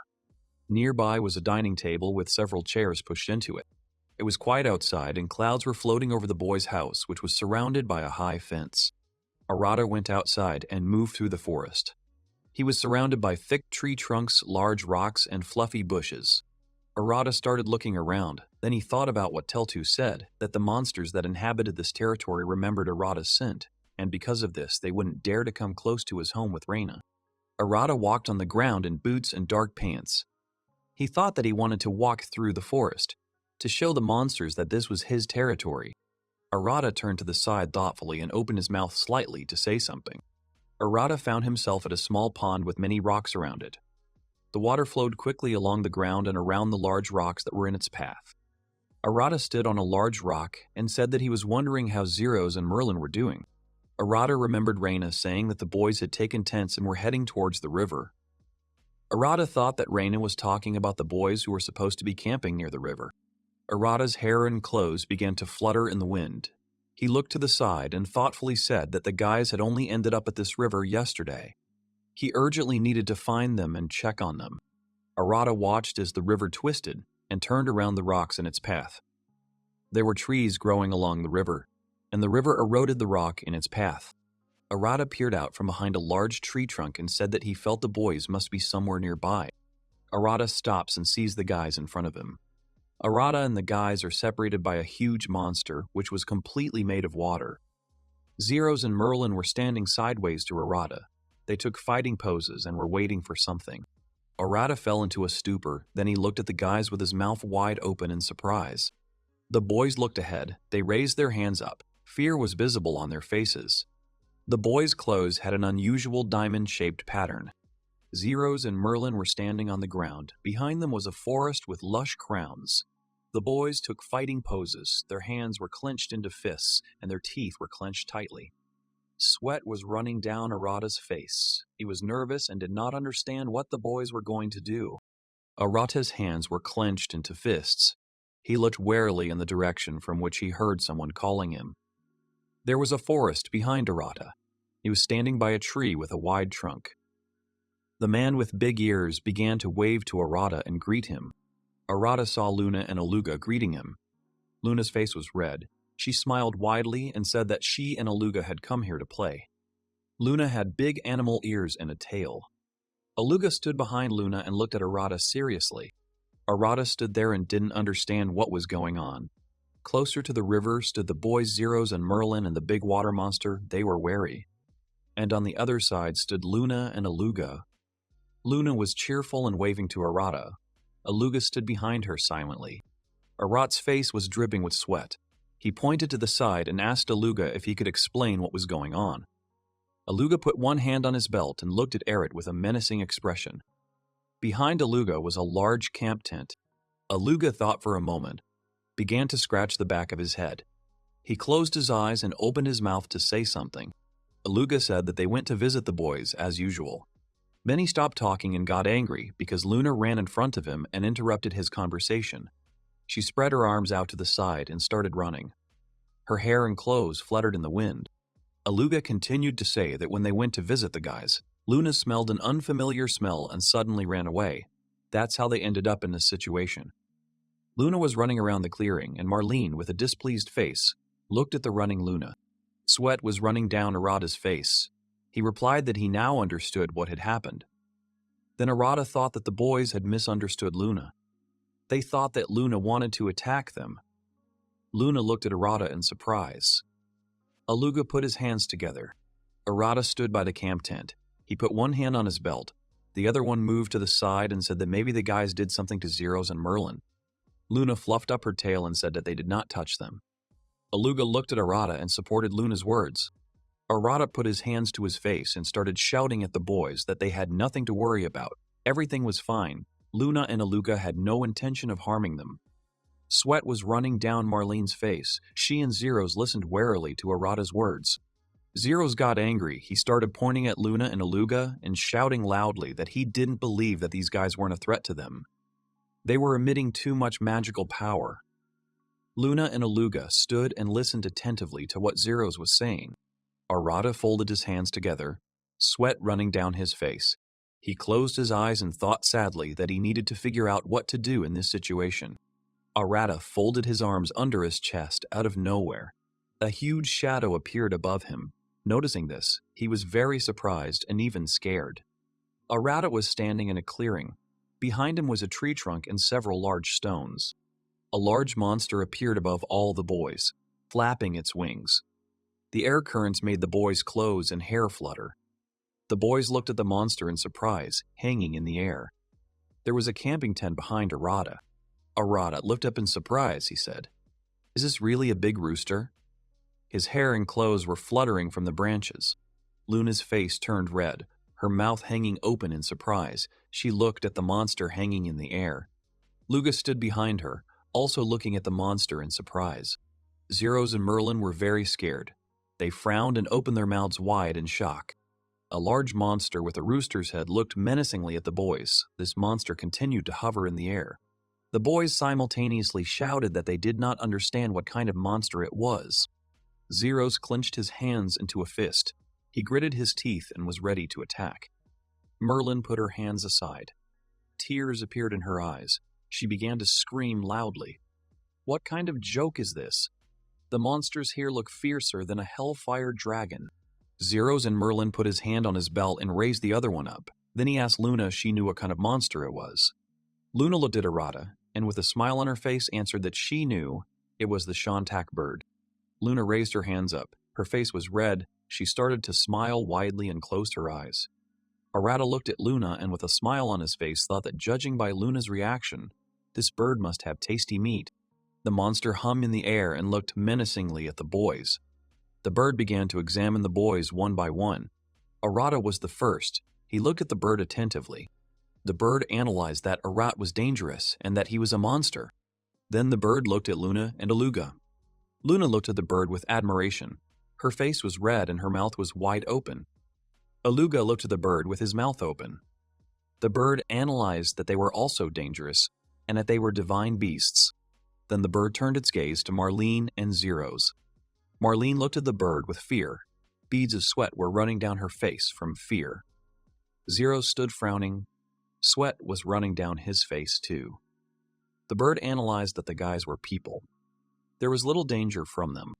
The bird analyzed the whole situation. Its eyes lit up, and it rushed to attack the boys. Marlin and Zeros and their water monster were very scared when they saw the bird rushing towards them. The rest of the boys stood silently and watched what was happening. Marlene's face was covered with sweat. She was very scared. She began to cast a spell. Her hands were covered with water. Marlene began to shout that she was ranked 5th in the 7 Archmages' star. Her magic power should not be underestimated. Zeros' face was covered in sweat from fear. He raised his hand up, on which a fire lit up. He began to shout loudly that he ranked 6th in the star of the 7 Archmages. The deadly flame of Zero's grinder, he can easily burn the monster. Arata looked at the boys sadly. He closed his eyes and thought that Raina was the same. Is it really so important for Archmages to always say their name? Merlin and Zeros were standing near the river. They were trying to cast a spell and shouting something. Arata noticed a bird monster rushing towards the boys. He thought that this could end badly. Arata couldn't stand it any longer. He ran forward. Sweat appeared on his face. As soon as he started running, he shouted that he simply couldn't stand and watch the situation that was happening now. Arata clenched his fists and ran towards where the boys were standing. Marlin and Zeros were standing on the ground, casting spells. A bird monster was rushing towards them. The lush crowns of trees were visible not far from the boys. Arata slowed down. His hand was in front of him. He saw how to the side of him. Someone, very fast, appeared in the air. It was Luna. She clenched her teeth and screamed the word meat. The moon was in the air. Then it was above the bird. It landed on the bird's back. The moon's arms were spread out. Without reviving the attack, the bird let out a shrill scream. After the attack, clouds of dust and dirt rose into the air. Arata stood with his arms down and looked at the sky. In the sky was the moon riding a bird, a monster. Riding the bird, the moon looked at Arata and waved her hand. Arata thought that he did not see anything, but he was sure that the moon would eventually defeat this bird. After a while, a monster bird and the moon fall in front of Arata. After the fall, dust rose into the air. Arata looked ahead and wondered if they had really fallen. Luna stood up. She spread her arms out to the sides, then she smiled widely and said that this was her meat now. Behind her, trees with lush crowns were visible, and in front of her stood Marlin and Zeros, who were looking at her. Beads of sweat appeared on Zaros' face. He looked at Luna in surprise. Marlene also looked at Luna. They were both very surprised and at the same time said that they could not believe that Luna helped them. Marlin and Zeros fell to the ground. They put their hands on the ground to avoid falling completely to the ground. Then they made a loud, strange sound. Behind the boys there was a wide river, and behind it a forest. Arata stood not far from them and watched what was happening. Arata turned to Aluga and said with a smile on his face that the boys were right. Luna helped them. They were lucky that everything ended well. Aluga stood and looked at Arata. He had doubts when he heard Arata's statements. Arata walked towards the guys. He put one hand to the side and asked if everything was okay. Zeros was sitting on the ground. He put his hands on his legs and answered that everything was okay. Marlene was sitting next to him, and without looking at Arata, she thanked the guys for saving her. Zeros was sitting on the ground. sweat running down his face, breathing heavily and trying to calm down. Marlene was sitting next to him. She had her hand on her face and was also trying to calm down. Arata looked at the boys and thought that Zeros and Merlin looked a little unwell. Arata remembered Raina, how she held her head with one hand and grabbed the curtain with the other, to keep from falling. Arata thought that the symptoms of the boys were similar to those of Raina. Probably the boys got sick from the magic that Luna used. Arata knelt down in front of the boys and said that he intended to keep an eye on the surroundings and that the boys should take a rest in the tent. Zeros sat with his hand on his leg. Marlene sat next to him with her legs spread apart. Zeros lowered his head a little and with his eyes closed thanked Arata for the offer to rest. Marlene sat next to him. She put her hand on her head. Beads of sweat were running down her face. She also thanked Arata for his concern for their condition. Zeros headed towards the dark tent, and Marlene headed towards the light tent. Arata and the other boys watched Zeros and Marlene's actions carefully. Zero's tent was closer to the forest, and smooth mountains were visible beyond the treetops. Aluga looked at Arata calmly and asked him that everything would definitely be okay with the guys. Arata was standing next to Aluga. He looked away. Arata looked at Aluga and replied that he thought that Raina had already gotten used to the magical sidle they were using, which meant that Zeros and Marlene would also get used to it and be completely fine. Aluga pointed his thumb towards the tent Zeros was in and said that he and Luna would try to be careful, but if the boys were that weak, maybe Arata and the others should think about protecting the boys. Arata put his hands together. He looked at Aluga and replied that Aluga was right. He would discuss this matter with Raina a little later. Aluga put his hand on his belt and looked at Arata. Then he said that Arata's idea. Aluga was wearing fur-lined boots. He stood on the ground and began to say that he really didn't care what happened to these guys. Aluga pointed at himself. Then he smiled broadly and cheerfully said that if Arata and Raina decided to take responsibility for the boys, then he and Luna would definitely help them. Aluga had a headband with a pattern on his head that held his hair. Arata looked at Aluga and replied that he agreed with him and was very grateful to Aluga for his words. Arata's shirt collar was slightly raised, and under the collar was a bandage that looked like a scarf. The water in the river was noisy and flowed around the rocks on its way. On one side of the river was a forest, and in front of the river were mountains. Arata asked if the boys would like to work while they were at the river. Aluga answered that Arata's idea was a good one. Luna also agreed to help. The fishing line with the float ended up in the water, and splashes of water flew in all directions. Arata was sitting on a large boulder, his legs dangling down. Arata was holding a fishing rod in his hands, and next to him on a nearby rock was a wooden bucket. Arata closed his eyes and laughed. Arata leaned back a little, his face flushed with pleasure. He closed his eyes and smiled. Then he said that the trees swaying in the wind, the sound of the river, how good it was to be in nature now. Arata sat on a large boulder with his legs down. He held his fishing rod with both hands. The float was visible on the surface of the water. Arata's wooden bucket stood nearby on a smaller stone. Arata said that he had reached the highest pleasure. Aluga opened his mouth wide, so much so that his white and sharp fangs could be clearly seen. Then he yawned loudly. Not far from Arata sat Aluga. His hands lay on his legs, and the fishing rod was next to him. It stood between the stones. Next to Aluga sat Luna. She held the fishing rod with both hands. The boys were sadly reasoning that they could not catch any fish. Hearing the boys' conversation, Arata lowered his head and closed his eyes. Then he thought sadly about something. Arata held his fishing rod with both hands. Arata thought for a bit, turned to the guys, then he smiled and said that the point of fishing is not only to catch fish. You just need to relax and enjoy yourself. Aluga and Luna, having listened to Arata, sighed heavily. Luna hugged her legs, then she started wagging her tail. Luna closed her eyes and said discontentedly that she thought this game was too boring. After listening to Luna, Arata lowered his head and sighed heavily. Arata put the fishing rod aside. He began to get up on his feet. Arata was still on the big rock. Then Arata said that it seemed that nothing could really be done. Behind Arata was a forest with thick tree trunks and lush crowns. Arata closed his eyes and sank into the water. He thought he needed to sharpen his senses. Air bubbles appeared in front of Arata. Then he saw the bottom of the river with schools of fish swimming unpredictably in the water and various underwater plants. Then after a while, Arata noticed some large fish swimming near a large rock and various seaweeds. He thought that he had finally found them. Arata stood on a large rock. He put one hand on his belt and with the other began to point at something in front of him. Then Arata said that a fish was swimming in the place where he was pointing. Luna stood next to Arata and looked away with interest. Arata closed his eyes and started waving his hand. Then he wished the boys good luck. Luna said with a smile on her face that she would catch that fish now. Aluga also said with a smile on his face that he also intended to go to that place to catch the fish. Arata sat down on the rock again, his legs down. Arata held his fishing rod with both hands and said that he intended to stay here and just wait while the boys fished. The float floated motionless on the surface of the water. After some time, unexpectedly for Arata, the float completely disappeared into the water. This greatly surprised Arata. Arata stood up abruptly. He started shouting that he had a fish bite. Arata held his fishing rod with both hands and raised it up to pull out the fish that had bitten the bait. Behind Arata, the lush crowns of the trees spread out. Above was the sky.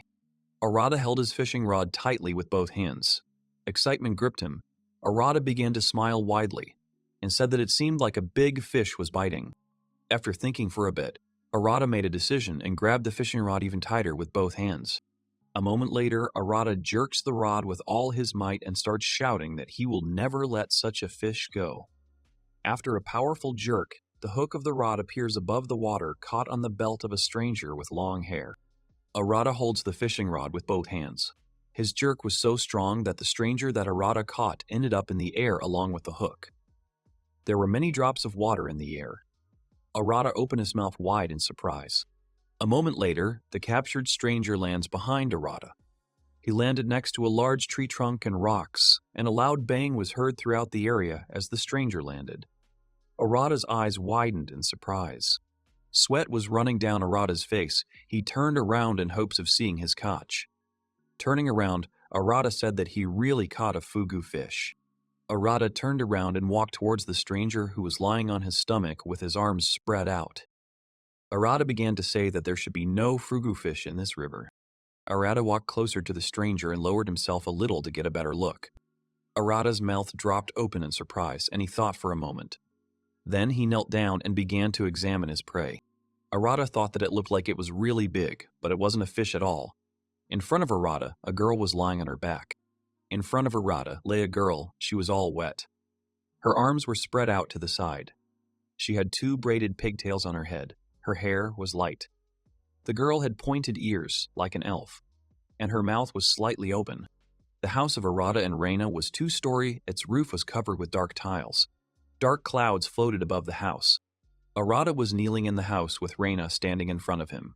She had her arms folded under her chest and was looking at Arata with a serious expression on her face. Raina folded her arms under her chest. She smiled widely and then asked Arata that she really wanted to ask Arata some questions if she could do so. From under the bandage on Raina's head, hair stuck out and fell into her eyes. Arata lowered his head a little, sweat running down his face. Arata closed his eyes and said guiltily that Raina might ask him a question. Raina pointed her finger at the stairs that led to the 2nd floor and said that Arata had just gone for a walk. The stairs that led to the 2nd floor had a door on one side and a kitchen unit with a sink and faucet on the other. On the 2nd floor, a girl with elf ears was lying on a bed. Her hair was disheveled, her head was on a pillow, and her body was covered with a blanket. Raina continued to say that she did not understand how they could have problems again. Aluga stood in the room on the 2nd floor. His hands were folded together. He was carefully watching the sleeping girl. The girl was lying on the bed covered with a blanket. At the head of the bed there was a nightstand. In the opposite corner there was a table and chairs. Arata was kneeling in front of Raina. He lowered his head and started to say that Raina needed to listen to him.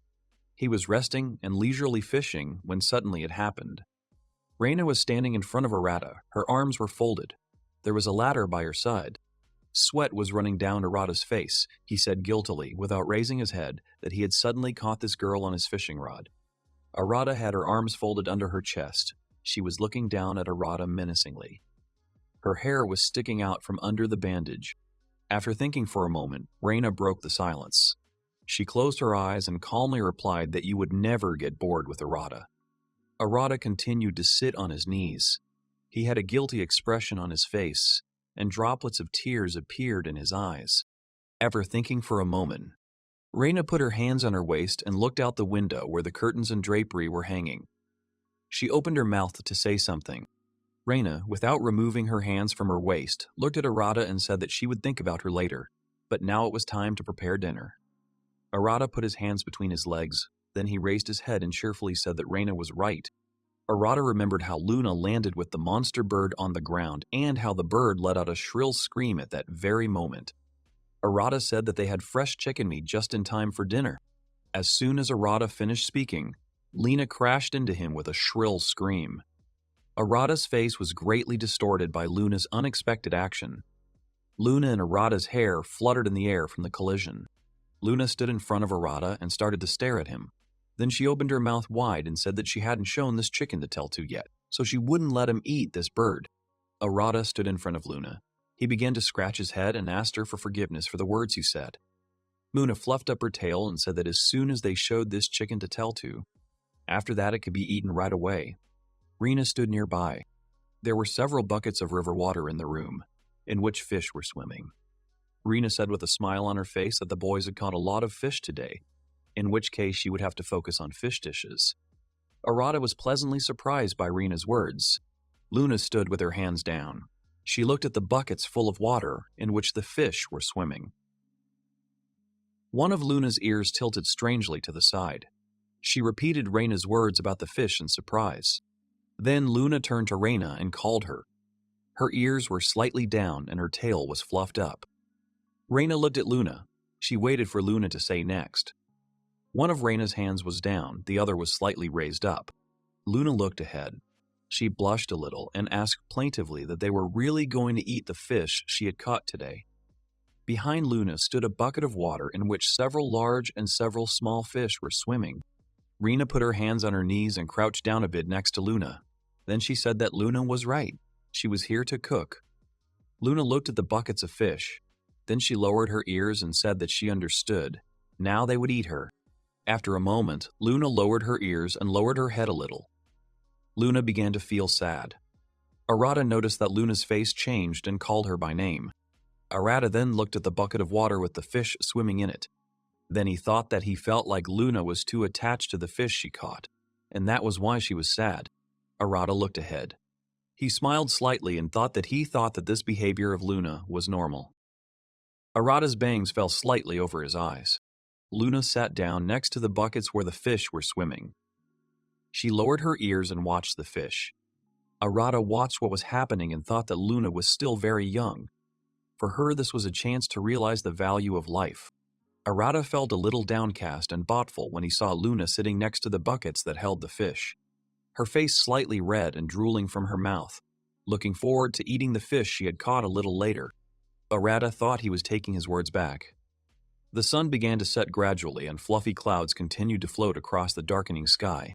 It was quiet in the boys' house. The doors to the rooms on the second floor were closed. Aluga was sitting on a chair with fur upholstery. He sat with his hands together and his legs crossed. Next to him was a bed with a blonde girl sleeping on it. On the other side of the bed was a nightstand with a small window above it. Aluga turned his head warily towards the door, which began to open noisily. His hands were folded together. Aluga's light hair was held by a dark headband with an unusual pattern. Arata entered the room. One of his hands was down. His other hand was holding the door handle. Then Arata asked Aluga if everything was okay with the stranger. Aluga stood up. He looked away and answered Arata's question positively. The blonde girl continued to sleep, her hair lying on her face. Aluga said that he thought the girl was fine. She was just sleeping. Arata was happy with Aluga's answer and said that it was very good. Aluga looked away warily. He stood by the girl's bed. He pointed his finger to the side and said that from her appearance, he could conclude that she was Errolf. Arata was surprised. He asked Aluga to tell him more about her. Arata had one hand down. He moved the other to the side and said that Aluga meant that the girl was an elf. Aluga put his hands on his belt. He looked at Arata and answered that Arata was right. Earl and elves are very similar. Aluga presented a waterfall that flowed from rock chips. It was surrounded by forest and high slopes of ancient rock. Arata said that these species now live in different parts of the island. They call them so as not to confuse them with elves. The blonde girl's eyes were closed. She continued to sleep, her mouth slightly open and drooling. Aluga continued to say that, as Arata could see, elves are different in that their skin has a dark shade. Arata looked at Aluga in surprise and replied that he now understood the differences between the two species. The collar of Arata's shirt was slightly raised, and there was also a cloth wrapped around Arata's neck that looked like a scarf. Arata put his hand on his belt and looked at Aluga in surprise. Aluga folded his hands together and turned away from Arata a little. Aluga looked at Arata without turning and said that not only did they not only live separately, but they also believed in different spirits. Aluga placed a small pond, which was surrounded by many trees with lush crowns, then an area with high cliffs. Aluga said that elves prefer to settle in the forest. The Aralda are in areas with mountains. Arata looked at Aluga and said that he was curious to know what spirits these two species worshipped. Aluga had one hand on his waist and looked at Arata in surprise. Aluga's headband hung slightly over his eyes. Aluga presented several stone objects on which various ornaments were carved. Aluga said that the elves believe in the spirits of light, water, and wind. The Aralda are the spirits of darkness, fire, and earth. Aluga raised his hand and began to scratch the back of his head. He closed his eyes and said that it was not that the spirits did not get along with each other, and not that they were on bad terms. But there was one nuance. Arata lowered his hands down. He looked at Aruga and waited for the continuation of the story about the two races. Aluga put his hands on his belt and refused to continue their conversation. The unknown girl continued to sleep in the bed, and the guy stood next to her. Aluga looked away and began to say that he was from a tribe of divine beasts that interacted well with elves, but did not get along well with earls. Aluga had a headband on his head, and the collar of his jacket was turned up. Arata looked at Aluga and did not believe what he said. Aluga stood in front of Arata. He closed his eyes and replied that everything he said was true. Aluga remembered a large monster that looked like a bird engulfed in flames. Its nails had large and sharp claws, and the bird was also hovering in the air. Aluga continued to say that Arata remembered the elder, the phoenix. Aluga then imagined the phoenix fighting another monster that was larger than itself. Aluga went on to say that the Urlvas believed in a great spirit that dined on a similar power, and there had been a dispute about this long ago. Aruga stood in front of Arata.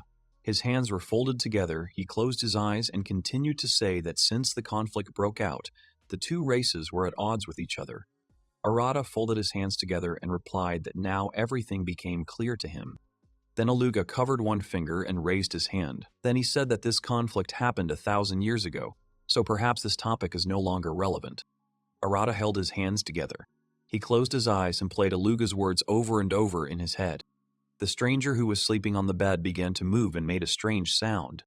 Arata held his hands together. Then he heard the girl wake up and looked at her in surprise. Aluga also looked at the stranger in surprise. The girl was lying down, and then she opened her eyes. The girl raised herself above the bed. She held the blanket with one hand and began to rub her eyes with the other hand. The girl's hair was disheveled. She was wearing a t-shirt with fur around her neck. The girl was sitting on the bed. She was covered with a blanket. After thinking for a bit, she looked at the guys. The guys were standing by the bed where the girl was lying and were watching carefully what she would do next. The girl was sitting on the bed, covered with a blanket. Her hair was disheveled. The girl looked ahead and said that she did not understand where she was now. Arata stood at the head of the bed and watched the stranger's further actions. The girl was sitting in bed, one hand on her stomach. Arata was standing at the head of the bed. He raised his hand and with a smile on his face said that the girl was at their home. On the other side of the bed there was a large window, from which the sky was visible. The girl sat and held her stomach with one hand. She looked ahead and said plaintively that something else was important now. She is very hungry. At the head of the bed there was a bedside table which was made of wood. After some time, the stranger opened her mouth wide and began to bite into the food. The girl held skewers with fried fish in both hands. There were plates on the table. Luna sat next to her and watched with tears in her eyes as the stranger ate her fish. Then the moon took a skewer with fried fish in each hand and raised them up. She calmed down and said that so be it. Luna opened her mouth wide and greedily began to eat the fish. She shouted loudly that in that case, she accepted the stranger's challenge. The stranger sat next to Luna and ate the fish. Her face was dirty and her hair was tied in ponytails. The dining table was outside. Luna and the stranger continued to eat fried fish. Raina stood aside from the table. She looked at the girls and wished them bon appetit. Raina stood by the lit fire and cooked the fish. Aluga stood nearby, his hands folded together. He looked at the girls, who were sitting at the table, and said that they had managed to eat their share. Arata stood nearby, one hand on his belt, and then he laughed a little at Aluga's words. Raina approached the boys and said that this girl's name was Katama. Aluga kept his hands folded and put them in front of him to look. Arata heard Raina's question. He looked at her and answered her question positively. Arata looked at the girl and said that she was from the Elf tribe, who lived in the mountains of the Northern Territories. Katama held a skewer with a stung fish in each hand and ate it greedily. Katama's face was covered in crumbs from the food, and her hair was pulled back. Raina stood next to Arata. She folded her arms under her chest and said that he didn't know how the girl who lived in the mountains ended up in the river. Sweat was running down Arata's face. He thought for a while and wanted to start talking. Arata imagined Katama floating in the river with many air bubbles forming around her. Arata fell ill and said with a smile that Katama was hungry, so she dove into the water to catch a fish, but her leg cramped. Raina stood in front of Arata, holding her hands under her chest, and said with displeasure that Katama was really that clumsy. Arata nervously replied that that was why you always had to warm up a little before you started swimming. Katima finished eating. There were many crumbs from the food on her face. After thinking for a bit, she sighed heavily from the saturation of the food. Katima was lying on the ground covered with grass. She spread her arms out to the side and with a happy expression on her face, said that she felt very good. Luna was lying next to her. She also spread her arms out to the side and said that Katima was right. It really was very good. Sometime later, Raina approached the girls. She put her hands on her waist and said menacingly that girls should not lie around after eating, as it was considered bad manners. The girls rose from the ground. They lowered their heads and moaned sadly. Katima leaned her hands on the ground. She sat with her eyes closed. Then she sadly said that she had eaten her fill, and now she wanted to sleep. Luna sat next to her. She lowered her head and ears down and sadly agreed with Katima's words. Arata came up to the girls. He put his hands on his knees and sang a little. Then he smiled and said that in any case, it was already late, so Katama could stay with them for the night. Katama, sitting on the ground, looked at Arata and cheerfully agreed with him. Luna sat on the ground, her head and ears down. She started rubbing her eyes with her hand and said plaintively that she would also like to stay the night with the boys. Arata smiled broadly and agreed to let Luna stay at his house, as well as Katima. Then Arata turned to Aluga and asked him what Aluga thought about it. Aluga smiled, he closed one eye and raised one hand. Then he said that it didn't matter to him. The guys could do whatever they wanted. Arata held the girls by the back, who could barely move their legs as they were very sleepy. Arata said that now was the time to go to their rooms. Behind Arata there was a table with the remains of food and several chairs. Raina appeared in front of Arata. She covered her mouth with her hand and began to laugh quietly. Arata looked at her in surprise, as he did not understand why Raina was laughing. Arata looked ahead in surprise. Luna and Katima stood next to him. Luna, without opening her eyes, held Arata by the jacket, and Katima leaned on Arata.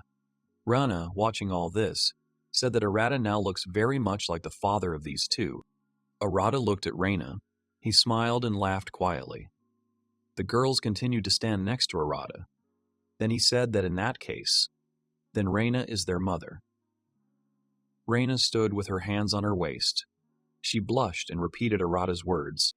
Raina imagined herself smiling widely and Luna sitting on her back, Katima standing next to her and touching her face with her finger. Arata looked away with a smile on his face and held little Telta on his shoulders.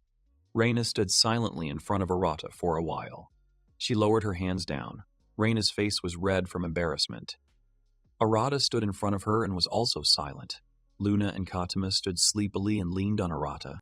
Arata started scratching his face. It was red from embarrassment. Then he thought that he was just continuing Raina's joke. The boys' conversation was interrupted by Alug's voice. He looked ahead warily and began calling the boys. The bandage that held Alug's hair was pulled down over his eyes. Arata was holding Luna and Katima in both hands. They were falling over from sleep. Raina was standing in front of Arata. Her face was red and her hands were slightly raised. Aluga said that he was happy for the boys, of course. But Luna and Kadama were about to fall to the ground. Arata turned red with embarrassment. He picked up the girls and shouted that Aluga was right. He would immediately take the sleepy girls into the house. Raina's face was red with embarrassment. She raised her hands and shouted that Arata made the right decision. Aluga stood in front of the boys. He put his hands on his waist and was touched by the boys' reactions. Raina stood still. She raised her hands and put one of them to her face. Arata took the sleepy girls in his arms and quickly walked. There was a pile of stones on the ground. It was dark outside. Against the black sky, twinkling stars and fluffy clouds were visible, which were moving across this sky. Luna and Kadama found themselves in their room. They were lying on the floor. Luna was sleeping on her side. Her head was on the pillow, and her body was covered with a blanket. Kadama was lying on her back. Her arms were spread out to the sides. The pillow was lying on her back. Her arms were spread out to the sides. The pillow was lying to the side. She was not covered with a blanket. Arata walked out of the house, one hand on the door handle. He looked away and with a smile on his face told the boys that he had put the girls to bed. Arata walked towards Raina. She was wearing an apron and holding a spatula for stirring food. In front of Raina was a grill with frying pans on it. The frying pans were steaming hot from the hot coals. Arata stood in front of Raina, his hands down. Arata said in surprise, "Didn't the girls eat all the fish?" Raina raised her hand, which was holding the spatula. Then she looked at Arata in surprise. The frying pans were hot. Arata was distracted from Raina when he heard Aluga's unexpected laughter. Aluga lowered his head. He smiled and said that this situation was too predictable. Aluga lifted the bucket of water with the fish swimming in it and said with a wicked smile that that was why he hid the fish he had caught earlier. Arata smiled and said that Aluga had done a very clever thing. Arata sat down at the table, which had a tablecloth on it. Raina then came up to him and placed a plate of hot food in front of Arata. She then said with a smile on her face that she had prepared a more adult dish for them. On the table in front of Arata was a plate of fish and vegetables with cutlery on the sides of the plate. Raina continued to say that she had prepared the fish fried in oil and a side dish for it. Raina stood in front of the table. She was wearing an apron. She hid her hands behind her back and asked the boys what they could say about the food. Arata had 2 plates of food in front of him. He was surprised and couldn't take his eyes off the food. Aluga did the same. Raina said that she hoped Aluga wouldn't scream with delight, otherwise he would wake the girls. Aluga's face turned red. His mouth was open and drooling. He couldn't take his eyes off his plate and agreed with everything Raina said. The boys were sitting at the table.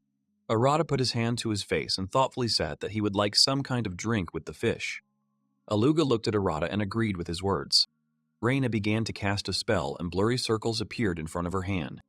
A moment later, the circles dissipated, and Raina had 3 glass goblets in her hands, and in her other hand, she had a glass bottle with an unusual sticker.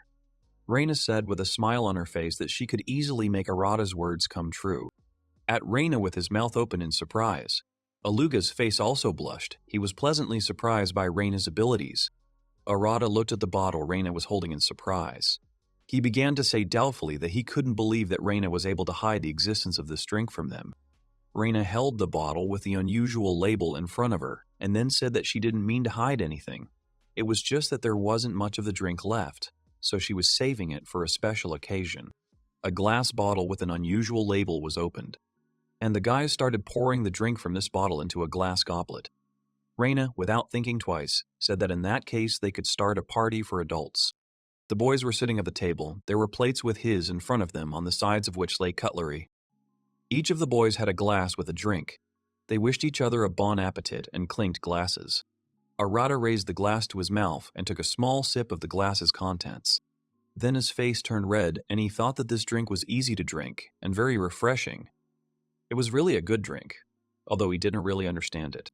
Arata's face was flushed. He again put the glass to his mouth and drank the contents of the glass. Arata enjoyed the drink. Aluga took a piece of food with his fork and put it in his mouth. Then his mouth opened wide. Aluga grabbed the fork and put it in his hands and raised them up. Then he blushed and perked up. He was delighted with the food that Raina had prepared. Aluga placed his hands on the table, holding a fork and knife. His body was shaking with the pleasure of eating. Arata, holding the knife in his hand, looked at Aluga and thought that he was sure that Aluga was desperately holding back from screaming with pleasure. The boys were sitting at the table. Aluga couldn't calm down. He kept shaking.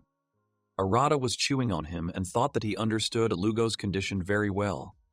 Raina was sitting next to him. She picked up a glass of drink and looked at it. Raina placed the glass goblet with the drink to her lips and began to sip the contents from it. Then her face turned red and she continued to look at the glass goblet. Seeing this, Arata's heart began to beat loudly. Raina held the glass in her hand. Then she turned to Arata and said that she had a reason to open that bottle. Arata held the cutlery in his hand and nervously replied that he fully supported Raina's words. Aluga took a piece of food with his fork and put it in his mouth. Then he praised Arata.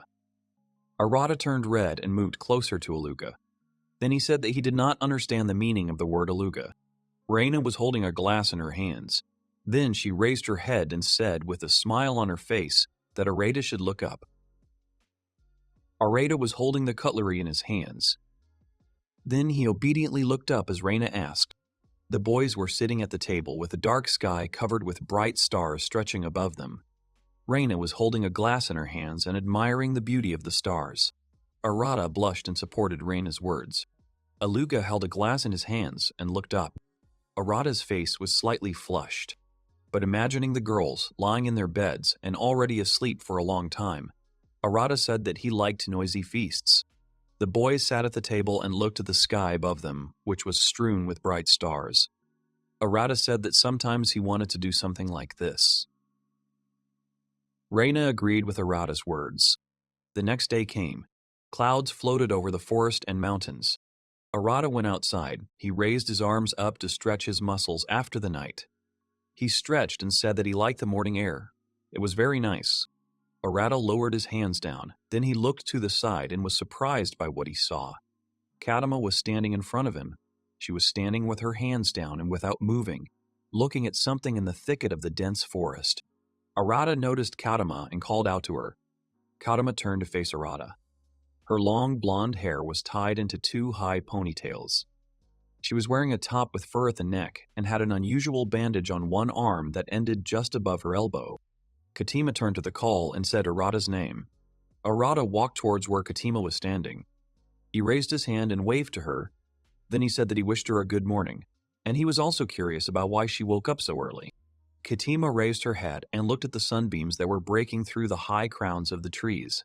Then she smiled and said that she was pleased to watch the rays of the morning sun breaking through the leaves of the trees.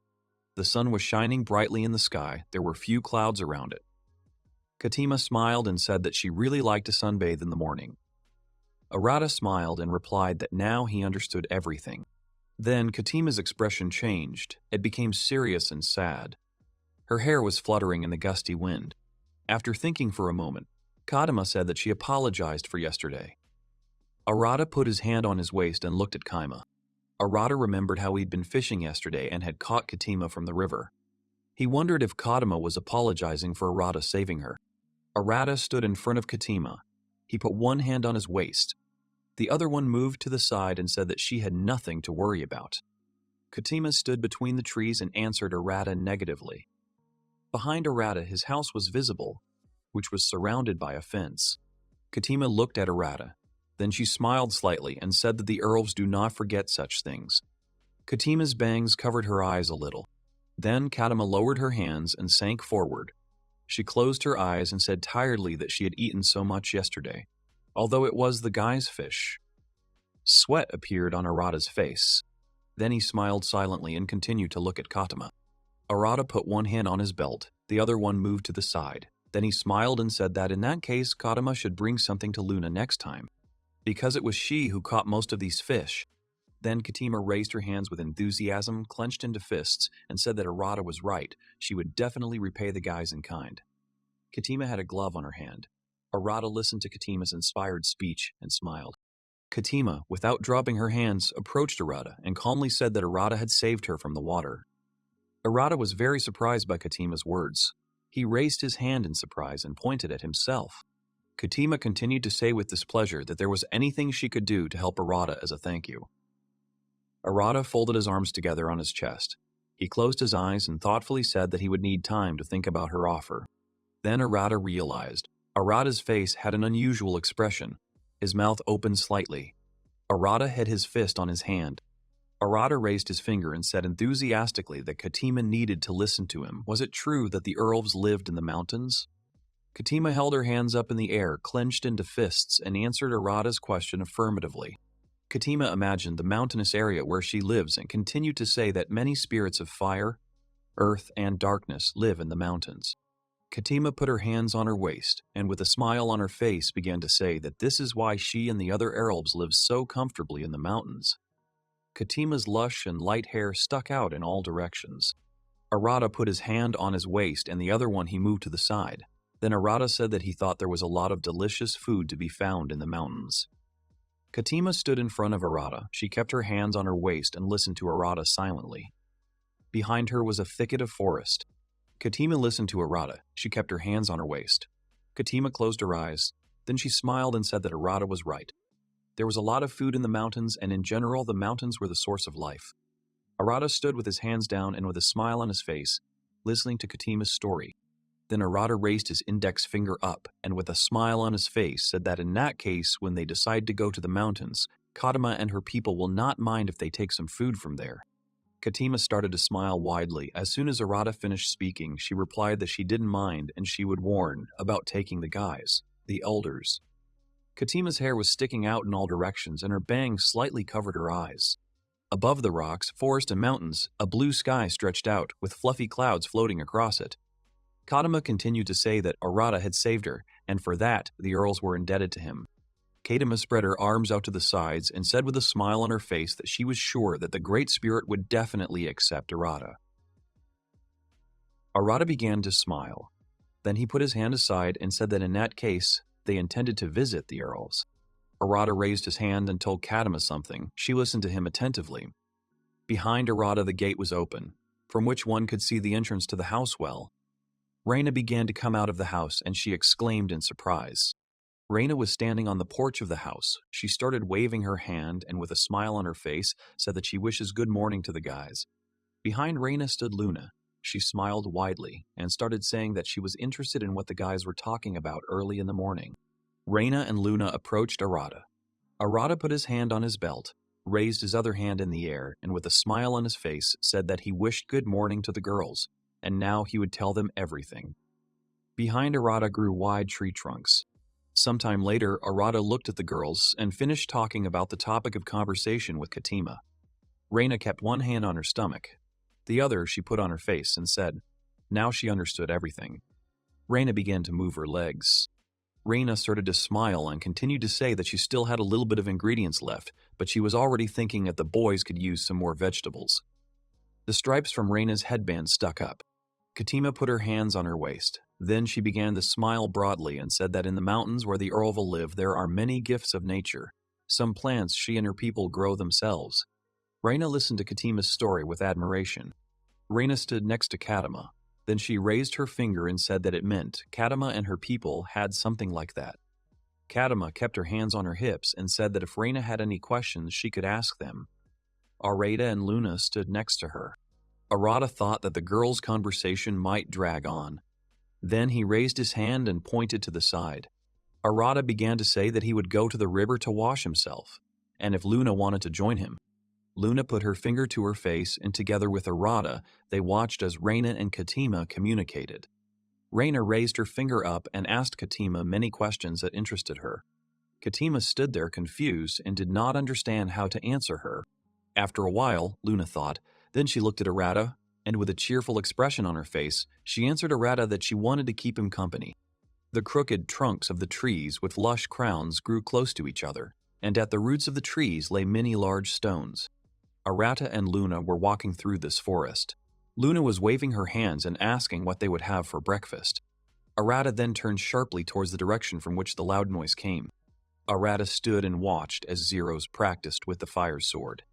Zeros stood in a fighting stance and held the sword in one hand, which was engulfed in flames.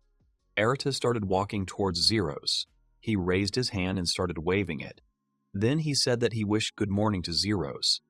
Zeros stopped with his sword outstretched in his hands and looked towards Arata. Zeros' face and body were all covered in beads of sweat. He looked at Arata. Behind him was a forest bowl. The sword in Zeros' hands continued to burn.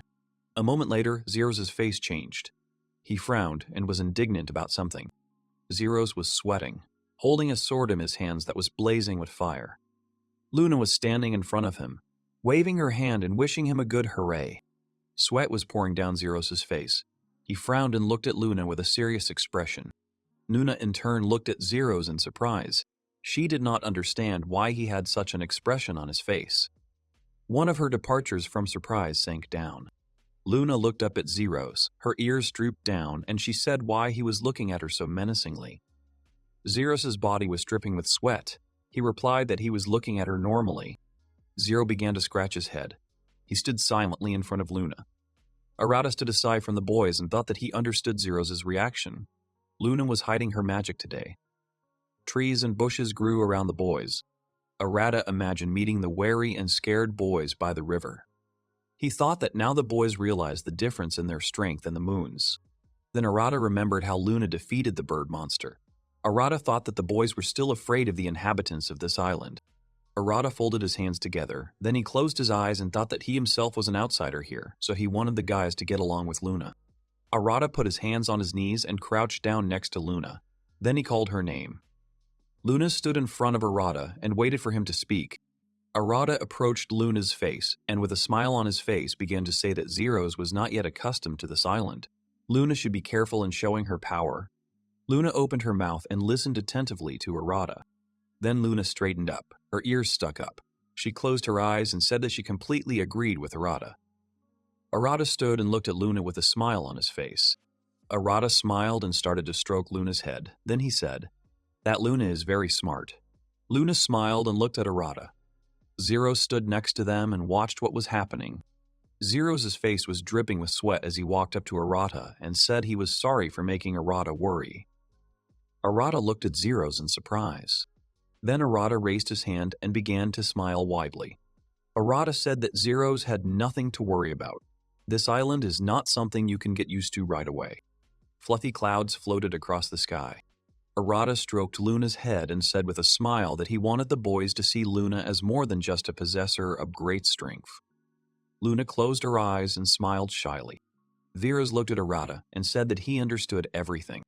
Arata folded his arms under his chest and thought that it seemed to him that Zeros and Merlin now looked even more cautious than before. Luna looked at the thoughtful Arata in surprise. Arata remembered the faces of Luna and Aluga. They were smiling. Arata thought that he wanted the boys to stop being afraid of Luna and Aluga. Arata stood in front of Zeros, who placed his hands on his waist. Arata thought that if a situation like yesterday were to happen again and again, Zeros and Merlin might get a mental breakdown. Arata made a serious expression and thought that even though he and the guys had just met recently, he didn't want things to end this way. Arata looked at Zeros. Then he raised his hand and said that he and Merlin were not very busy today. Zeros had beads of sweat running down his face. He was very surprised by Arata's question. Zeros folded his hands together, then replied that he and Merlin were not busy today. Arata put his hand on his waist and wanted to say something. Arata kept one hand on his waist. The other one he raised, and with a smile on his face said that in that case, why don't the guys join him and the others for breakfast? Luna stood next to him and looked at Arata with her mouth open. It was quiet around the house of Arata and the others. The house was surrounded by a high fence. After some time, Arata came into the house and with a smile on his face told Raina that he was home.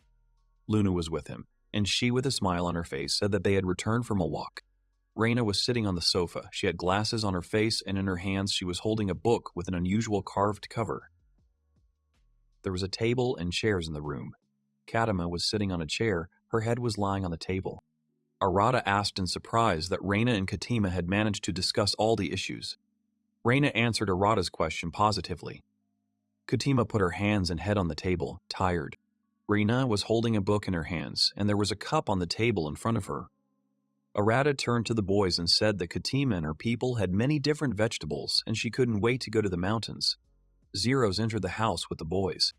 Raina was wearing glasses and was very surprised when she saw Zeros and Merlin enter the house with the boys. The boys were careful and cautious. Raina looked at the boys without looking away. She slammed the book shut and asked why those guys were in the house. Arata walked up to Rain with an indignant expression on his face, and she lowered her head. Fluffy clouds floated above the house. At this time, Arata told Raina about inviting the boys to breakfast. Raina was sitting on the couch with her arms folded. Luna was standing behind Devin and leaning on him. Arata moved his arm to the side and said that that's why he thought it would be nice for everyone to have breakfast together. Zeros and Merlin were standing by the door. Raina lowered her head and closed her eyes. Then she said that she now understood everything.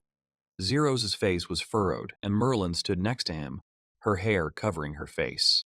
Arata stood silently and thought sadly that Raina had said earlier that she had a bad relationship with the other alchemists. Arata stood behind the sofa and thought that Raina didn't say that they were enemies before, so Arata thought that everything could be settled. The guys were standing next to him. Arata lowered his head. His face became even sadder, and he thought that most likely his decision was too naive. Raina noticed Arata standing next to her, and he looked very sad. Raina looked ahead and sighed heavily. Raina, without turning to Arata, said that he shouldn't make that expression. Arata perked up, as he didn't quite understand what Raina was talking about. Raina took the glasses in her hands, and with a smile on her face, said that if Arata wanted it, then she wouldn't object either. Arata smiled widely and said Raina's name. Raina sat on the sofa. She held her glasses in her hands. Then she closed her eyes and said that it wouldn't mean that she forgot everything. Arata looked at her in surprise. There was cutlery hanging near the stove, and apples were lying in plates on the table. Arata started scratching his head and said that they were living on the same island, and there was no getting away from it, so he wanted the guys to get along with each other. After hearing these words, Raina was very surprised. Raina put her glasses on the book and said that Arata was right. They weren't in the kingdom now, or even on the continent. Raina stood up and walked towards the boys who were standing at the door. Raina extended her hand and said with a smile that this island sometimes felt like hell. But in reality, it was a good place to live. Zeros and Merlin stood nearby and listened attentively to Raina. She continued to say that she thought that the guys also had their own thoughts on this matter. But it was necessary to forget about the past and try to establish communication. Zeros had sweat running down his face, his brows were furrowed, and his eyes were closed. Zeros shouted that Raina was right, and now he understood everything. Then he started walking forward. Zeros, looking flustered by his decision, shakes the stunned girl's hand. The boy apologizes to her for everything and asks her to start over with hope in his voice. Raina is a little surprised, but shakes the boy's hand back.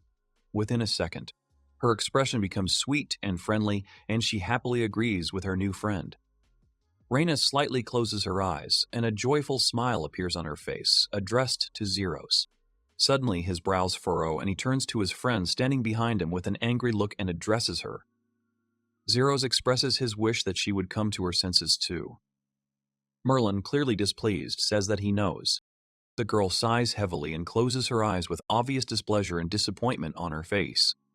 Merlin is surprised that something like this happened after she reached the level of the 7th Archmage.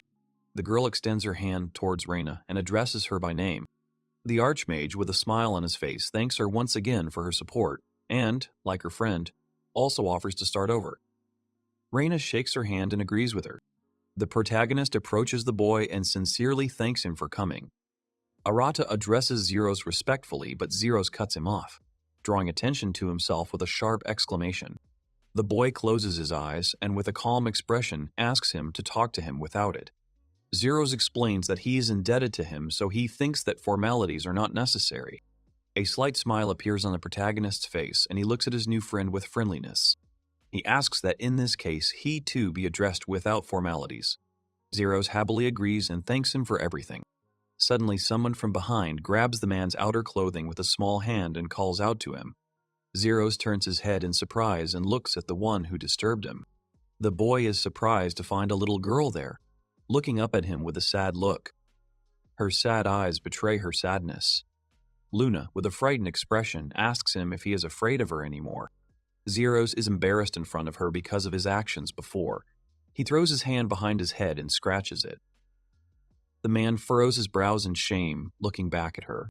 The Archmage drops to one knee in front of her to match her height and talk comfortably, and, answering her question positively, asks her forgiveness with sincerity and regret.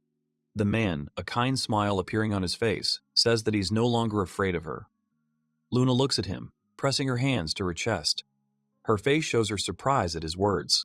He also says that he forgot to say how grateful he was to her for saving their lives yesterday. The girl opens her mouth in amazement and widens her eyes, which are filled with surprise. Luna clenches her little fists, pressing them to her chest, and closes her eyes. The girl agrees with him with joy in her voice. She offers him friendship with a kind smile on her face and calls him Uncle Zeros. The man opens his mouth wide in surprise and repeats the little girl's words about him being an uncle, not wanting to believe her words about his adulthood. Zeros' whole body trembles from the negative emotions that overwhelm him. The man looks at the little girl standing in front of him in bewilderment and frowning, wonders why she called him that. Luna puts her finger to her cheek and looks at him with a confused look, wondering about his reaction and his question. The girl explains to him that she called him that because he is an uncle. Zeros looks at her silently with a frowning expression. The man considers his words and reluctantly agrees with them. He closes his eyes and folds his arms across his chest. Zeros says with bitterness in his voice that he is quite old. In fact, he is over 50 years old. Merlin, who is standing next to a smiling Raina, covers her mouth with her hand in an attempt to hide her laughter and repeats Luna's words about being Zero's uncle. The man looks at his friend in anger and angrily yells at her not to laugh. Suddenly, a new idea comes to his mind, causing an evil grin to appear on his face. Zeros, with an echidna expression on his face, turns to the moon and, pointing his finger at his friend, asks the little girl what she will call Merlin. She turns her gaze to the girl standing not far from her and briefly thinks about Zeros' question. Suddenly, she calls her Aunt Merlin. The woman opens her eyes in fear and asks her again in bewilderment. Zeros laughs very loudly, causing even a small tear to form in his eye. Merlin, who wants to express her dissatisfaction with Zeros' actions, says with fury in her voice that he knew she would say that. The protagonist and Raina happily watch Zeros, who continues to laugh, Merlin, who is angry at him, and little Luna, who looks at her new friends in bewilderment, not understanding what she said wrong. Arata turns to the girl and asks her if this means that they have now made up. She also looks at him in response, and with a smile on her face, says that it is possible and she does not deny such a possibility. Suddenly, Katima calls out to the protagonist. Arata turns towards the girl and looks at her questioningly. She runs her hand over her stomach and says that she is hungry. The protagonist exclaims loudly in surprise. Arata turns back to his friend and reminds her with a confused look that they haven't had breakfast yet. Raina smiles back at him and puts one of her hands on her hip. The girl, closing her eyes, agrees with the main character's words. She smiles kindly and then suggests sitting down at the table. Luna exclaims loudly and with joy in her voice. Katima, with a slight smile on her face, says that she is looking forward to it. The boy watches as Raina and the girls walk forward. She looks at the moon and asks it what it would like to eat. It enthusiastically replies that it would like to eat meat. Katima smiles happily, thinking about food, smiling reservedly. The protagonist turns to Zeros and Merlin. Arata extends his hand and, with a smile that is directed at the boy's new friends, says that it is nice to meet them again. The man standing opposite him agrees with him and also raises his hand. The girl on his right side, with a smile on her face, says that it is mutual. After a while, Raina prepares a delicious breakfast, the aroma of which spreads throughout the kitchen. Kadama sits at the table waiting for the dish. Arata helps her friends set the table. Zeros and Merlin are still arguing, and Luna watches this with surprise. The protagonist looks at Zeros and Merlin with a slight smile on his face. Kay, who continue to discuss something heatedly, pointing at themselves with their fingers. He thinks that from now on these two are their neighbors, and he does not know how they are going to live on this island. Arata makes a mental note that they might try to escape from here, and assumes that they might have some kind of plan. Memories of what the island looks like pop into his head. He smiles and thinks that everything is fine for now, and he is ready to help them if they want it. The main character remembers that this is an island of freedom, and here you can do whatever you want. He thinks that they can live the way they want, in constant fun. Arata understands that there are many new meetings ahead and assumes that all sorts of madness awaits them. The protagonist recalls the landscapes of the island. The boy grabs the chair to move it and sit down. Arata remembers that this is part of their life. The main character thinks that living on this island and enjoying it as long as possible is all he wants. All the guys sit down at the table and start eating. Arata has made new friends. It's a beautiful clear day outside, but the sky is a little cloudy. After breakfast with Zeros and the others, Raina cleans the kitchen, wanting to tidy up the cooking area. The guy says it was noisy, but it gets lonely when no one is around. She agrees with him. The girl turns to face him and looks at him. She holds a plate in her hands with a smile on her face, which she is going to wash, and says that if she always does this, she will quickly get tired. Arata smiles back at her and laughs a little, saying that it is true. The girl washes a plate under running water and says that you never know what to expect from life. A slight smile appears on her face, and she says that she would never have thought that everything would turn out this way. The protagonist asks her in surprise if she is talking about Zeros and Merlin now. Raina confirms his words, answering positively. She explains to him that they only saw each other at meetings and almost never talked. The protagonist exclaims, remembering the events of the past, and says that they decided to settle further away because of the pride of the archmages, and because they did not get along with each other. He watches her wash the dishes. The guy suddenly contradicts himself and raises his finger up. He looks at her with joy in his eyes and asks the girl that now that they have forgotten their differences, would she mind if they lived nearby? She freezes in place, amazed. The girl looks at him with a surprised look and thinks about the words of the protagonist. Arata says that he thinks it would be better if they lived nearby for some time until they got used to this island. Raina touches her chin with a thoughtful gesture and looks away from the boy. She hesitantly agrees with him and says that these two can be useful in various everyday activities. The protagonist leans against the pedestal that stands between Raina and him, surprised by her words. He thinks about her statement and asks her to give an example. The girl asks him if he has heard that Zeros has a nickname, Deadly Flame. Rain becomes serious in that second. The girl looks at him with determination in her eyes and folds her hands. She explains to the guy that his fire control is much better than hers. She thinks it will be very convenient for cooking meat. The main character is amazed by her words. The guy thinks to himself that this is not the most appropriate occupation for a person with such a nickname, but he resigns himself to it. Raina opposite him looks at the guy and raises her finger. The girl starts talking about Merlin. Raina explains to him that she is so good at water magic that she is called holy water. She believes that for cleaning, washing, and sewage, water is very useful in everyday life. The protagonist frowns a little with disappointment and thinks about her words. Memories of the strength of Merlin and Zeros flash through the boy's mind. The protagonist thinks that these two are clearly proud of their nicknames and asks himself a logical question. Is it right to ask them about something like that? However, after a second his gaze becomes more serious. He stops himself in his thoughts and thinks that on this island the titles of archmages are worth nothing and it is much more important to raise the standard of living. Raina thoughtfully says that they will still be there, and the girl asks why not ask them for help. Arata agrees with her. He says with a smile on his face that is a good idea. The girl then offers to go and talk to them. After a while, the sun is already setting towards the horizon, creating a beautiful sunset. The protagonist stands with his hands on his hips near Raina, who has a smile on her face, and is surprised that they have already arrived. Zeros waves his hand and confirms his words. The man has a serious expression on his face. He says he hopes for their support. The girl next to him smiles easily and thanks them in a joyful voice. Raina suggests that they first decide where they will pitch their tents. Merlin agrees with her. After a while, Zeros and Arata pitch the last of the two tents. It is already completely dark outside. After they finish setting up the Zeros tents, Merlin, Arata, and Raina are having lunch at the girl's house. The sky has already turned completely dark.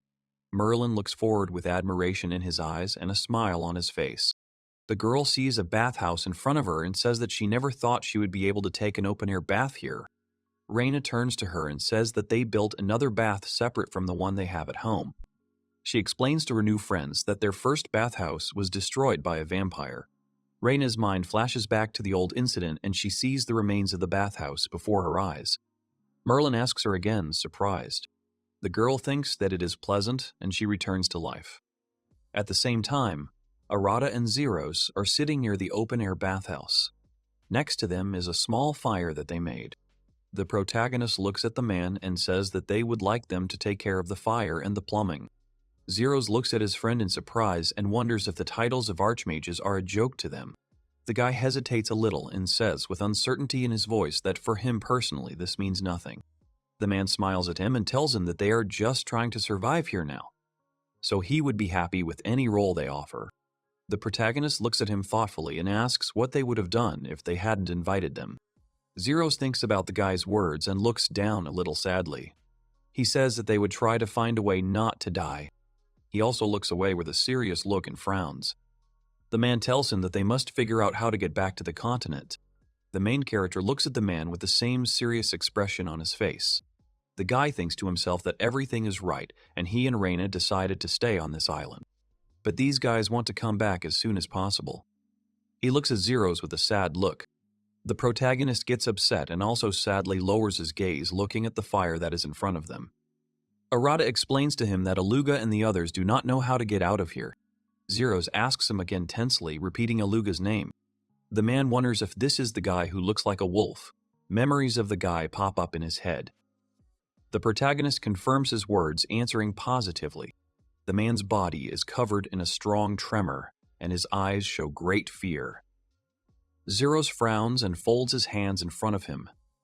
He says tensely that everything is clear to him. The protagonist turns his gaze to his new friend. Sadness appears in his eyes because he is worried about his friend. He notices changes in him and his mood. Arata thinks to himself that he has become completely despondent. A kind smile appears on the protagonist's face. He moves one hand to the side and, looking at Zeros, explains to him that Aluga is a good guy.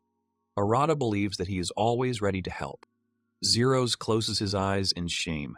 Beads of sweat roll down his forehead from the tension. He opens his eyes and looks at the protagonist. The man says that normal people are afraid of dangerous creatures. The protagonist looks at him in surprise.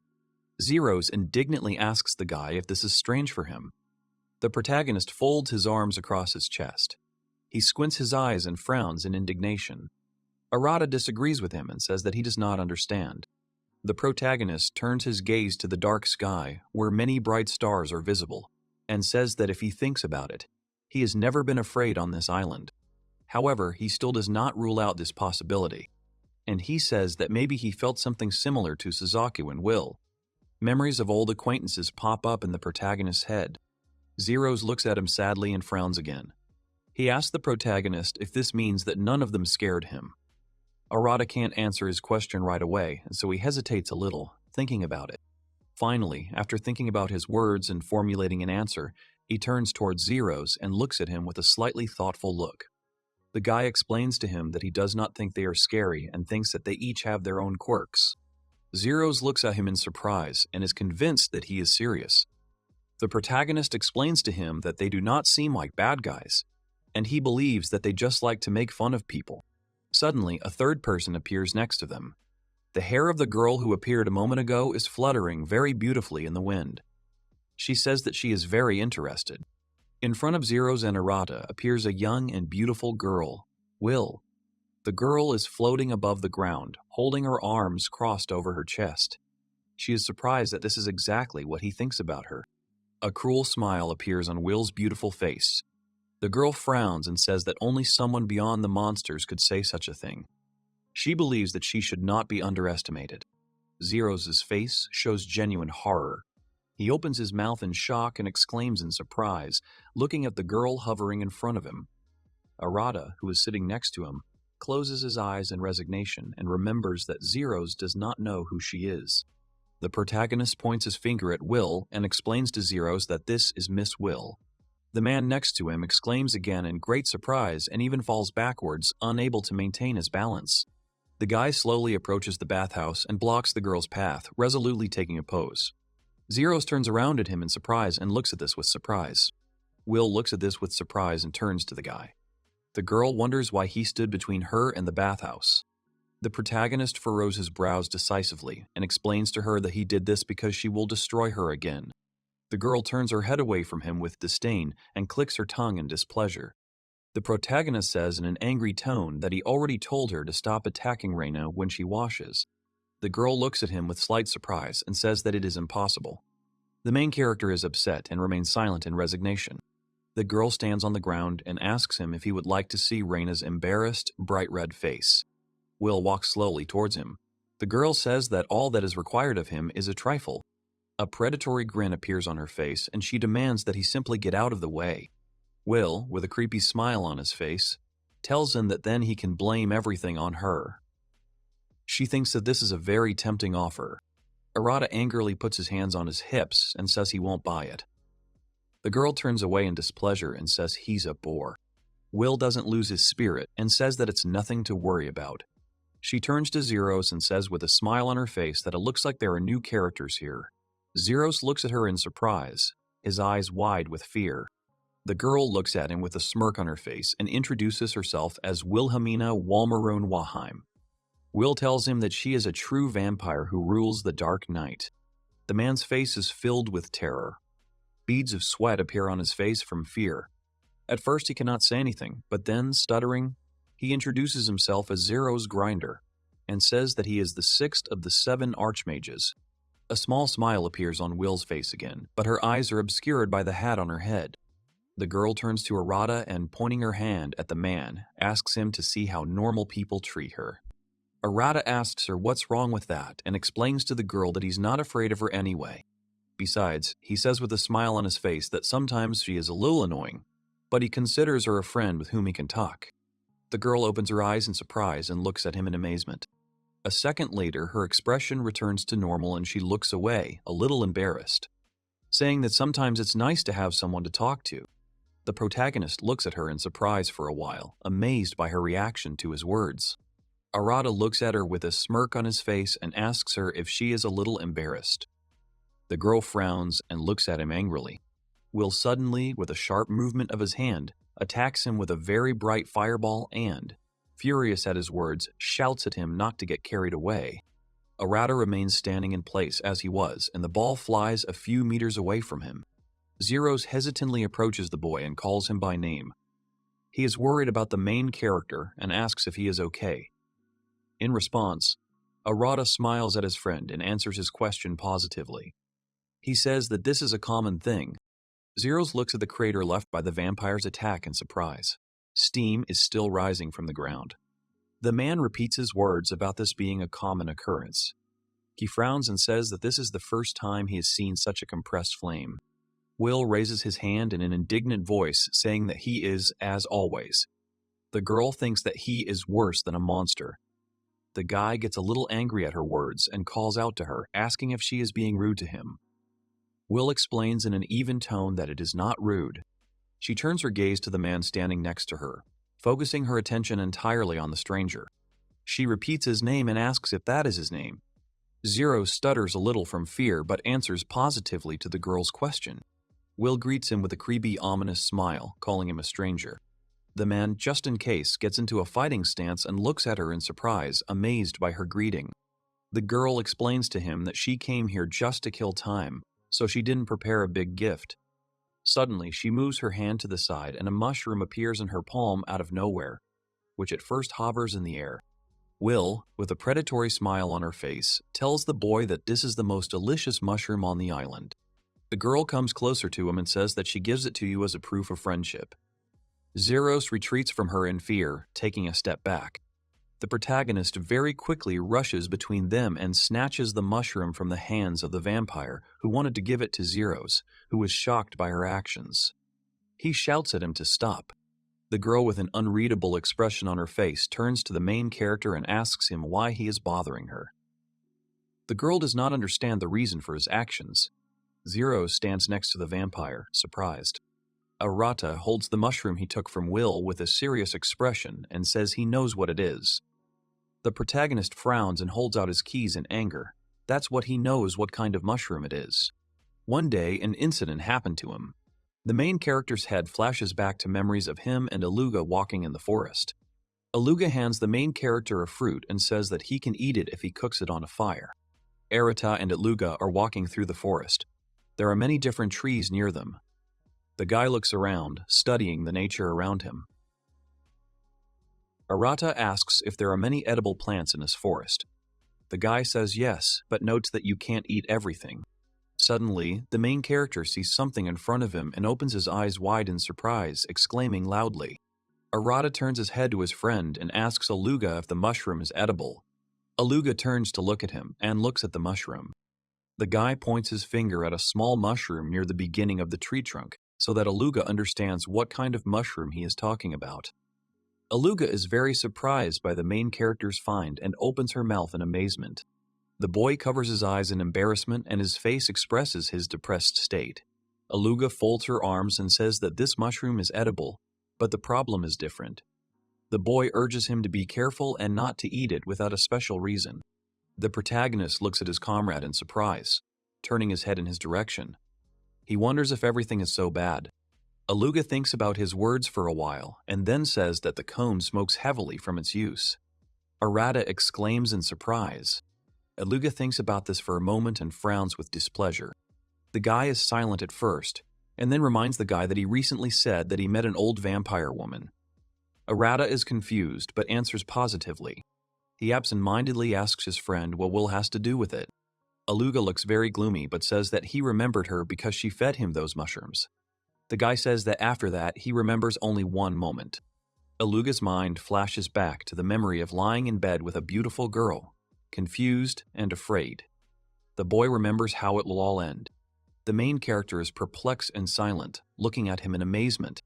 Aluga shouts in rage at the protagonist that this woman is ready to do anything for her fun. The guy opens his eyes wide and angrily tells him to be careful. Arata, remembering his friend's words, silently agrees with him and thinks that he will be careful. The boy angrily squeezes the mushroom in his hand, which he recently took from Will. The main character angrily extends his hand with the mushroom forward and shouts that it is a burning mushroom. Zeros frowns in confusion and looks at him in surprise, repeating his words about him burning. The girl standing next to him looks away. Will frowns in anger that the protagonist has thwarted her evil plan and furiously asks him how he knew about it. Arata frowns at her and says that the Aluga warned him. He throws the mushroom aside. The girl angrily calls him ungrateful and asks him to whom he owes his happy life. The protagonist says that he is angry because she made him skip all the steps to happiness and turned him into an animal. Arata touches his chin with his fingers in a thoughtful gesture and thinks about it with a serious expression. He says that Aluga couldn't understand for a long time that Livia was in love with him, so he can't say that he didn't have problems. The vampire looks at him with a gloomy expression, expressing her dissatisfaction with his words in her gaze. The girl says that he shouldn't talk about it. The protagonist looks at her in bewilderment and asks what she's talking about. Will calmly explains to the protagonist that she means him and Raina. She doesn't even have time to finish the word when, with a sharp movement and one attack, her head is cut off. Surprise freezes on her face. Zeros exclaims in surprise and looks at the girl in amazement, not believing his eyes. The protagonist frowns in bewilderment and closes his eyes, turning his head towards the new arrivals. He expresses his dissatisfaction with the situation. The girl who came a few moments ago screams loudly for her to stop. She is clearly displeased with the actions of the vampire, who has disturbed their peace again. This girl turns out to be very Raina. Her face is angry. She asks her in anger why she comes here at such a time and tries to say strange things. Behind her stands a frightened Merlin. She thinks that this is a new threat. The severed head of Will the Echidna smiles and looks with satisfaction at the girl who came out of the bathhouse. The vampire says that she does this because watching her embarrassed is the highest pleasure. Raina is very angry because of her words. The girl frowns and points her finger at her. She angrily shouts that she will cook her something really tasty, but in return they ask her to stop doing this already. Will says that her food certainly looks very appetizing, but the girl thinks that this looks much better. The vampire smiles evilly and says that she simply cannot stop. Raina looks at her with an evil look and exclaims. Will's head turns away from the angry Raina and screams that she will come to her again under the cover of night. The girl asks to wait for her impatiently. Raina furiously puts her hands forward and with anger in her voice screams that somehow it will work out. After the unexpected guest leaves, there is silence between the friends. Arata sadly watches the girls go. Zeros, who is standing next to him, is perplexed. Raina is very angry and Merlin is trembling with fear behind them. Suddenly Zeros turns to Arata. He raises his finger up, pointing at the girl who left them, and they ask him if someone like her often appears on this island. The guy is depressed, but answers his question positively. The main character looks at him with a slightly sad look and says in a calm voice that Will seems to belong to a special category, although he doesn't know how many people like her are here. The Archmage frowns and a sad expression appears on his face. He looks at the boy with a look of doom in his eyes. Arata is a little confused by his reaction. Zeros turns his gaze to the dark sky and says that everything is clear to him. The man, with a slight smile on his face, says that he is not sure that he will be able to survive if he leaves them. The main character looks ahead with the same smile. Arata is taken aback by his words and thinks to himself that this is not very pleasant to hear from a grown man. A very frightened Merlin kneels behind him. Raina is about to leave. A week has passed since Zeros and Merlin moved in to live nearby. Living in a tent was inconvenient, so Arata and his friends helped build them a house. The girls and boys look at the house that appeared nearby. Then they all celebrated the completion of the building. They had a great time that day. Aluga and Arata helped set the table for Raina. Luna was having fun with the boys. Merlin was scared of the dogs, and Zeros laughed at her. The sun has set and it's a dark evening. Arata and Raina are sitting on the sofa in the living room. The main character tells the girl that now that the construction is finished, they might settle down. The guy remembers that thanks to their new comrades, their standard of living has increased significantly. He remembers how Zeros cook food with fire and Merlin uses water magic. Raina only laughs at his words and agrees with him. Unexpectedly, the protagonist remembers that Zeros is called Deadly Flame and Merlin Holy Water. The guy turns to his friend and assumes that she also has her own nickname. Raina answers his question positively. The girl looks at him with a smile on her face and says that she was called the Many-Faced Demon. The protagonist opens his eyes in admiration and looks at the girl. He exclaims in amazement and says that it sounds cool. The girl doesn't think there's anything wrong with that. She closes her eyes in disappointment and says that she doesn't have any special talents like those two, and the skills she does have are useful only in everyday life. The protagonist, without a doubt, does not agree with her in words and says that it is not true. The girl looks at him in surprise and wonders why he thinks so. The guy raises his finger up and explains his point of view to her with a smile on his face that on this island you can defeat the enemy not only by force but magic, which enriches life, is more important. He says that Zeros told him that they can't use storage magic and she has different types of magic. That's why she is called Many-Faced Demon. The guy's mind flashes back to the girl using magic. The protagonist looks at his girlfriend with admiration. A kind smile appears on his face and he says that she is amazing. Raina exclaims in surprise and looks at him in shock at his words, a slight blush playing on her face. Raina looks away in embarrassment and starts playing with her hair with her fingers. She thanks him with sincerity in her voice. The protagonist smiles at her reaction and chuckles a little to himself. Arata thinks that without her, he wouldn't be living this life because thanks to Raina, they have a good time. Memories of great times with their mutual friends come to mind. Suddenly, the protagonist exclaims and remembers something important. He asks the girl how long it has been since she saw Telta. Arata explains the motivation for his question and says that today she did not come again. The girl touches her chin with her index finger in a thoughtful gesture and ponders his words. She looks up and says that it is very strange. Suddenly, she remembers that Wilhelmina also stopped flying to them every evening and she has not seen her since that day. Memories of the vampire's last visit when she cut off her head in anger flash through her mind. The protagonist crosses his arms over his chest and thinks that these two used to come almost every day, but now they have stopped. He looks down thoughtfully and thinks that Teltu is probably okay. He closes his eyes thinking about it. The protagonist thinks that Will's absence looks suspicious. The guy and the girl both arrive in a thoughtful state and try to figure out what the vampire has planned this time. Raina looks at the guy a little uncertainly and assumes that they are planning something strange together. The main character closes his eyes and seriously thinks about her words. Suddenly, he lifts his head up and looks at the girl. The protagonist asks her in surprise if she thinks Teltu has teamed up with Will. He wonders if they know each other. The protagonist makes the assumption that perhaps they are winding themselves up. Raina agrees with her friend and with a smile on her face says that this could also be true. However, the very next day, there is a knock on their door. Will appears on the threshold.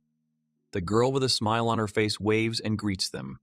She says that today is a very beautiful day. The main character frowns at the sight of the unexpected guest and looks at her in bewilderment. He still holds the door of their house open. The girl standing next to him completely shares his mood. Raina turns to her friend and, pointing her finger at the vampire, angrily asks him if he could turn her away somewhere. The protagonist closes her eyes in disappointment. He tells her that he could do it, but she will return as if nothing had happened.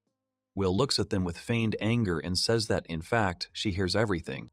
The girl says that it's rude, feigning disappointment in her voice. She mentions that they came all this way to play with them. The protagonist crosses his arms over his chest and looks at her with skepticism in his eyes, and tells her with displeasure that this already sounds suspicious. He also wonders why she speaks in the plural. Suddenly, the main character remembers that she rarely appears during the daytime. The girl turns her head slightly to the side and agrees with the guy. Suddenly, she asks the protagonist where Luna and the others are. Arata explains to her that they haven't arrived yet. A strange grin appears on her face, half of which is hidden behind her hat. The vampire says that it is even better this way. The main character looks at her angrily and asks her with displeasure what she is talking about. The vampire deflects his question and says with a smirk on her face that she just thought it would be too much for the children. Suddenly, the protagonist and Raina hear a suspicious sound. They raise their heads in surprise and react to it in an instant. Arata has a hunch about what it is. He instantly grabs the girl and takes her in his arms. The protagonist says that they better leave here. Surprised by his actions, Raina loudly exclaims in surprise. Arata moves her and himself to the roof of a nearby building in a calculated moment, but continues to hold her in his arms. Will is behind them, watching them from below. The girl in the boy's arms screams loudly and yells at him to wait. Suddenly, a figure with wings appears in the sky. The heroes see that the dragon is rapidly approaching them with a clear desire to attack. Raina hugs the guy's head with her hands to keep from falling and says that it does not look like a Telta. The protagonist frowns at the situation and agrees with his friend with a serious expression.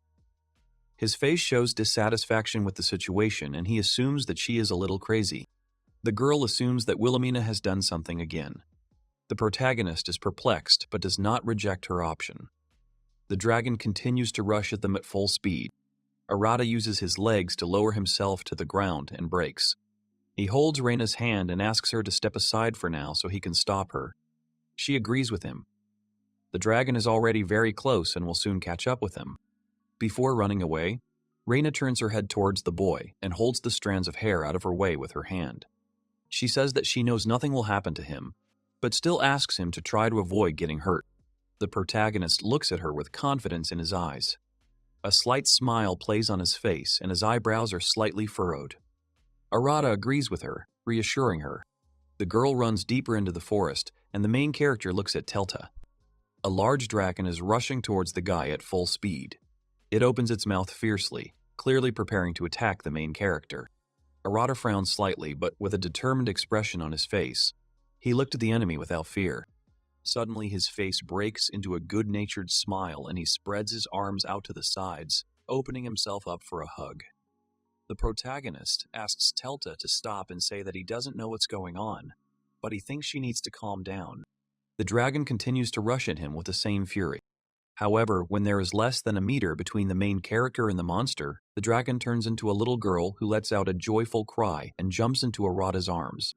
The boy looks at the girl with kindness in his eyes and gently strokes her head. Telta, in turn, continues to hug him around the body. A joyful smile plays on her face and she makes a joyful cry. The boy agrees with her. He looks at how many trees that used to stand near the girl and the boy were destroyed.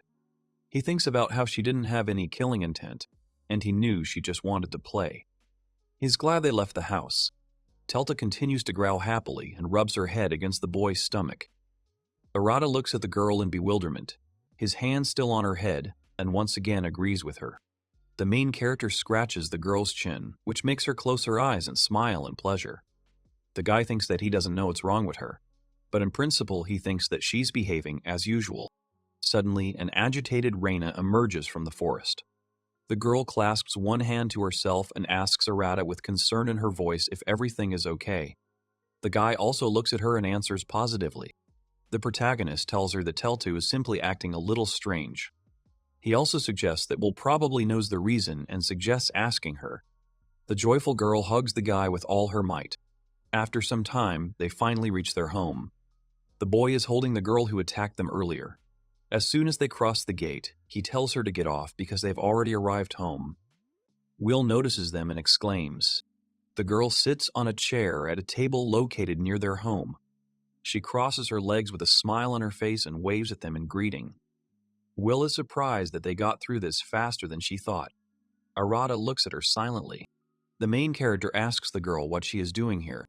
The vampire laughs slyly and points to the cauldron on the table. She explains that they constantly entertain her, so she decided to thank them. A sly grin blossoms on her face. She says that this is her signature dish. The vampire asks them not to worry and claims that there is nothing harmful to their body in it. Raina, Araki, and little Will look at the intruder with suspicion in their eyes. Heke. The vampire is confused and frowns and asks what's wrong with them. She hopes that they won't refuse to eat what she cooked herself. The protagonist looks at her sullenly and first asks her to tell him what she did with Teltu. He continues to stroke the little girl's head, which she enjoys immensely. That's why she smiles. The vampire explains to him that she did nothing wrong and simply helped her to be a little more honest with herself. The protagonist looks at her in bewilderment and raises one eyebrow. He does not understand what she is talking about and asks her again. Will answers his question positively. A malicious smile appears on her face, which does not bode well. The girl says that she did it with the help of her devil eyes. The vampire opens her eyes wide and looks at the guy. The protagonist looks back at her in horror and, opening his eyes wide, clutches the clothes on his chest with his right hand. After a few moments, he comes to his senses and looks at the vampire in bewilderment. At first, Arata is silent, but then he wonders what should have happened and says that there is no effect. Will closes his eyes in disappointment and frowns. The girl props her head up with her hand and says that he is very boring. The protagonist asks her if she can, in other words, control others. The vampire answers his question negatively and explains to him that there are different types of devil eyes and the one she used stimulate instincts. The protagonist thinks to himself that now he understands what happened to Teltu. The girl continues with a joyful expression of interest in him. Raina turns to the vampire and asks her when the girl will come to her senses. Will, with a sly smile on his face, points to the pot with the unknown contents and says that maybe she will feel better while they try her dish. Raina and Arata look at her angrily and shout that it is a lie. The girl asks them not to be so paranoid and puts the contents of the pot on plates. The protagonist looks with skepticism at the plate with incomprehensible food that Will places in front of him. The protagonist frowns slightly and looks at the vampire with displeasure in his eyes. Arata, perplexed, asks the girl if she really thinks he will agree to this. Will tells him that if he doesn't eat it, she'll make Raina eat it. She has a smirk on her face as she looks at him. The guy is silent for a while, thinking about her words. The girl looks at him with a self-confident look. In the end, the protagonist exhales with resignation and gets up from the table, agreeing to the proposal. Arata says he will try. Brings your taste to the dishes. Will card and taste the unknown food. Suddenly his eyes widen in surprise and he freezes in place, amazed. The guy thinks that this is strange because it tastes like nature itself. He feels warmth and nostalgia. It reminds him of home. Eventually, the protagonist eats the entire dish and places the spoon on the edge of the empty bowl. Arata closes his eyes and silently enjoys the taste of the dish that Will prepared for them. The girl looks at him sarcastically and says that judging by his facial expression, he was pleased. The main character frowns a little and looks at his girlfriend with skepticism. You can see a sad expression on the guy's face. The protagonist admits defeat and says that it was very tasty. He also notes that this dish is not like anything else. Will says with joy in his voice that she said so. The boy turns to Rain and Telta, who is standing next to her and asks about them. The girl looks at Will in amazement and wonders what she prepared for them. Raina softens a little and says that if Wilhelmina says that she didn't add anything strange, then she will believe her this time. The cheerful Telta next to her also agrees with the girl and growls happily in her voice. The girl puts the spoon to her lips and tastes the dish prepared by the vampire. The girl follows her example and also puts the spoon in her mouth. Suddenly, Raina says that it is very tasty and looks at the spoon in amazement. Telta happily agrees with her. Will smiles and says that they finally understand that she didn't mean any harm. The girl looks at them with a smile on her face and says that they can eat as much as they want. When they finally sit down at the dinner table, the protagonist asks the girl if she will eat her own dish. Wilhelmina answers his question in the negative and explains that she is already full. She also says in a scary voice that she still has to leave room for dessert. An evil grin appears on the vampire's face and she laughs, frowning slightly. The guy asks her what she said, but she said she didn't say anything. In that case, he says he'll have more. Raina agrees and says she'll have more too. Telta happily agrees with them. After some time, the boys spend their leisure time separately. The main character lies relaxed on a chaise lounge near the house. Little Telta sleeps next to him. Raina is in the house on the sofa reading a book. Wilhelmina frowns at the protagonist's inaction and looks at him with disapproval. The girl asks Arata if he is going to do something more interesting with Raina. He looks at her in surprise. The protagonist frowns after her words and, perplexed, answers negatively, saying that he doesn't think about it. The girl looks at him with displeasure and says that a young guy and girl live together. She says that there must be something more. A sly expression appears on her face and she covers her mouth with her hand, trying to make sure that only Arata hears her. The girl says that he needs to let off steam somehow and offers him adult games. He refuses. After his negative answer, the girl turns away from him with a disappointed look on her face. Wilhelmina is clearly dissatisfied with his answer. The protagonist looks back at her with a gloomy expression on his face. Suddenly, the girl's face transforms.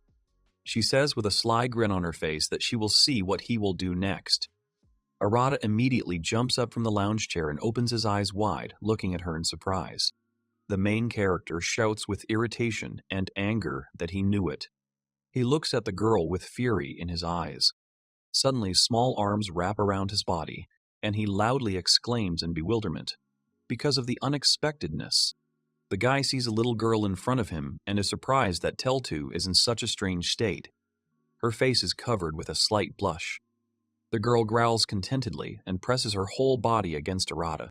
The protagonist looks at her in surprise and lifts her by the waist to get a better look at her face. Arata asks her in confusion what happened and notices that her voice has changed. The young man sees her flushed face before him. The girl's eyes look at him clouded. The main character frowns in confusion and realizes that she has only gotten worse. He immediately turns his head towards the vampire and asks her with an angry expression what she did. Wilhelmina, who is standing next to them, smiles. The girl turns half-turned towards him and with feigned surprise asks him if he is talking about her dish. She pretends not to understand him. The protagonist looks at her angrily and frowns. He asks the girl what she put in them. But another girl interrupts him and he does not have time to finish the sentence. Suddenly, Raina presses her forms against him. The girl leans against him with a flushed face and throws her head on his shoulder. She looks at him with a misty gaze and laughs a little, calling him by name. Arata opens his eyes in surprise and blushes too. Her arms wrap around his body and she hugs him just like Teltu but from behind. The protagonist finds himself trapped between a girl and a girl. He blushes in surprise and loudly exclaims her name. Raina doesn't pay any attention to his surprise and moves closer to his ear. The girl whispers his name into his ear syllable by syllable, which makes him blush very much. The girl laughs a little and the protagonist freezes in surprise. He exclaims loudly and looks at his girlfriends in bewilderment. The guy is in a panic and asks them to wait. Suddenly, his face becomes very angry. He frowns in anger and with anger in his voice turns to Will. He asks the girl what she did. The vampire laughs very hard at this picture, and even tears appear in her eyes. The girl says she just fed them. She already said there was nothing there. Suddenly a bottle of alcohol appears in the air in front of her hand. She grabs it and shows it to the protagonist. He looks at it in surprise and realizes that it is wine. Will spreads his arms out to the sides, and with a sly smile on his face, explains to the main character that she simply added alcohol to it, which is usually used in cooking. She looks at the bottle of wine in her hand with bewilderment and the disappointment in her voice. She realizes that it doesn't work on him either. The protagonist looks at her angrily, expressing his indignation. Arata, surrounded by girls from all sides, asks her if she wants to say that it is an ordinary drink. Will answers his question positively and with a smile on his face says that it is blood wine infused with her magic. The protagonist points his finger at her with rage and asks her with anger in his voice if she thinks this is normal. The vampire pretends not to notice him and looks away. The main character's face is flushed. He is a little embarrassed and tensely asks her what will happen if she drinks it. The vampire smiles and explains to him that with a good dose, the mind drops to the level of ancestral instincts. However, she also mentions that if you use a small amount to cook, most people just get drunk and feel better. Arata glares at her. He is clearly not happy. The girl are still hugging him. Raina closes her eyes and says with pleasure that his body is very warm. The girl smiles and sincerely asks him to stroke her head. The protagonist looks at this in bewilderment. Little Telta also looks at him with admiration and growls demandingly. Arata is surprised that she also asks for this. The protagonist blushes even more and gives in under the pressure of the girls.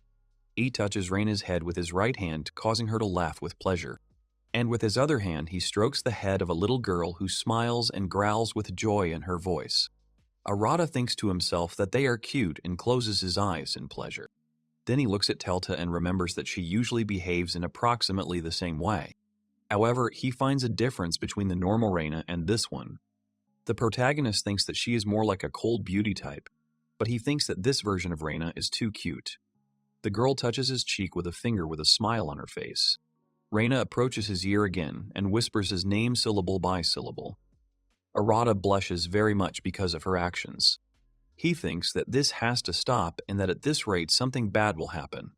He clenches his fist very hard. The protagonist's face turns gloomy and he turns to Will. The girl asks him what he wants. Arata furrows his brows and asks her to make sure that the two of them are not in danger. The main character suddenly runs away from the three girls, leaving them alone. The guy asks the vampire to just look after them. Telta and Raina look after him with disappointment in their eyes. Aratia jumps onto the fence built around their home, and Will is a little disappointed that he ran away. Raina reaches out after him and becomes upset, repeating his name. Telta imitates her actions and growls sadly. An angry grin appears on the vampire's face, and she says that there is nothing to worry about since she has seen enough. The boy runs away, and Will watches as the girl tries to catch up with him and thanks them for the treat. A few minutes after Arata ran away from Raina and Teltu, who went crazy after drinking Will's soup, the protagonist stops when he reaches a river in a beautiful forest. Arata sits down on one of the rocks that are in the middle of the forest and sighs heavily, lowering his head down. There is a look of doom on his face, and he says that just a little bit more and something bad will happen. The protagonist, who is sitting by the river, reflects on how he knew he shouldn't trust Will, and yet he lifts his head up and a slight blush appears on his face. Memories of recent events that happened because of the vampire flash in his mind. He thinks about how it was and blushes. The protagonist remembers thinking that this version of Raina was too cute. Suddenly he demands of himself to stop, and with anger and irritation he kneels down in front of the river, scooping up water in his palms and splashing it on his face. The guy says that he needs to think about something else. Drops of river water run down his face and he looks ahead thoughtfully. He has a beautiful view in front of him, and he looks at the many trees located around him. Arata remembers with surprise that he hasn't been alone with himself for a long time. The protagonist thinks about how he and Raina live in the same house like a family. The guy remembers the face of the girl who smiles at him. Memories of happy girls also flash through his mind. Arata thinks about Luna and Teltu coming to visit every day. He also thinks about the fact that lately he has been communicating more and more often with Aluga and Zeros. The main character recalls that he did not want to get involved with anyone, and he assumed that he would live alone. However, he understands that now, being surrounded by friends, he does not feel any discomfort. A restrained smile appears on his face, and he thinks that something has apparently changed in him. The protagonist gets up from his knees and says that it is too early to go home, so he will have to take a little walk. Suddenly, the ground beneath his feet begins to glow. He looks down at the symbols beneath him in surprise. Suddenly, it lights up brighter and brighter and transforms into some kind of pattern. The guy covers his eyes with his hand because the light is too bright. He closes his eyes and asks what it is. The guy looks at the outline of the light and says that it is some kind of glow. Suddenly, he finds himself in a completely different place. In front of him appears a destroyed building, a lot of debris and a dragon. Arata looks at this with surprise in his eyes and exclaims, not understanding what is happening. Suddenly, someone behind him exclaims no less loudly, looking at the guy. Arata turns around and looks in the other direction. 3 people appear before him, 2 girls and 1 guy. The latter wonders who this guy is and opens his eyes wide in surprise, looking at him, clearly amazed by his appearance. The girls next to him are no less surprised. The dragon behind the main character is getting closer and closer. The guy doesn't even look in its direction, but continues to watch the guy and the girls. He is perplexed, so he remains silent at first, and then asks why this happened. Somewhere far away, Teltu and Raina are trying to climb the wall that the protagonist jumped on some time ago. The girl calls Arata by name and asks where he went. Will looks at them with a stern expression. At this time, a large dragon, which is behind the main character, roars very loudly looking at him. Suddenly an attack starts to form in his mouth. The stranger exclaims loudly as he watches this. The young man looks in horror at the dragon, who is preparing to attack and urges the protagonist to run away quickly. He explains to Arata that the dragon is attacking. The main character looks at him in bewilderment. Arata turns his head towards the monster and exclaims with surprise in his voice. The dragon looks at his face and thinks that he is very strong. Arata thinks with a concentrated face that this is a red dragon and it looks quite strong. However, the protagonist realizes that he looks harmless compared to Suzaku or Will. Arata even suggests that he might even be a little weaker than the Emperor's boar. The dragon looks at him in bewilderment. Suddenly, one of the girls who was standing next to the guy falls to her knees in front of him and asks him for forgiveness with excitement in her voice. The main character looks at her in bewilderment. Celeste lowered her head down and cried bitterly. She sincerely admits her guilt in the fact that it was because of her that the guy ended up in this situation. Celeste, with tears in her eyes, regrets that the divine sacrament, the magic that opens the door to the other world and summons the most powerful divine beast, failed. Ark approaches and addresses Celeste and asks if a saint can behave like that. Celeste immediately realizes her mistake and asks for forgiveness. She clearly understands that this was the only way to defeat the Doomsday Dragon, who was waiting for the right moment and glaring at the heroes with an open mouth full of sharp teeth. Walpurga. Ellie ran to Ark and Celeste with great concern. She reminded the boys that now was not the time for such conversations. The boys turned their attention to her, but it seems that the girl herself also regrets something. She folds her hands in front of her and, looking down, wishes that she had more power than she has. Ellie turned away and closed her eyes. Now she felt that she was not worthy of the title of Witch of Doom. Celeste immediately approached Ellie to console her. The girl asked her not to talk about herself like that. Arata watched all this from the side. The boy sighed with some disappointment and understood everything. He looked at the hero Ark, the Saint Cells, and the Witch of Doom Ellie, who were looking at the enemy with determined looks. To Arata, the Doomsday Dragon seemed like just a lizard that growled at him. The dragon Walpurga opened his mouth. The guy looked at the Doomsday Dragon with some bewilderment. It seemed to him that the dragon, which had a rather creepy appearance at first glance, was very scared. Ark, gritting his teeth, said with annoyance that Walpurga looked very scary. It seemed that the hero was seriously alarmed when he saw the dragon. Celis said with some apprehension and concern that the Doomsday Dragon was mentioned in the scriptures as the personification of great evil that would lead the world to inevitable destruction. Ellie realized that after this, she definitely won't be able to call herself a Witch of Doom. She, holding her weapon in her hands, thinks that she and the guys have only one thing left to do: sacrifice their lives. The boy didn't quite understand the confrontation between the boys and the Doomsday Dragon. He stood between the two warring parties. After those words spoken by the boys, an awkward silence hung. The guy exhales heavily and immediately guesses that he was called as a trump card in the last battle, hoping for an unimaginable miracle. However, despite everything, he looks like an ordinary person. The guy thought for a while almost in the middle of the situation. He wonders if it is possible to return from this place back to the divine island of Arcadia. Ark proudly announced that he, Cells, and Ellie would cover the boy, and he would have to run as fast as he could and not look back, even if he heard screams. Cells closed her eyes and with all sincerity turned to the Almighty with a request to help a stranger, meaning Arata, who ended up in all this through what she believed to be her fault. Ellie, of course, doesn't know who the guy is, but she told him to live while she and the guys buy at least a little time so that he can escape. The guy, listening to these words, smiled. He clearly understands that he cannot abandon this trio because they are quite good people. The three guys looked like heroes from one party. The guy promised himself to think about it all later. He took a couple of steps and headed straight towards the Doomsday Dragon, which surprised the three heroes.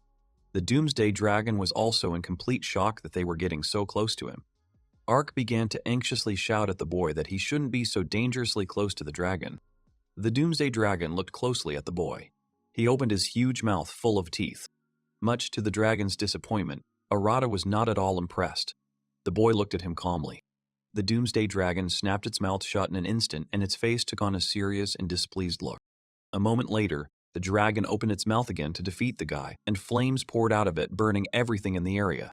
The heroes barely held on to not fly away from such a powerful wave of ash and hot air. Ark, Celes, and Ellie could not say a word because they did not understand at all what was happening. Celes clutched her staff even tighter in her hands, taking all the blame on herself again. Ark decided it was because of him, since he, in his opinion, had failed to help again. They both hung their heads down. Ellie certainly wasn't going to praise the boys. She didn't appreciate them taking all the blame on themselves again. She says that they need to focus on the enemy now, and heads towards the enemy. The boys stood and looked at the dragon, waiting for the last of the flames to leave his clothes. The Doomsday Dragon was in complete shock that his opponent was able to withstand his powerful attack, and remained unharmed. The heroes were also surprised and could not comment on it. Ellie and Celes even opened their mouths in surprise. Ark did not quite clearly understand what was happening. The boy cracked his fingers and said that it was his turn. He raised his hand, clenched into a fist, and showed the dragon his readiness to attack. The magical creature didn't understand anything. The dragon shook its head from side to side as if refusing the boy's upcoming attack. The boy swung his sword and came very close to the dragon. It seemed to Arata that the dragon did not want to take the blow. After all, the dragon could not understand him. As soon as the guy's fist reached the magical creature, it immediately flew high up. The heroes were completely shocked by what they saw and lost the power of speech.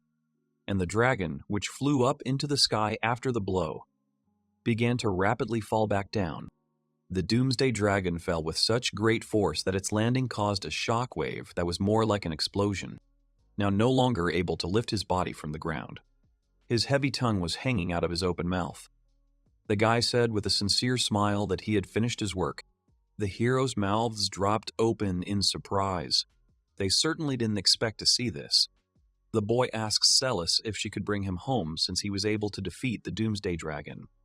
The girl started talking about it. Suddenly, the familiar glow that had appeared before appears around Arata, and he notices it. Celes gasped in surprise when she noticed the glow. Celes thought, and was surprised to assume that the guy is the Lord God. The guy answers with a sincere smile and carefreely says that he is a simple man. He waves goodbye to the boys and clearly understands that right now he will return home. Celes asks the guy to wait a little. Celes runs a little closer to the guy and asks him to at least say his name. Arata thinks and says that there is nothing wrong with that and says his name. Celes, with some embarrassment, pronounces the guy's name again after hearing it, and, squeezing her staff even tighter in her hands, says that she will definitely remember him. The girl happily and proudly asks the guy to be sure that she will definitely tell the church about this situation. Celes believes that future generations simply must know about Arata's feat. However, despite everything, Arata himself does not consider his act a feat at all and, raising his palm, asks the girl to stop praising him, because he simply provided help. But Celes doesn't calm down and asks to leave this matter to her. She is definitely going to tell about Lord Arata, the avatar of God. Ark stood behind him, smiling proudly, his eyes closed. Celes bows to the boy and says that she and the boys are immensely grateful to him. Meanwhile, Arata asks Celes to wait, but the glow, which was becoming brighter, did not allow her to finish, and the dialogue was interrupted. Now Arata finds himself in a different place, in the middle of the forest. He remains in the same position when he tried to say goodbye to the guys. He clearly understands that he's been here before, and now he has simply returned back. Arata is very curious about what happened to him. The guy looks at the starry sky and thinks and says that he could just be dreaming all of this. He clearly understands that it is time to go back. because Raina and Teltu should have come to their senses by now. Arata opened the door to the room, entered the house, and told Raina, who was sitting on the couch. The girl stood up and said Arata's name as soon as he entered the room. It seemed that Raina wanted to say something to Arata, but she couldn't bring herself to do it. The guy assumed that the girl, who suddenly blushed from embarrassment, remembered everything. Will laughed slyly and congratulated Arata on her return. The guy noticed that she was having quite a good time. The girl, resting her chin on her hands, did not deny it and said that it was quite funny. Arata, with a sincere smile, sincerely thanks the girl for actually looking after Rain and Telta despite the jokes. Will only turns away from the boy in response. Teltu quickly runs up the stairs towards the boy, calling him darling. She hugs him and tells him that she is glad he is back. Arata patted the girl on the head and agreed with her, and then turned to Rain, which she seemed not to expect at all. The guy with a sincere smile says that he is home. Raina was very surprised by this phrase, and a moment later she smiled sincerely and, agreeing with Arata's words, said to the guy, "Welcome back." Arata felt good as he looked straight at Rain's contented expression and noticed that she was smiling again. He forced himself to stop for a moment. It seemed like he felt a sigh of relief. Arata's mouth dropped open in surprise, but then he realized what it was. Arata clearly understood that he was more worried about Raina than he thought. The girl's large and beautiful eyes were looking straight at him. Will watched this from the table. Will turned to Bahamut and said that it was time for them to go home. However, despite everything, Teltu clearly did not appreciate this idea and looked at Will with displeasure. The girl rushed to the guy again and, hugging him tightly around the waist, said that today she was going to sleep only with her husband. Then Will decided to do something and waved her fingers. The girl, looking extremely displeased, explained that this would not be fun at all and decided to take Telta with her abilities. Arata looked at the girl's servant in surprise. An unknown creature appeared in space and covered Teltu's face and mouth with its hands, which prevented her from finishing what she wanted to do with her husband. Teltu did not understand at all clearly what the creature was doing to her. Will, leaving the room, waves goodbye to the guys left in the room and takes Telta with him. The girl turns to face the guy and with a sly smile wishes him and Raina a fun night. The girl giggles and leaves the house, taking with her the servant who holds Telta, who is trying so desperately to get out of his tight grip. Raina and Arata watch them go a little awkwardly. Arata notices that he and Rain haven't been alone together for a long time, and now they both feel a bit awkward. It seems that Raina wants to say something and, a little embarrassed, she calls the guy by name. He immediately responds. Raina tucks a few of her hairs behind her ear and with a look full of tenderness begins to talk about what happened during the day. Arata was a little surprised at first, looking straight at the girl, but then lowered his head with some sadness. The guy says that a lot has happened today and he would like to just relax and offers to do the same to the girl. He mentally apologizes to Raina for these words. Arata tells Raina with a sincere smile that no one will probably remember this the next day. But in fact, he thinks and says that now is not the right time for any progress to be made. Raina looked at the boy sadly as he said these words. The girl finally agreed after a few seconds of silence. Arata looked at her with a sincere smile. However, despite everything, Raina, took a few steps towards Arata. The girl wonders if the guy will mind that on this day everything will be different from usual, because tomorrow has not come yet. Arata was surprised and asked the girl what she meant. Raina, with some sadness, approached the guy, pressed herself close to his body and hugged him.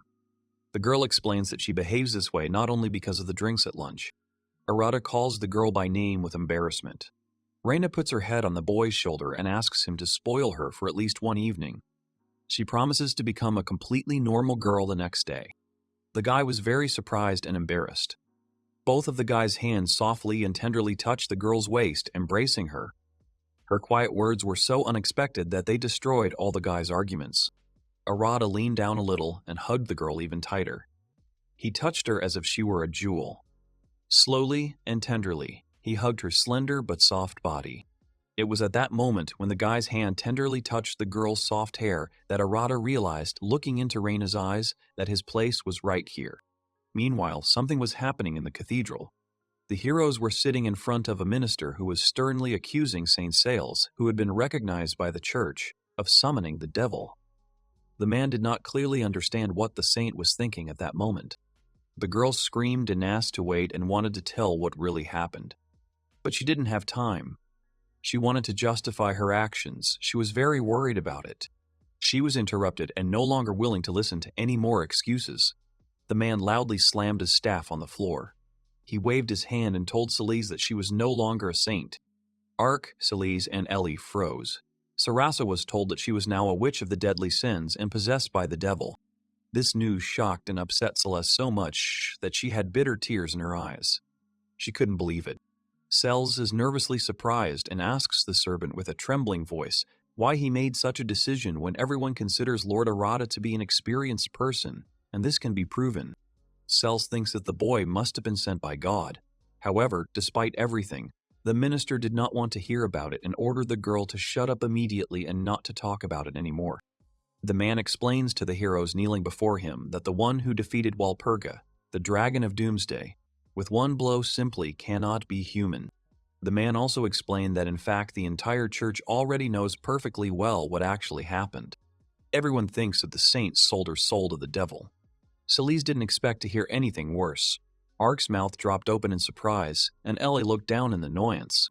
Celeste could not object to the priest's words.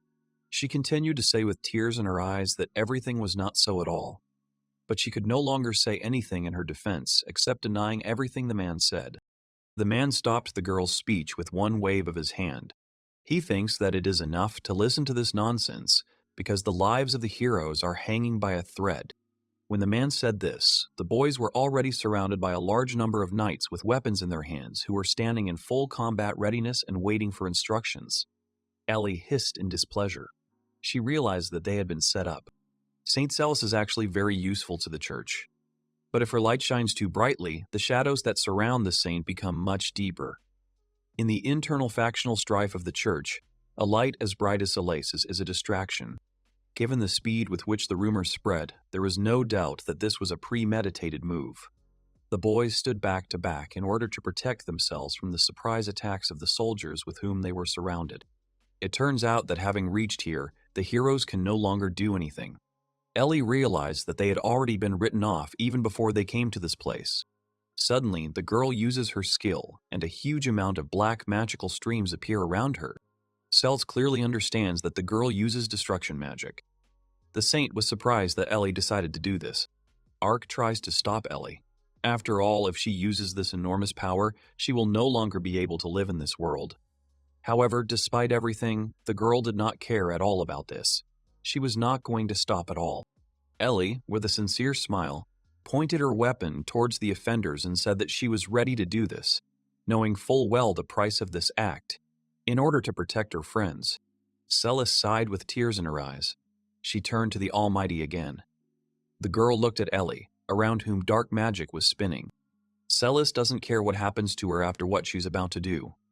She asks him to stop in a quiet voice. Tears are streaming down her cheek. She asks for help to stop this fight after a few moments. Celise screams, grabs her staff, and says that she can't let anyone else get hurt. A very bright glow appears around her, lifting her hair and cape upwards. Ellie turns around and is surprised to see that the girl is using the light from the summoning, just like last time. The unknown voice that appeared so suddenly tells that the girl's wish was heard. Suddenly, Wilhelmina begins to hover in the air. Celise looks at her in surprise and cannot understand anything, and the girl only laughs slyly. Will said that she had decided that she had not felt the power of God for a long time. She, adjusting her hair, said that something interesting was happening in the cathedral. After all, she hadn't expected to ever get off that island. Celise said that she understood everything from what Wilhelmina had said. Wilhelmina believes that it is all because of the connection with Arata. Celise hopefully asked if the girl knew him. The disgruntled guards asked who Wilhelmina was. The girl grinned and said that she would introduce herself. Her name is Wilhelmina Walmiron Wolheim. The guards immediately recognized her, and her name from a myth that is over 10,000 years old. The girl was glad that the guards had the right information. She asks them if they remember that she is the queen of demons who kills gods. The heroes now stand in the middle of a huge pile of ruined rubble that remains of the cathedral. Many columns have been broken into several pieces and scattered throughout the area. Will waved her hand and said that she did everything as Celis asked. and none of her friends were hurt at all. Celis, who was standing next to Ellie and Ark, agreed with Will's words. Celis thanked the girl with genuine surprise, and she asked why Will did that. However, despite everything, she interrupted her and said that she was just wasting her free time. Celis recalled how Arata was sent back to his home with the help of a glow. The saint realized that they had some divine magic left, as well as some of the boy's insane strength. Celis guessed one thing and believed that Will had been sent to them by Lord Arata. The girl was glad of this assumption. Will looked at Celis, sitting on a high pile of stones. Will said that it was, but in reality it was a simple lie. The girl thought that it was possible to have a pretty good time at these guys, anticipating fun. Celis thought that it was very merciful of Arata. Will took a few steps back and waved her hand at the boys. The same glow as Arata's appeared around the girl. She explained that the summoning spell was about to wear off, so she needed to get home immediately. Celis was a little upset. She asks Will with regret if she is forced to go back already. After all, the saint did not have time to thank the girl properly. Will didn't quite understand what the girl was talking about. She said with a soft smile on her face that in fact they were already connected. She explained to the already surprised boys that if they suddenly wanted to see Arata, they would probably be able to find their way to him. The road leads to the divine island of Arcadia. After these words, Wilhelmina Walmiron Awahem evaporated and left behind only the remains of a magical glow. Celis, watching the disappearing magical traces, repeated the name of the island. She and the boys looked at the sky with some hope in their eyes. Ark approached Celis and said that it was time for them to go because they could no longer stay here. Ellie joined in with the guy's words and said with regret that from now on they were wanted for life. Celis looked down regretfully and then closed her eyes. She took a few steps on the ground, which was simply strewn with debris from the cathedral, and realized that it was time for them to go after all. They have to find a way to the divine island of Arcadia. Ark and Ellie followed Celis. The heroes go forward, leaving behind a destroyed building. This is how the saint's journey continued. The hero and the witch died. Meanwhile, in Arata's house. It's a clear day outside. Clouds are slowly floating across the sky. The guy is sitting at the table and thinking and talking about how many things have happened. But recently their days have been especially eventful. They built a house and made friends with the divine beasts. Life on the island became more comfortable. But Arata gets up from the table and clearly understands that now he wants even more comfort. The guy approached Rain and offered to build a road to the village of divine beasts. The girl did not quite understand what the point of this would be. The boy explained that, in fact, the other day, when he went to the village in search of the moon, he thought the road was too wild. Raina thought about it and then explained that, in fact, she was not there at all. Arata recalls that Zeros and Merlin also said that it was too difficult a route for them. They didn't think that they would be able to return in one piece. They still haven't greeted anyone except Luna and Aluga. The guy continues to insist on his own, and says that in this case it is necessary to make the route easier. He thinks with a sincere smile and says that this will improve their interaction quite well. Raina accepts the idea and folds her arms in front of her. She reminisces and says that their territory belonged to the divine beast race from the beginning, and it was simply lent to them. Raina thought, touching her cheek with her index finger. She thinks that it is far from certain that the divine beasts will be delighted with the boys clearing the road at their own will. Arata and Raina decided to meet the divine beast representative near their home after all. Arata told him the idea and what he and Raina had planned. Aluga said that he was not against this idea at all. The guy was surprised by this answer and asked if he really did not object to the construction of the road, and in response he received consent. Aluga looked at Arata and Rhino explained to them that they, divine beasts, did not need such roads at all. But ordinary beastmen do not know at all when a monster may appear. Aluga is so pleased that he literally glows with joy. He says that monsters will not come near the road where the smell of Arata is hanging around, so this will add to their safety. Raina turned to Aluga and, putting her hand forward a little, said that it was still worth telling Suzaku about this, since she was their elder. Aluga thinks that Suzaku won't be against this idea at all. Besides, she wasn't and still isn't in the village. Arata was surprised and asked if it was true. It turned out that it was. As Aluga said, It turned out that Suzaku had gone to Wilhelmina Wakim the previous day, when he was sitting in the room drinking a drink and had still not returned. Aluga thought that Suzaku was very upset. He said with some concern that he had never seen her like this. Arata asks if Suzaku is really okay. He and Raina are both very concerned about the divine beast elder Suzaku's condition. Aluga believes that if the girl ultimately fails to cope with her affairs and leaves this world, she will still be resurrected again, so there is definitely no need to worry about it. Aluga reminds Arata and Raina of what they said about building a road. The boy suddenly remembered and confirmed it. Aluga asks the boy if he needs help to build the road. He also says that in that case he can bring the moon and other divine beasts to help. Arata thanks the man with a sincere smile. Raina asked Arata how he was going to make this road. Arata thought for a moment. As it turns out, the guy thinks that you first need to cut down all the trees with magic and then level the surface with earth magic. Raina sighs tiredly and covers her eyes with her hand. She asks the boy to wait with his thoughts. The girl explains that mana is not infinite and hopes that the boy understands this clearly. She points her index finger upwards and also reminds that the village of divine beasts is quite far away. The girl asked if Arata had ever run out of mana. The guy looked at the girl in surprise and listened to her attentively. Arata said that he did not remember such a thing at all. Raina was surprised because she did not expect such an answer. Raina said that in that case he might not worry about magic, but they had another problem. The girl asked him not to make a face like he was suffering from something. Raina asks what Arata is going to do with the trees that will be cut down. At this point, the boy actually thought about it. After all, absolutely all the trees are in good condition, and it would be very bad to leave them here to rot. Then Aluga suggested taking these trees. The beastmen would definitely find a use for this wood. Arata thought it was a very good idea. Now that everyone had agreed, Arata suggested that they get to work. Raina, Arata, and Aluga happily raised their fists and agreed with the guy's words. With one wave of his hand, Arata used magic to cut down a large number of trees that occupied almost an entire clearing. Raina deftly used magic from both hands to strip the bark from the tree trunks, turning them into smooth logs. Aluga expertly carries log after log without a hint of fatigue. As they work, she and Arata exchange glances. 3 days passed. All the guys were exhausted and were resting on the stumps that remained on the ground after the trees were cut down. But they had only made about 1/10 of the road they had planned. It was already quite long, the road stretching out in the middle of the mountains and the remaining trees. Raina wipes the sweat from her forehead with her hand and says that they still have quite a lot of work ahead of them. Arata remembers that before, he and Aluga spent half an hour running to get to the village of divine beasts. Arata casually asked where Zeros and Merlin had disappeared to. Raina, looking very tired, reported that they had collapsed to the ground due to lack of mana. Raina, as it turned out, was also at her limit. She leaned her hands on her knees to somehow maintain her balance.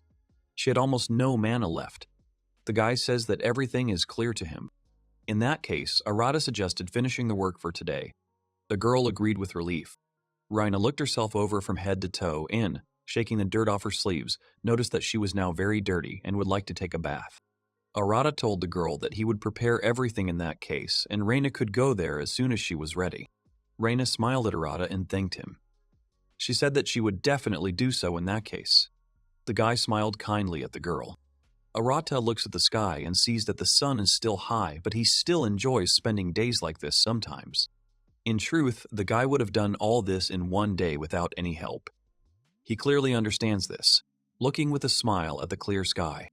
But in the end, the guy didn't do it. After all, doing it alone wouldn't be interesting at all. Arata remembers how he worked with Raina and helped her when needed, and how he communicated with the islanders in a fun and carefree manner. The boy calmly closes his eyes and clearly understands that he just wants to enjoy everyday life. The guy clearly understands that he wants to wake up free every day, play whenever he wants, work whenever he wants, and sleep whenever he wants. In this world, you can behave like that. Arata smiles as he watches Raina walk away, stretching her back, and clearly understands that he chose his reincarnation after all. The guy thinks that being a little selfish is quite normal. He waves his hand at the girl. However, despite everything, Raina and the others are tired of this selfishness. Arata and Raina decided to build a road to the village of divine beasts. At this stage of the work, the road was already very wide and long and went straight in the direction of the village. Thanks to the help of the islanders, the work is in full swing. Raina helped delegate tasks between the boys. Many beastmen came to help in removing the remaining logs. The guy is sitting on the riverbank, which was made entirely of rocks, and is fishing. He is thinking and talking about how, despite all this, they are not even halfway there. Arata smiles as he clearly understands that getting together with Raina and the others to build something is already quite fun. Arata closes his eyes and thinks that there is no need to rush now and he can relax a little. However, contrary to all his expectations, his attention is drawn to a log floating down the river. On the log was Kadima, whom the boy recognized almost immediately. He was very scared for her. Arata pulled the girl and the log onto the shore. Kadima sat on the shore, trying to cough and come to her senses. Kadima then sincerely thanks the guy for his help. The guy smiles at her. After that, the guy wanted to ask why the girl was in the water again, but suddenly stopped. The girl's clothes were slipping off, leaving a part of her body slightly exposed. Drops of water were running down Kadima's stomach. Arata, noticing this, was shocked. Arata asked her to put the thing on, despite the girl's objections that she was not cold at all. The guy still insisted on his own. Kadima, putting on the boy's cloak, asked him if he was now satisfied. Arata thanked the girl for so kindly fulfilling his request and breathed a sigh of relief. The guy pointed with his palm at the fast flow of water and suggested that Kadima had been carried away by the river again this time. The girl confirmed this. Kadima says that she actually needed to visit the guy, which Arata didn't expect at all, pointing at himself and asking the girl this again. Arata waves his hand from side to side and casually says that he doesn't see any connection at all between the fact that the girl needs him and the fact that she was carried away by the river. Kadima explained that the mountain where she lives turned out to be much further from the guy's house than she had previously thought. In this regard, the girl firmly decided that going downstream would be much faster and easier. Then she proudly stood on a large log, facing the fresh tailwind. But on the way, unfortunately, the girl slipped and fell into the water from the log, unable to maintain her balance on it. Katima's leg cramped and she was unable to return to the shore. Arata, with some sympathy, clearly understands that the girl should stay away from the water and tells her so. Arata asks the girl what she wanted from him. Kadima remembered why she came to the guy and got down to business, agreeing with him. Kadima explained to Arata that the elves never forget good deeds. That is why she wanted to introduce the boy from her village. Arata came home and told Raina what Kadima was offering them. The guy looks at the girl, waiting for an answer. Raina asks with a sincere smile what's wrong with that. After all, she would love to see how the earls live at home. Raina reminds him that they are currently busy building a road, and she herself is not very happy about it. Arata remembers this with regret. Arata thought about it seriously. After all, he really didn't want to postpone the construction, since it was in full swing now. Suddenly, Kadima entered the room, surprising Raina and Arata, who were sitting next to each other on the couch. She asked the boys not to worry about building a road to the village of divine beasts. Arata was surprised by these words. The girl said that she would definitely contact the village so that its residents would be ready to accept them as soon as the guys finished building a road and were free from their work. Kadima tells Arata and Raina that the elves are rather leisurely. She thinks and says that they will not be offended even if she stays for 50 years. Arata understands everything clearly, but still chuckles thoughtfully. He asks the girl what she will do while she waits for the road to be built. Kadima began to think about this question. Kadima, without thinking twice, looks at Arata and Raina and says that she has nothing to do at home anyway, so she's going to stay with the guys until the very end of construction.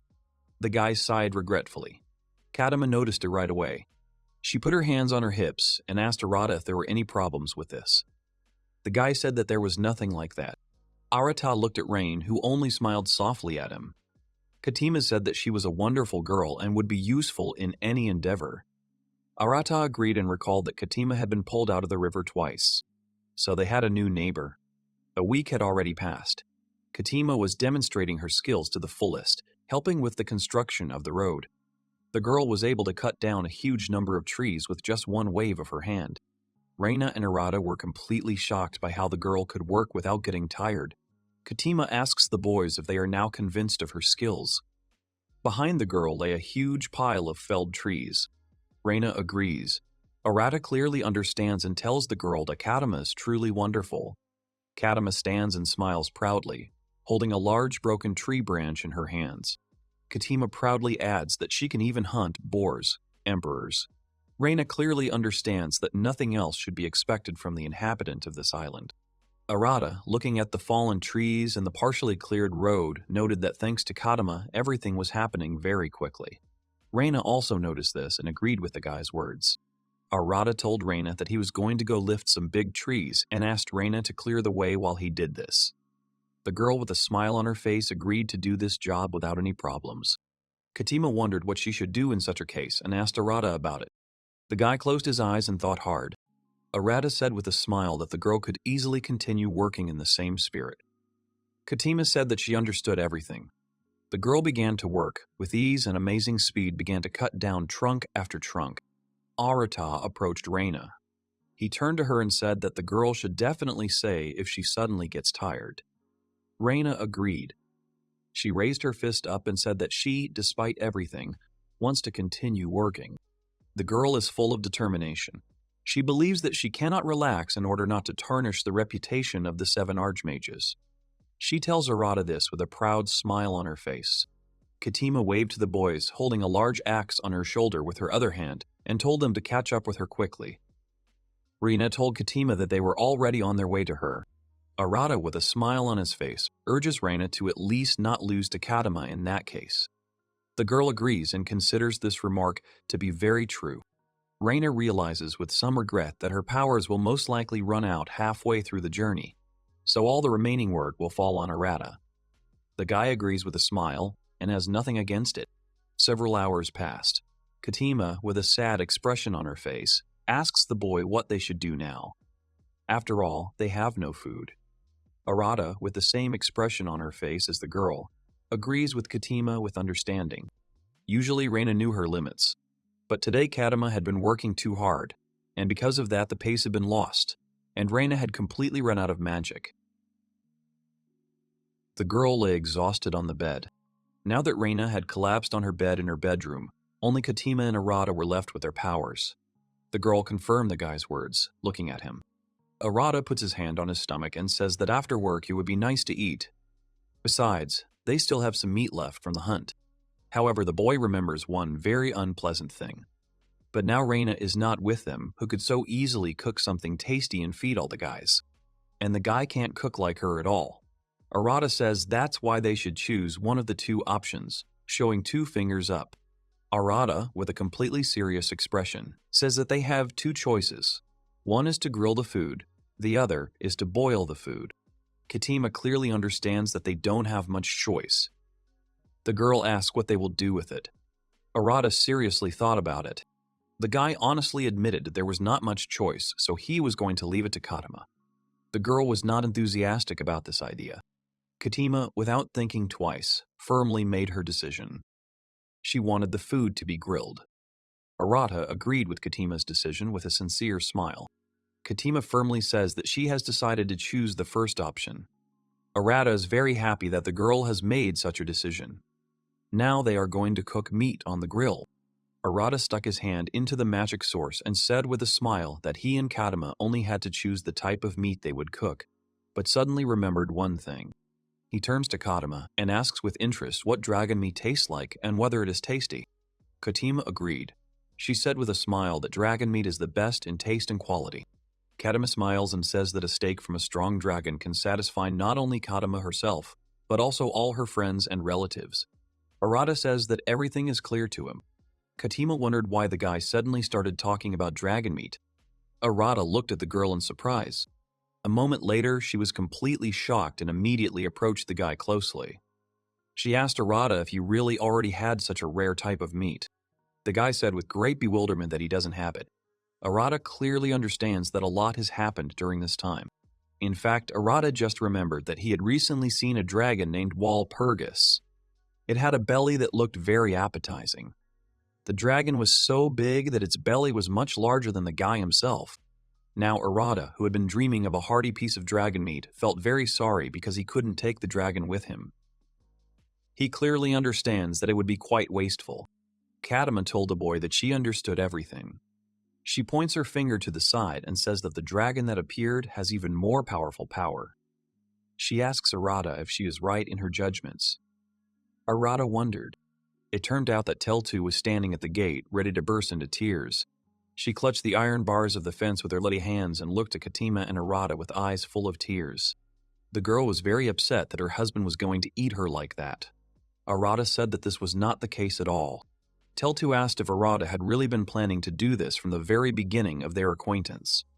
The guy said with regret that this was not the case at all, but he did not have time to utter words of justification.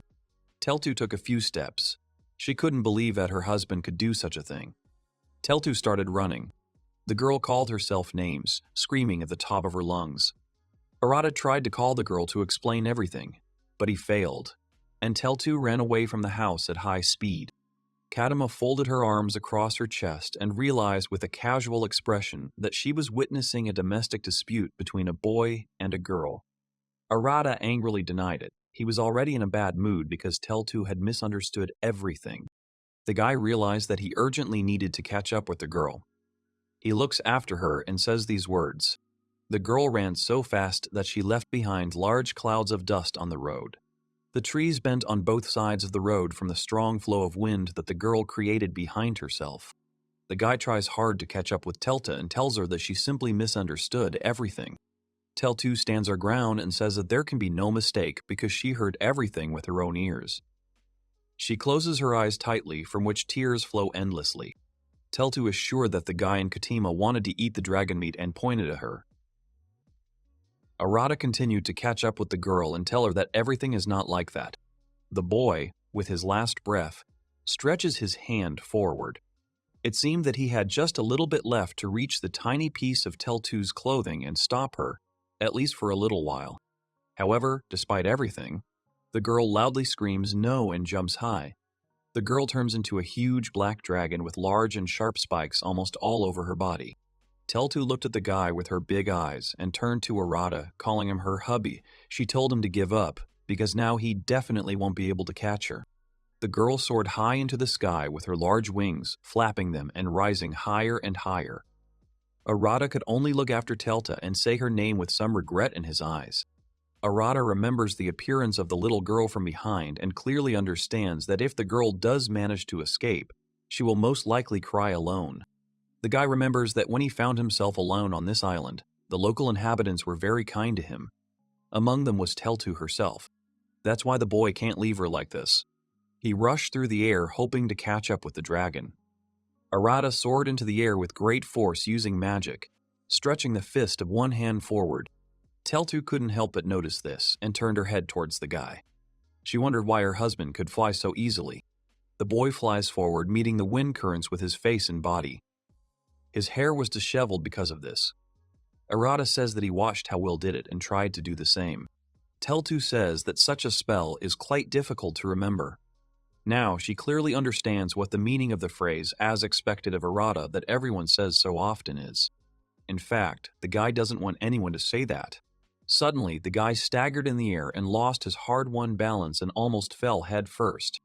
Arata is having a hard time controlling this magic. He can't fly properly with it. Now he's falling down and can't get his balance back. The boy shouts to Telt and reaches out one hand to her. The dragon notices that the boy has lost his balance and now can't catch him again. The girl had to slow down a bit to help the boy. She did so without further ado. Arata, grabbing Telta, notices that she is genuinely worried about him and asks her about it. The guy asks the girl if she has forgiven him. Teltu turns away and with some embarrassment says that this is all real nonsense because she already knew that her husband would definitely not eat her. The guy clearly understands from the girl's voice that she is no longer angry. She is very happy that everything turned out this way. But he still can't keep up with her. In that case, Arata is going to try the wind magic that Raina used. The boy turns around in the air and stretches his arms forward. The boy turns his back to Telt and summons a tornado.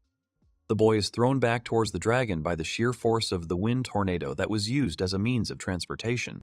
Teltu was very surprised when Arata flew to the side with the help of a huge force of wind magic. The boy gasped when he accidentally, as it seemed, flew past the dragon. Teltu loudly shouts at the guy about where he flew to. However, despite everything, Arata explained that he had not yet figured out how to stop in the air and continued flying further. To do this, the guy is going to use the same magic, but in the opposite direction. Arata turns around and is in complete shock. He screams and wonders why a dragon suddenly appears with its mouth open and flies straight towards him, preparing to eat him. Teltu calls her husband and says that this dragon will make an absolutely amazing steak, and his opportunity cannot be so easily and shamelessly let go. The guy listened carefully to the girl, not expecting such an answer, and with a smile on his face agreed with her words. He realized that he had to strike very carefully and directed his hand towards the prey, beginning to summon streams of magic. Arata uses the wind sight skill and defeats the dragon with one blow, separating its very long neck and powerful body. The dragon's head with its terrifying open mouth immediately flew straight down. He is very happy that everything turned out this way. Arata thought it was a great catch. Suddenly, Teltu calls her husband and distracts him. She grabbed Arata by the shoulders with her hands. Being in human form again, was unhappy that the guy overtook her.